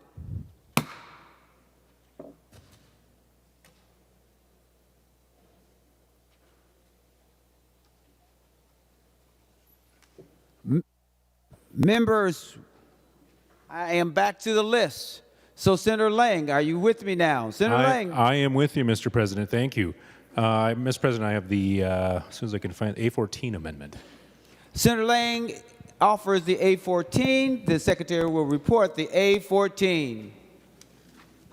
Senator Lang moves to amend the Her amendment to House File Number 4124, adopted by the Senate May 3rd, 2024, as follows. Page 54, after line 13, insert. This is the A14 amendment. Senator Lang, to your amendment. Well, thank you, Mr. President. The amendment is pretty simple. It's just a couple of lines. It says prohibited activities. Funding from the Arts and Cultural Heritage Fund must be used for projects that denigrate the United States military. Mr. President, I've spent over 2 decades serving our country. I'm very proud of what I've done. In fact, I would applaud all the other members of the body that have done the same, donned the uniform, said they would protect our rights, protect our freedom of speech so we can say whatever we want, protect our freedom of religion so we can worship whoever we want, Mr. President, protect our freedom for our Second Amendment rights. And you know, Mr. President, the funny thing is, if anybody's ever spent any time around me, they've also heard me say that I'll protect your right to burn the flag. Now, that ain't very often you'll hear a military member say that. You have the absolute right to do it. I don't like it, but you have the right to do so. I'll also protect your right to paint whatever you want, to make whatever kind of art you want. Mr. President, that doesn't bother me. What bothers me is the fact that Minnesota is paying for that art. I don't think the state should be taking a stance or allow someone to take a stance to denigrate the military. It's a pretty simple amendment, Mr. President. That is what I'm asking. Thank you. All right, members, we're on the A14 amendment. Senator Latz. Mr. President, will Senator Lang yield for a question? Senator Lang, will you yield? He will yield. Senator Latz. Senator Lang, what if a veteran wanted a grant who was an artist and wanted to paint a painting that criticized the My Lai massacre during the Vietnam War? Would that be prohibited by your amendment? Senator Lang. Thank you, Mr. President. Thank you, Senator Latz, for the question. Actually, this came up in the conversation when the amendment was being drafted, which is why you're seeing the verbiage in front of you that you're seeing. I would say that in the context of what I'm saying, it would not be denigrating the United States military. Senator Latz. Well, Mr. President, I guess therein lies part of the problem, because what is denigrating in the eyes of one person may not be denigrating in the eyes of another. Seems to me if one is criticizing the military that committed the My Lai massacre, it's a criticism of the military, which would be denigrating the military. Will Senator Lang yield to another question? Senator Lang, will you yield? He will yield. Senator Latz. Senator Lang, what if a veteran with PTSD from service in Iraq painted a painting criticizing the military for the burn pits in Iraq that caused all sorts of physical damage to those who served near the burn pits in Iraq? Would that be considered denigrating if they were criticizing the military for those burn pits? Senator Lang, to the question. Well, thank you, Mr. President. Thank you, Senator Latz. I would sure say that I would think that that would not be denigrating the military. In fact, I would say that as far as military members go, that's a critical issue for us. In fact, I've filed the paperwork to do so myself because I did experience that. So no, I don't believe that would fit the parameters of what the amendment I'm trying to offer is providing. Senator Latz. Well, Mr. President, it seems to me that there are some in the military who might disagree with you that would be considered denigrating. In fact, probably the lawyers that are defending the military relating to claims against the military for harm caused by or allegedly caused by actions of the military would say in court filings that those claims are denigrating the military. And so my point is not to say it's okay to denigrate the military necessarily. My point is that language is ambiguous. And some of these determinations are in the eyes of the beholder. And once we start getting into those kinds of questions, it really creates a lot of ambiguity around what's allowable funding, or what projects are allowed to be funded here and what aren't. Part of that is just an issue when you're getting into the creation of art, which is a means of expression, which is a First Amendment protected right. So I guess my main point is here, this is not a clear-cut question, and I hope members will consider that in deciding whether it's appropriate to support this. Senator Lang, there's a couple others that want to speak, and then we will have you speak. Senator McQuaid. Thank you, Mr. President. I'm wondering if Senator Lang will yield for a question. Senator Lang, will you yield? He will yield. Senator McQuaid. Thank you, Mr. President. Mr. President, I spoke earlier that my father is black, so my grandparents on that side of the family are black. My grandparents on the other side of my family are white. Both of my grandfathers are veterans. My grandfather, who's white, was a Pearl Harbor survivor and talked a lot about his military service. My grandfather, who was black, did not, because the military was segregated when he served. And my question is, if I was to make a documentary denigrating the military for segregation, for sending African-American people to war and then bringing them back home to be redlined out of certain areas, not getting the GI Bill, could I get money from the legacy bill under Senator Lang's provision? Senator Lang. Thank you, Mr. President. To answer the question, I've obviously walked into a big hornet's nest and I would hate to denigrate any of the lawyers in the room or any of the people asking these questions. But the good thing is this is up to the council, right? So they'll make that decision eventually. The legacy, the folks in the legacy could look at this amendment and say, this is something where we could speak to segregation. We could speak to the atrocities that some of the military, deployments or conflicts of the past have experienced. Of course, that is part of the military experience. At no point in time is that my intent to this amendment, Mr. President. In fact, Mr. President, I would say that if we can't distinguish this body what would be denigrating the military and what would not be denigrating the military, then we shouldn't be in the business of giving dollars away. In fact, Mr. President, I'm so happy with this amendment right now that I'm going to ask for a roll call vote on it. Thank you, Mr. President. Roll call requested, roll call granted. Senator McQuaid. Thank you, Mr. President. I'm wondering if Senator Yang will continue to yield. Senator Lang, will you continue to yield? He will. Senator McQuaid. Thank you, Mr. President. My question for Senator Lang is, can he list out the things that we are allowed to criticize and the things we aren't? I'm thinking specifically if there are veterans who are dishonorably discharged for being gay. Can they make art about the military? I'm wondering if there are specific military service members or their families who could make art about PTSD or disabilities they might have incurred. It'd be helpful to know what is and is not denigrating for Senator Lang before we adopt this amendment. Senator Lang. I didn't hear the first part, but I think I got the gist of what she's asking. And the truth of it is I can't list it all out. Of course not. Who could possibly do that? What I'm saying is that if we take a stance that we would respect our military members, respect the military, respect the operations they've completed, respect all generations, and Mr. President, I would say over the course of the last few years, this body's done a terrific job of doing that. I can't believe that we would be working to a point now where let's nitpick this small amendment and let's say, what possible bad thing can the military do, right? Not all the good stuff. Let's not make it positive. Let's weigh on the bad stuff. But, Mr. President, I guess I don't know how to answer that question. Senator McQuaid. Thank you, Mr. President. I'm wondering if Senator Lang would continue to yield. Senator Lang, will you yield? He will yield. Senator McQuaid. Thank you, Mr. President. I'm wondering if Senator Lang could answer for me, and I do appreciate him talking at the beginning about his own service and the things that he served to protect. Could he just talk a little bit about the First Amendment and speech? Who does it protect, and from whom? Senator Lang, to the question. Maybe if she could clarify a little bit. Who does the First Amendment protect? Senator McQuaid. Thank you, Mr. President. I'll just repeat the question. My question is, whom does the First Amendment protect, and from whom?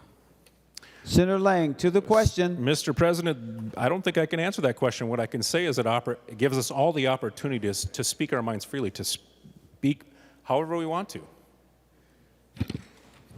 Senator McQuaid. Thank you, Mr. President. I appreciate that. The First Amendment protects our right of free speech, which includes art, from punishment by the government.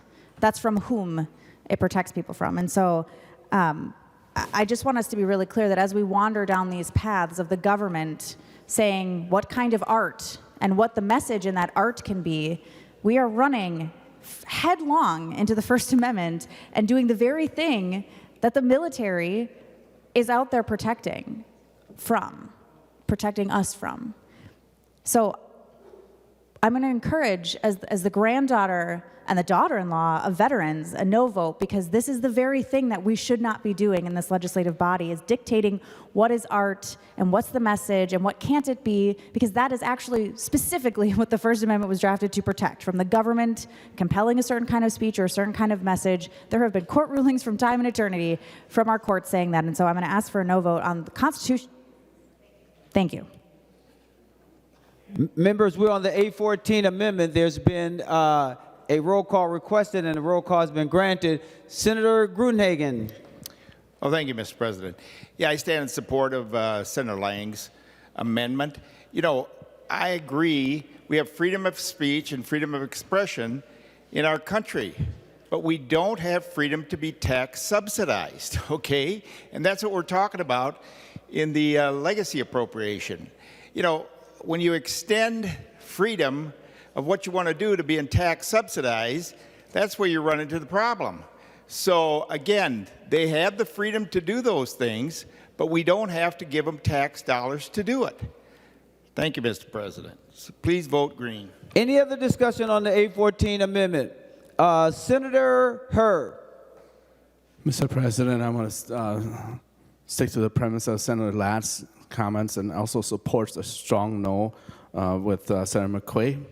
In our statute, there's many, in our state capitol mall, there's many statues. And even when you look at the Vietnam veteran, when he opened his arms, say, what? That in itself, this language here, are we apply to that? Are we going to remove that Vietnam veteran statue and defund the artists that make that statue? I'm just giving one example, so a strong no from me. That's what my encouragement is. Any other discussion on the A14 amendment? Before I go to the author of the amendment, who will have the last words before we vote. Any other? Seeing none. Senator Lang. Thank you, Mr. President. And then this is a pretty simple amendment, members. I would just say, at the end of the day, some of the artwork or the projections of one's free speech oftentimes were pretty denigrated to me. And I just think it's something that the state of Minnesota shouldn't be providing tens of thousands of dollars to those individuals when it's such a toxic topic. And I would appreciate a green vote. Thank you. The Secretary will take the roll on the A14 Lang amendment.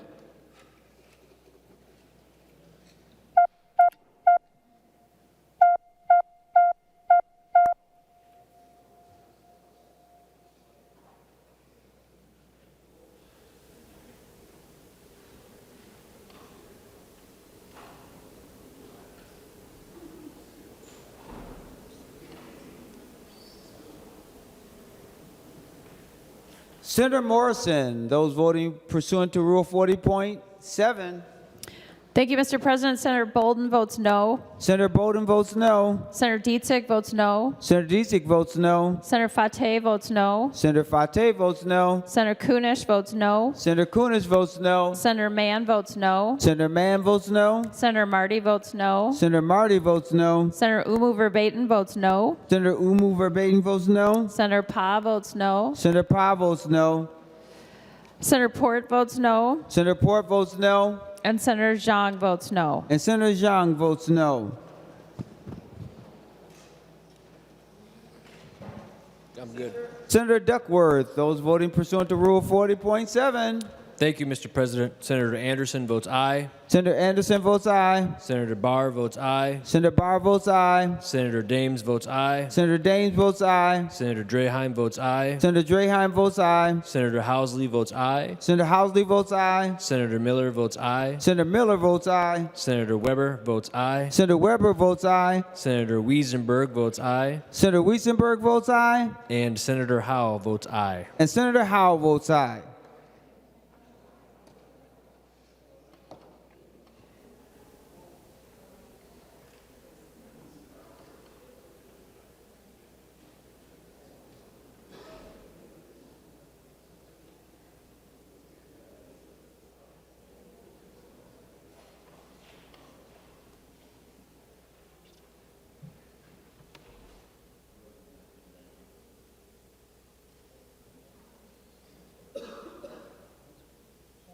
All senators having voted who desires to vote, the secretary will close the roll. There being 32 ayes and 33 noes, the 814 Lang Amendment is not adopted. Senator Green.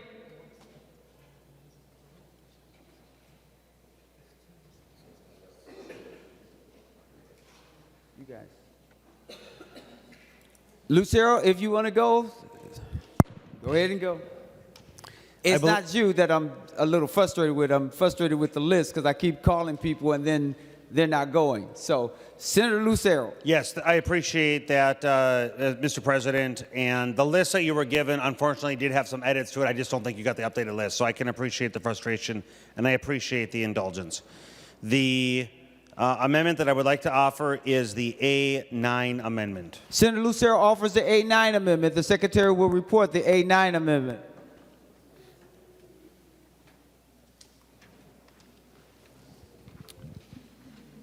Senator Lucero moves to amend the Her Amendment to House File Number 4124, adopted by the Senate May 3rd, 2024, as follows. Page 54, after line 13, insert. This is the A9 amendment. Senator Lucero to your A9 amendment. Thank you, Mr. President. So what this amendment would do is prohibit depictions of crimes of violence for any funds that are awarded. We do not want to glamorize crime. We do not want to create an environment that encourages impressionable people who might be influenced. And specifically, again, prohibiting depictions of crime of violence. And you can see there's a statute reference there that cross-references existing statute because crimes of violence is already defined. And I'm going to list just a handful of those that are included in crimes of violence. Murder, manslaughter, domestic assault, crimes committed for the benefit of a gang, criminal sexual conduct, neglect or endangerment of a child, carjacking, sex trafficking, malicious punishment of a child, arson, drive-by shooting, domestic threats, and, Mr. President, felony burglary is included in this list of crimes of violence. I want to ensure that the funds that might be awarded to any are not going to depict, promote, or otherwise glamorize these heinous acts of violence, crimes of violence, and using taxpayer dollars. We need to be, again, those fiduciaries to ensure prohibitions on that, and I would ask for a roll call and a green vote. Roll call requested, roll call granted. Senator Latz. Mr. President, will Senator Lucero yield for a question? He will yield. Senator Latz. Senator Lucero, I'm looking at the language in the amendment, and it does not include the word depict, it does not include the word glamorize. It just uses the word promote. So can you give me a better idea of what promotion means in this? I mean, I'm trying to envision what might or might not promote crimes. I mean, well, maybe first let's start. If what you're saying promote also means depict, well, then we've got one kind of discussion to have. If what you're saying promote means glamorize, that's another kind of discussion. So I guess if you could help me understand what your word here means, I'd appreciate it. Senator Lucero. Promote means to advance, to further, to encourage, to incentivize, to influence. These are all behaviors that can occur if someone uses funds to promote crimes of violence. Let me give some real examples. To advance or further an outcome. There are some sick individuals out there who believe that burglary might be something that's permissible. Well, we know that burglary, invading someone's home without permission, is a heinous act. It creates fear in the victim. And in the wisdom of past legislatures, they sought to ensure that a person's place of abode, that protected sanctuary, a person's home is their castle, should not be invaded by any sick individual who believes that they can take it upon themselves to perhaps enter a window, to sneak into somebody's house unauthorized, violating their most personal space, creeping up on somebody, maybe crawling up the stairs, maybe crawling across the floor, maybe crawling into somebody's bedroom. Mr. President, and if this were to be depicted and promoted in a picture or a film. Hold on one moment. Order. For what purpose do you rise? Mr. President, I asked for a definition of promote. I didn't ask for a 15-minute description in detail of any particular kind of criminal conduct. All I'm asking is that the answer be limited to my question. And Senator Latz, will you be so kind as to cite a rule? Custom and usage. Members, give me a moment.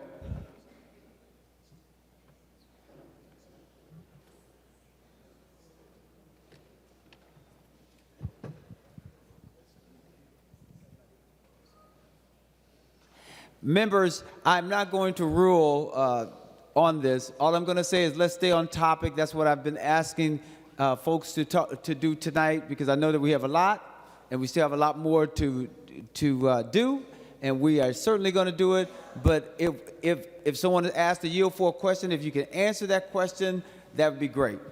So that's a gentle reminder to everyone in the chambers and those who are not in the chambers. Senator Lucero. Thank you, Mr. President. I appreciate that. And what I have found in my experience, whether it be in my current capacity of helping others to understand concepts or my former capacity as a college instructor, I find that sometimes words may not have a lot of meaning when they're just on a page. But I have found that when there's application to those words, they can help bring some clarity. So what I'm attempting to do here is to give an example of what promote crimes of violence would be. So an artist that might go into a neighborhood filming, could be a recording, it could be audio, it could be a picture, and they are trying to cultivate emotions, elicit feelings in whomever might be consuming their material towards acts of violence. And that is not healthy. And so that's why we want to promote, or want to prohibit promoting. Because we know that there are gangs, there are different people involved in human trafficking, sex trafficking, that try to influence or encourage people into those behaviors. So promote in this capacity is that. Synonyms would include, as I already mentioned, advance, influence, push, encourage, and we certainly don't want any of those in the capacity of crimes of violence when taxpayer dollars are being used. Senator Latz. So, Mr. President, there's a lot to unpack there, but I'm not going to spend a ton of time on it. I'm not going to ask Senator Lucero to yield again because it seems to turn on a spigot. But Senator Lucero did say that, started talking about sick individuals. Apparently, in the Senator Lucero's definition here, people who have a mental illness, which is a lawful defense under any reading of United States and Minnesota constitutional law, in fact, goes back to ancient England, then apparently maybe Senator Lucero doesn't believe that there is a lawful defense in that regard, but he's defining that particular crime by talking about sick individuals. I also asked him, how do you define promote? Maybe some of you remember the question. And his answer basically was a depiction that's designed to promote the crime of violence, which of course is a circular definition which ends up being meaningless. It seems to me, from the viewpoint of one person, a depiction might be a glorification of a crime. Same depiction from another viewpoint might be a condemnation of the crime. It might be a criticism of the crime. It might show a victim in a sympathetic light designed to elicit those kinds of responses or emotions or actions. It's hard to know. And no one in a court or in the organization that is making a grant, which I would expect is issued prior to any art actually being created, would be able to be in a position to really judge that. None of us would be able to judge that because the definition would be in the eye of the beholder. So promote is another one of those very ambiguous terms here that would be impossible to regulate from a government standpoint.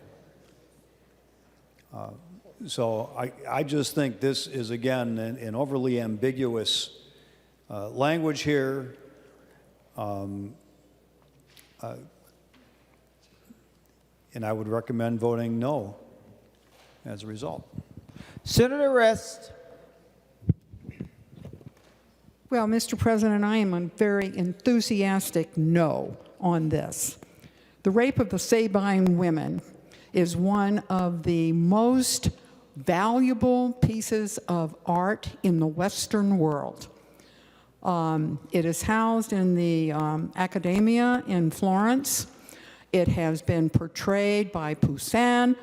It's in the Getty Museum. It is in the Metropolitan Museum of Art. The most famous painting is done by Rubens. And the thought that the symbolic representation of that crime would be wiped away and not available to those of us that have an appreciation for the whole history of Roman mythology and legend, that somehow we should not see that as something to be raised up as producing some of the greatest Western art we have ever experienced. Vote no. This is not a good amendment. It is, well, I'm an enthusiastic no, without reservation and without apology. Members, we're on the A9 amendment. Any other discussions? Senator Jaskowski. Thank you, Mr. President. I was listening to the exchange between Senator Latz and Senator Lucero, and you know, when you want to know what the meaning is, the plain word meaning, you go to the dictionary. Dictionary.com says to promote is a verb, to help or encourage to exist or flourish, further, to further, or to help or encourage to exist or flourish. And members, as you look at Senator Lucero's amendment, funding from the Arts and Cultural Heritage Fund must not be used for projects that promote crimes or violence, as defined in 624.712. So I don't know, members, Senator Latz, Senator Lucero, that Senator Lucero could have had a better word than promote. It seems to square up perfectly as far as I can see. So I don't know that it's worth drawing any scrutiny to that word. I can't think of a better word there. I think it's very well written. Thank you, Mr. President. Senator Aaron McQuaid. Thank you, Mr. President. Members, Mr. President, I'm going to encourage members to vote no. I understand that many of the amendments that have been offered or put onto the bill seek to make specific kinds of art that certain members of the body might find distasteful. But there's one specific example that is sticking out to me in this amendment. One of the crimes here is aiding suicide.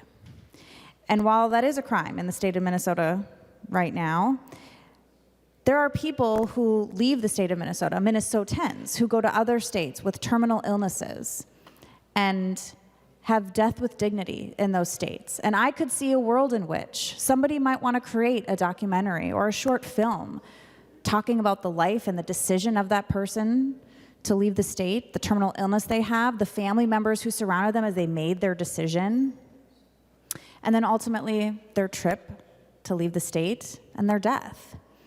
One could argue that's promoting death with dignity bill. One could argue that that's promoting one of the crimes listed in this statute.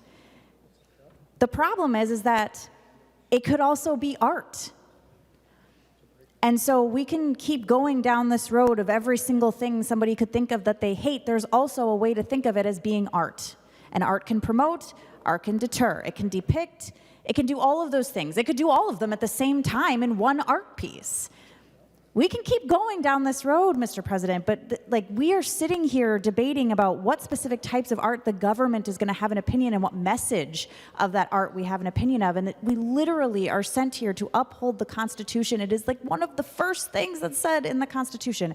And so I'm going to ask members to vote no on this, the specific example I gave aside, because it is important that we actually uphold our constitutional duty in this body with this amendment and any other amendment that should come. Thank you. Senator Gruenhagen. Well, thank you, Mr. President. Yeah, I continue to believe we're a little bit confused on the issue. It's not a matter of freedom of expression in art or anything else. It's a matter of should you be tax subsidized? Should you use public tax dollars for what you want to do? That's the problem. We put restrictions on the use of tax dollars wherever it goes in our society. We don't just say, here's the money, do whatever you want with it, and then, but yet when it comes to art, we're supposed to subsidize things that are violate sensibilities. And that's why we're just putting a few restrictions on that. And you can do those things that violate your sensibilities, but you don't have to be paid by the taxpayer to do it. Thank you, Mr. President. Last voice that we'll hear before we vote will be that of Senator Lucero, who is the author of the amendment. Senator Lucero. Thank you, Mr. President. Oh, hold it. I'm sorry, Senator Lucero. It looks like someone else. Senator Hur. Thank you, Mr. President, for allowing me to insert in a few words.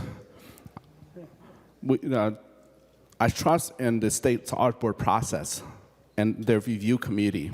It's not easy to submit your application in and get a grant from them. So I trust, even though the process is difficult to get in, I trust them because they are in place to vet this project.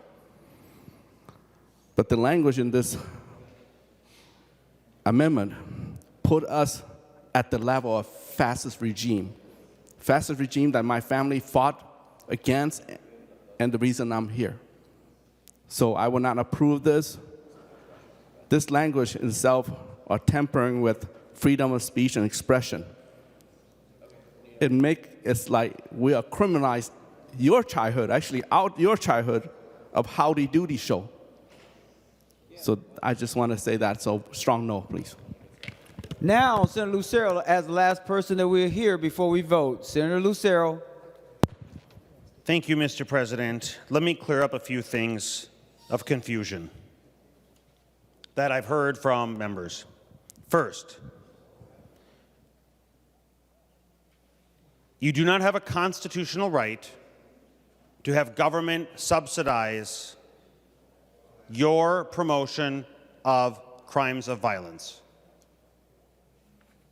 There's no constitutional right. In fact, if the dollars are going to come from government, which they shouldn't, government should not exist to be funding people's art. I have a deep appreciation for art. I love art. But that doesn't equate to government tax dollars being spent on it. So it is not a violation of any kind of First Amendment rights to say, here are dollars that were taken from taxpayers, and as a condition of using these dollars, you shall not promote acts of violence. Second, it doesn't wipe away. I am unfamiliar with the work of art that Senator Rest described. I'm unfamiliar with it. But it appears to obviously have inspired her and probably many others. My amendment, if adopted, would have zero impact on that.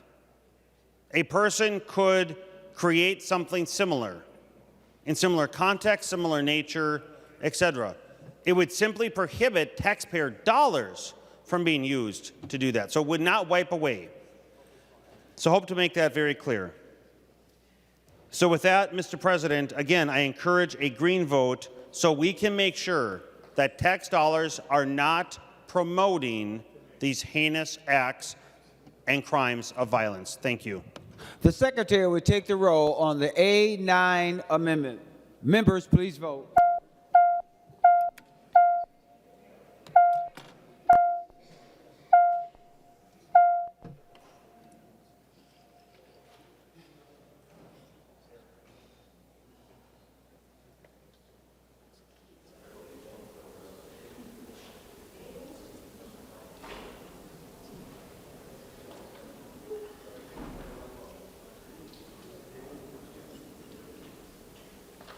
Senator Duckworth, those voting pursuant to Rule 40.7.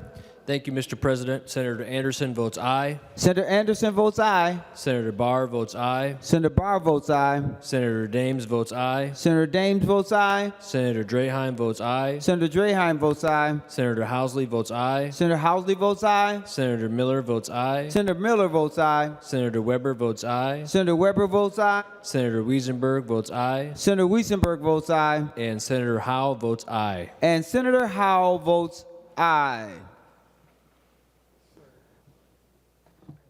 Senator Morrison, those voting pursuant to Rule 40.7. Thank you, Mr. President. Senator Bolden votes no. Senator Bolden votes no. Senator Dietzig votes no. Senator Dietzig votes no. Senator Fateh votes no. Senator Fateh votes no. Senator Kunish votes no. Senator Kunis votes no. Senator Mann votes no. Senator Mann votes no. Senator Marty votes no. Senator Marty votes no. Senator Umu Verbatim votes no. Senator Umu Verbatim votes no. Senator Pa votes no. Senator Pa votes no. Senator Port votes no. Senator Port votes no. And Mr. President, Senator Zhang votes no. And Senator Zhang votes no.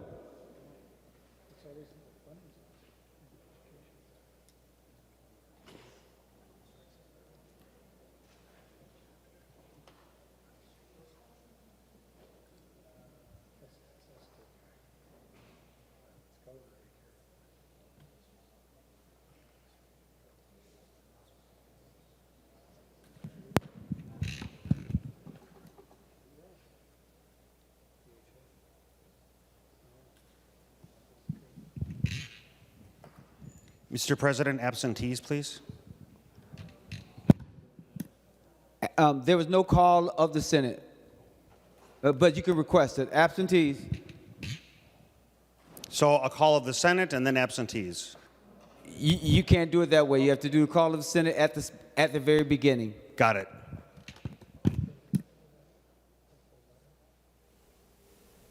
All senators having voted who desires a vote, the secretary will close the roll. There being 27 ayes and 31 noes, the A9 amendment is not adopted. Senator Lucero. Thank you, Mr. President. This is my final amendment for the evening. I would like to offer the A10.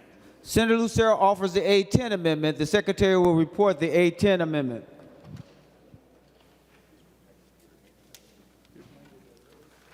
Senator Lucero moves to amend the Her amendment to House File Number 4124, adopted by the Senate May 3, 2024, as follows.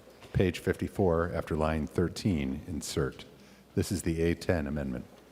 Senator Lucero to your A10 amendment.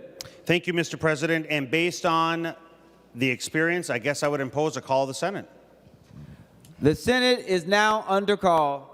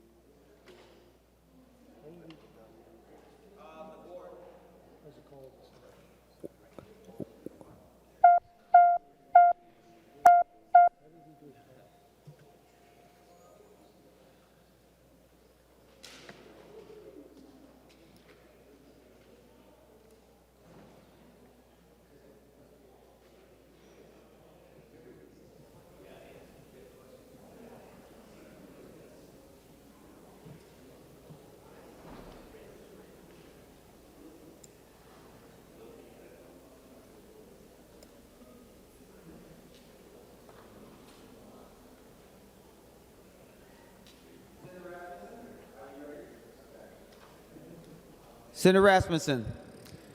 Thank you, Mr. President. I move that further proceedings under the roll call be dispensed with and the Sergeant at Arms be instructed to bring in the absent members. On that motion, all in favor say aye. All those opposed say no. The motion prevails.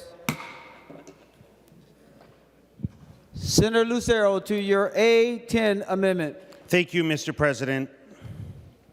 And I'll ask for a roll call. Roll call requested, roll call granted. Thank you, Mr. President. So we have seen some disturbing trends, recent acts across the world, across the country, and in Minnesota. They involve support for the vile terrorist group known as Hamas. What the 810 Amendment would do would be to prohibit funds that would promote or show support for Hamas. Hamas has perpetrated barbaric atrocities, including the targeting, killing, rape, mutilation of men, women, and children, and infants, and much, much more. Hamas is the vilest of the vile, targeting innocents. We should absolutely not have taxpayer dollars going to promote Hamas. Funding from the Arts and Cultural Heritage Fund must not be used to fund those projects, to promote those projects.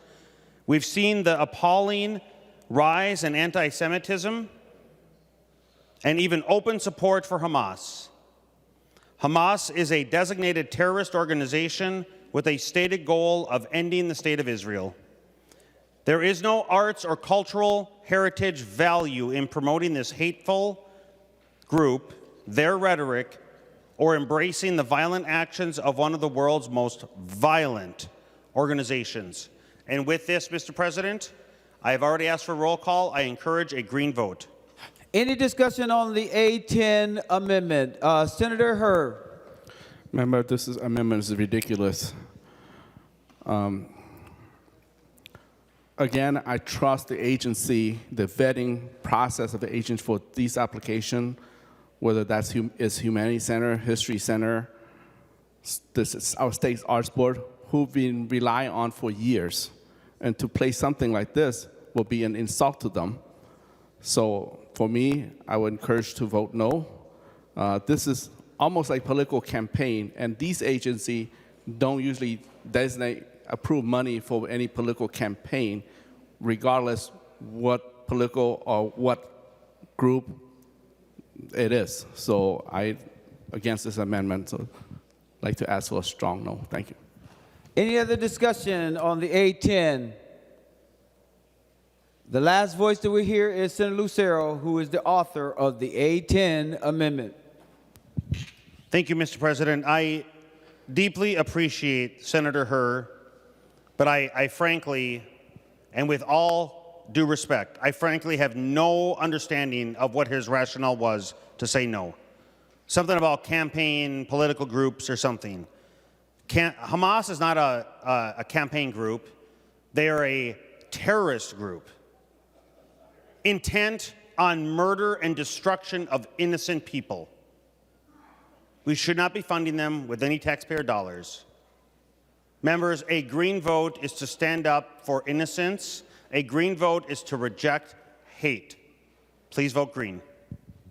The Secretary will take the roll on the A10 amendment.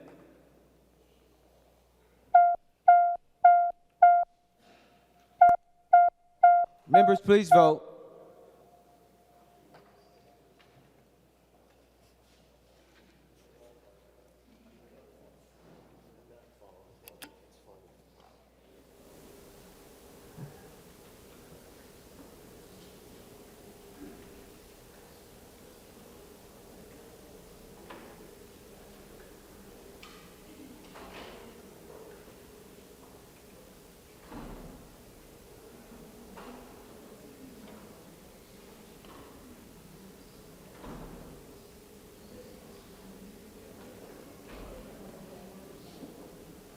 Senator Morrison, for those voting pursuant to Rule 40.7. Thank you, Mr. President. Senator Bolden votes no. Senator Bolden votes no. Senator Dietzig votes no. Senator Dietzig votes no. Senator Fateh votes no. Senator Fateh votes no. Senator Kunish votes no. Senator Kunish votes no. Senator Mann votes no. Senator Mann votes no. Senator Marty votes no. Senator Marty votes no. Senator Umu Verbatim votes no. Senator Umu Verbatim votes no. Senator Pa votes no. Senator Pa votes no. Senator Port votes no. Senator Port votes no. And Senator Zhang votes no. Senator Zhang votes no.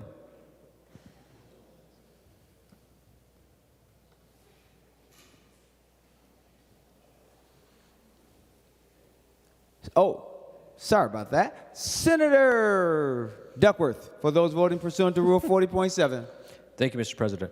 Senator Anderson votes aye. Senator Anderson votes aye. Senator Barr votes aye. Senator Barr votes aye. Senator Dames votes aye. Senator Dames votes aye. Senator Draheim votes aye. Senator Draheim votes aye. Senator Housley votes aye. Senator Housley votes aye. Senator Miller votes aye. Senator Miller votes aye. Senator Weber votes aye. Senator Weber votes aye. Senator Wiesenberg votes aye. Senator Wiesenberg votes aye. And Senator Howe votes aye. And Senator Howe votes aye.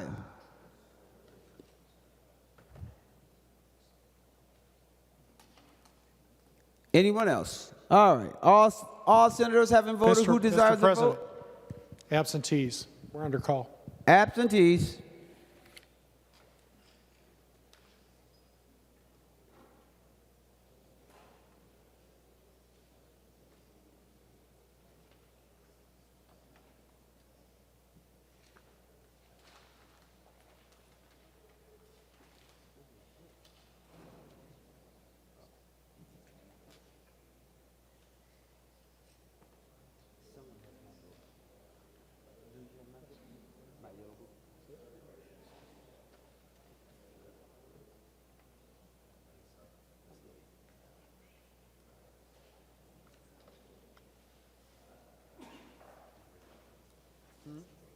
Oh, she voted. All senators having voted who desires to vote, the secretary will close the roll. There being 42 ayes and 23 noes, the A10 amendment is adopted. Any other discussion? The secretary will give the bill is. Before I do that,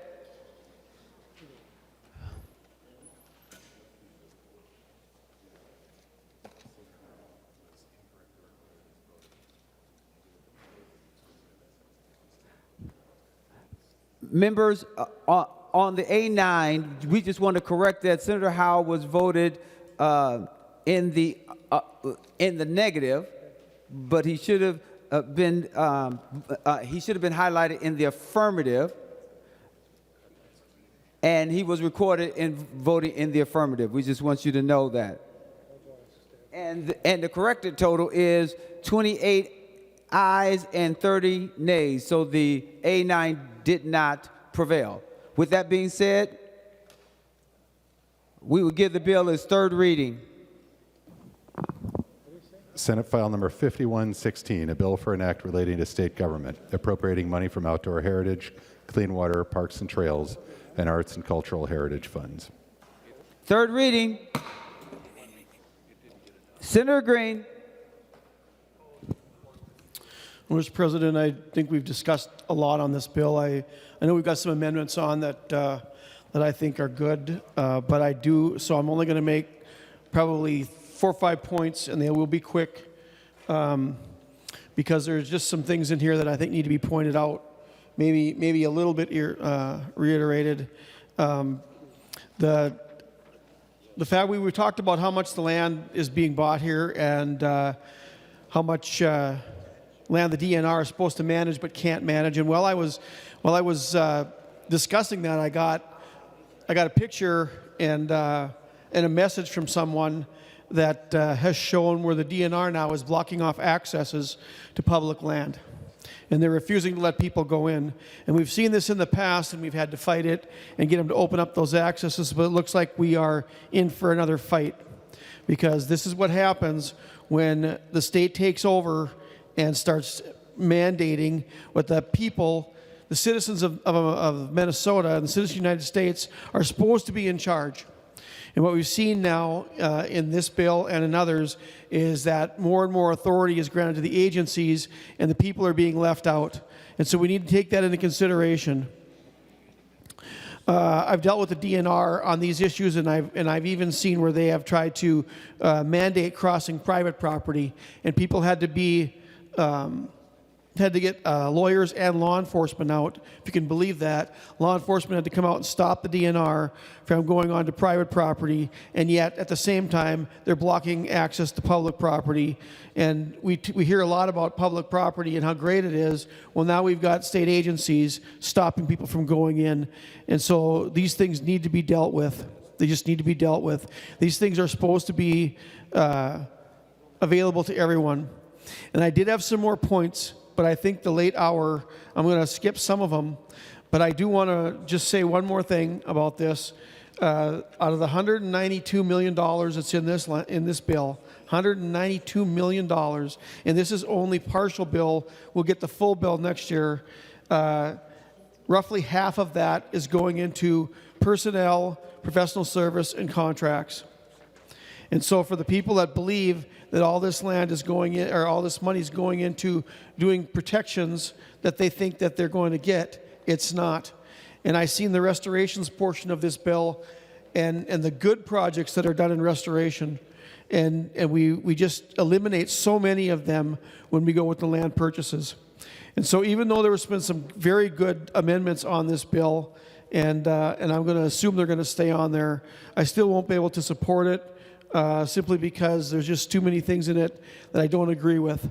But it's been a good discussion, very good discussion. And I'm actually surprised that we had as much discussion as we did, but I'm happy for it. So thank you for the time, and I hope you consider not supporting this bill because of the land purchases and some of the other issues that are in it. Thank you. Any other discussion before we go to final passage and the final author, or the author on the bill? Senator Hur, you have the final word, and then we're going to vote. Thank you, Mr. President. I appreciate all the discussion and heartfelt discussion over the Legacy Omnibus marathon here. Maybe this is a historical history that we're making, being the longest discussion on this legacy bill that my 10-year tenure here has not been much of issue or debate or conflict. But this bill has strong language to preserve our heritage and environment, protect our drinking waters, restore our wetland, riparian, and preserve our lakes, quality of our lakes and river and groundwater. It also makes sure that we have program and process to reduce our nitrate level in southeast Minnesota. It also appropriate dollars to build or look into building a project that's long overdue, the carp deterrent Lock Dam number 5 on Mississippi River. And these are the strong bipartisan support. And there's many exciting projects in this bill as well. However, I want to be short because we've been spent like 10 hours already talk about this. This bill, join me, it will make Minnesota warm, cold in the winter, wow, and wonderful. So I ask for your support of this bill, House File 4224. Thank you very much. Members, the Secretary will take the roll for final passage on House File 4124 as amended. The Secretary will take the roll. We'll take the vote.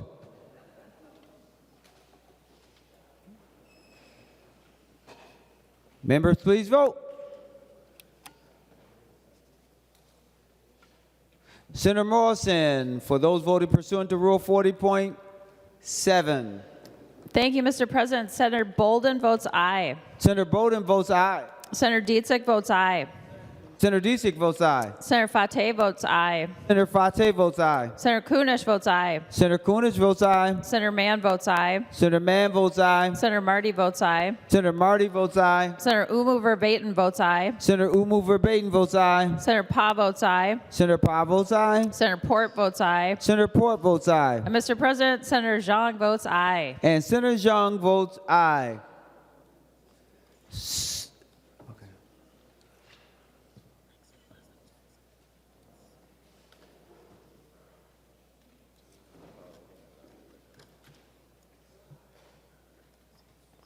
Senator Jasinski, for those voting pursuant to Rule 40.7. Thank you, Mr. President. Senator Anderson votes no. Senator Anderson votes no. Senator Barr votes no. Senator Barr votes no. Senator Dames votes no. Senator Dame votes no. Senator Draheim votes no. Senator Draheim votes no. Senator Housley votes aye. Senator Housley votes aye. Senator Weber votes no. Senator Weber votes no. Senator Wiesenberg votes no. Senator Wiesenberg votes no. Thank you, Mr. President. Senator Howe votes no. And Senator Howe votes no.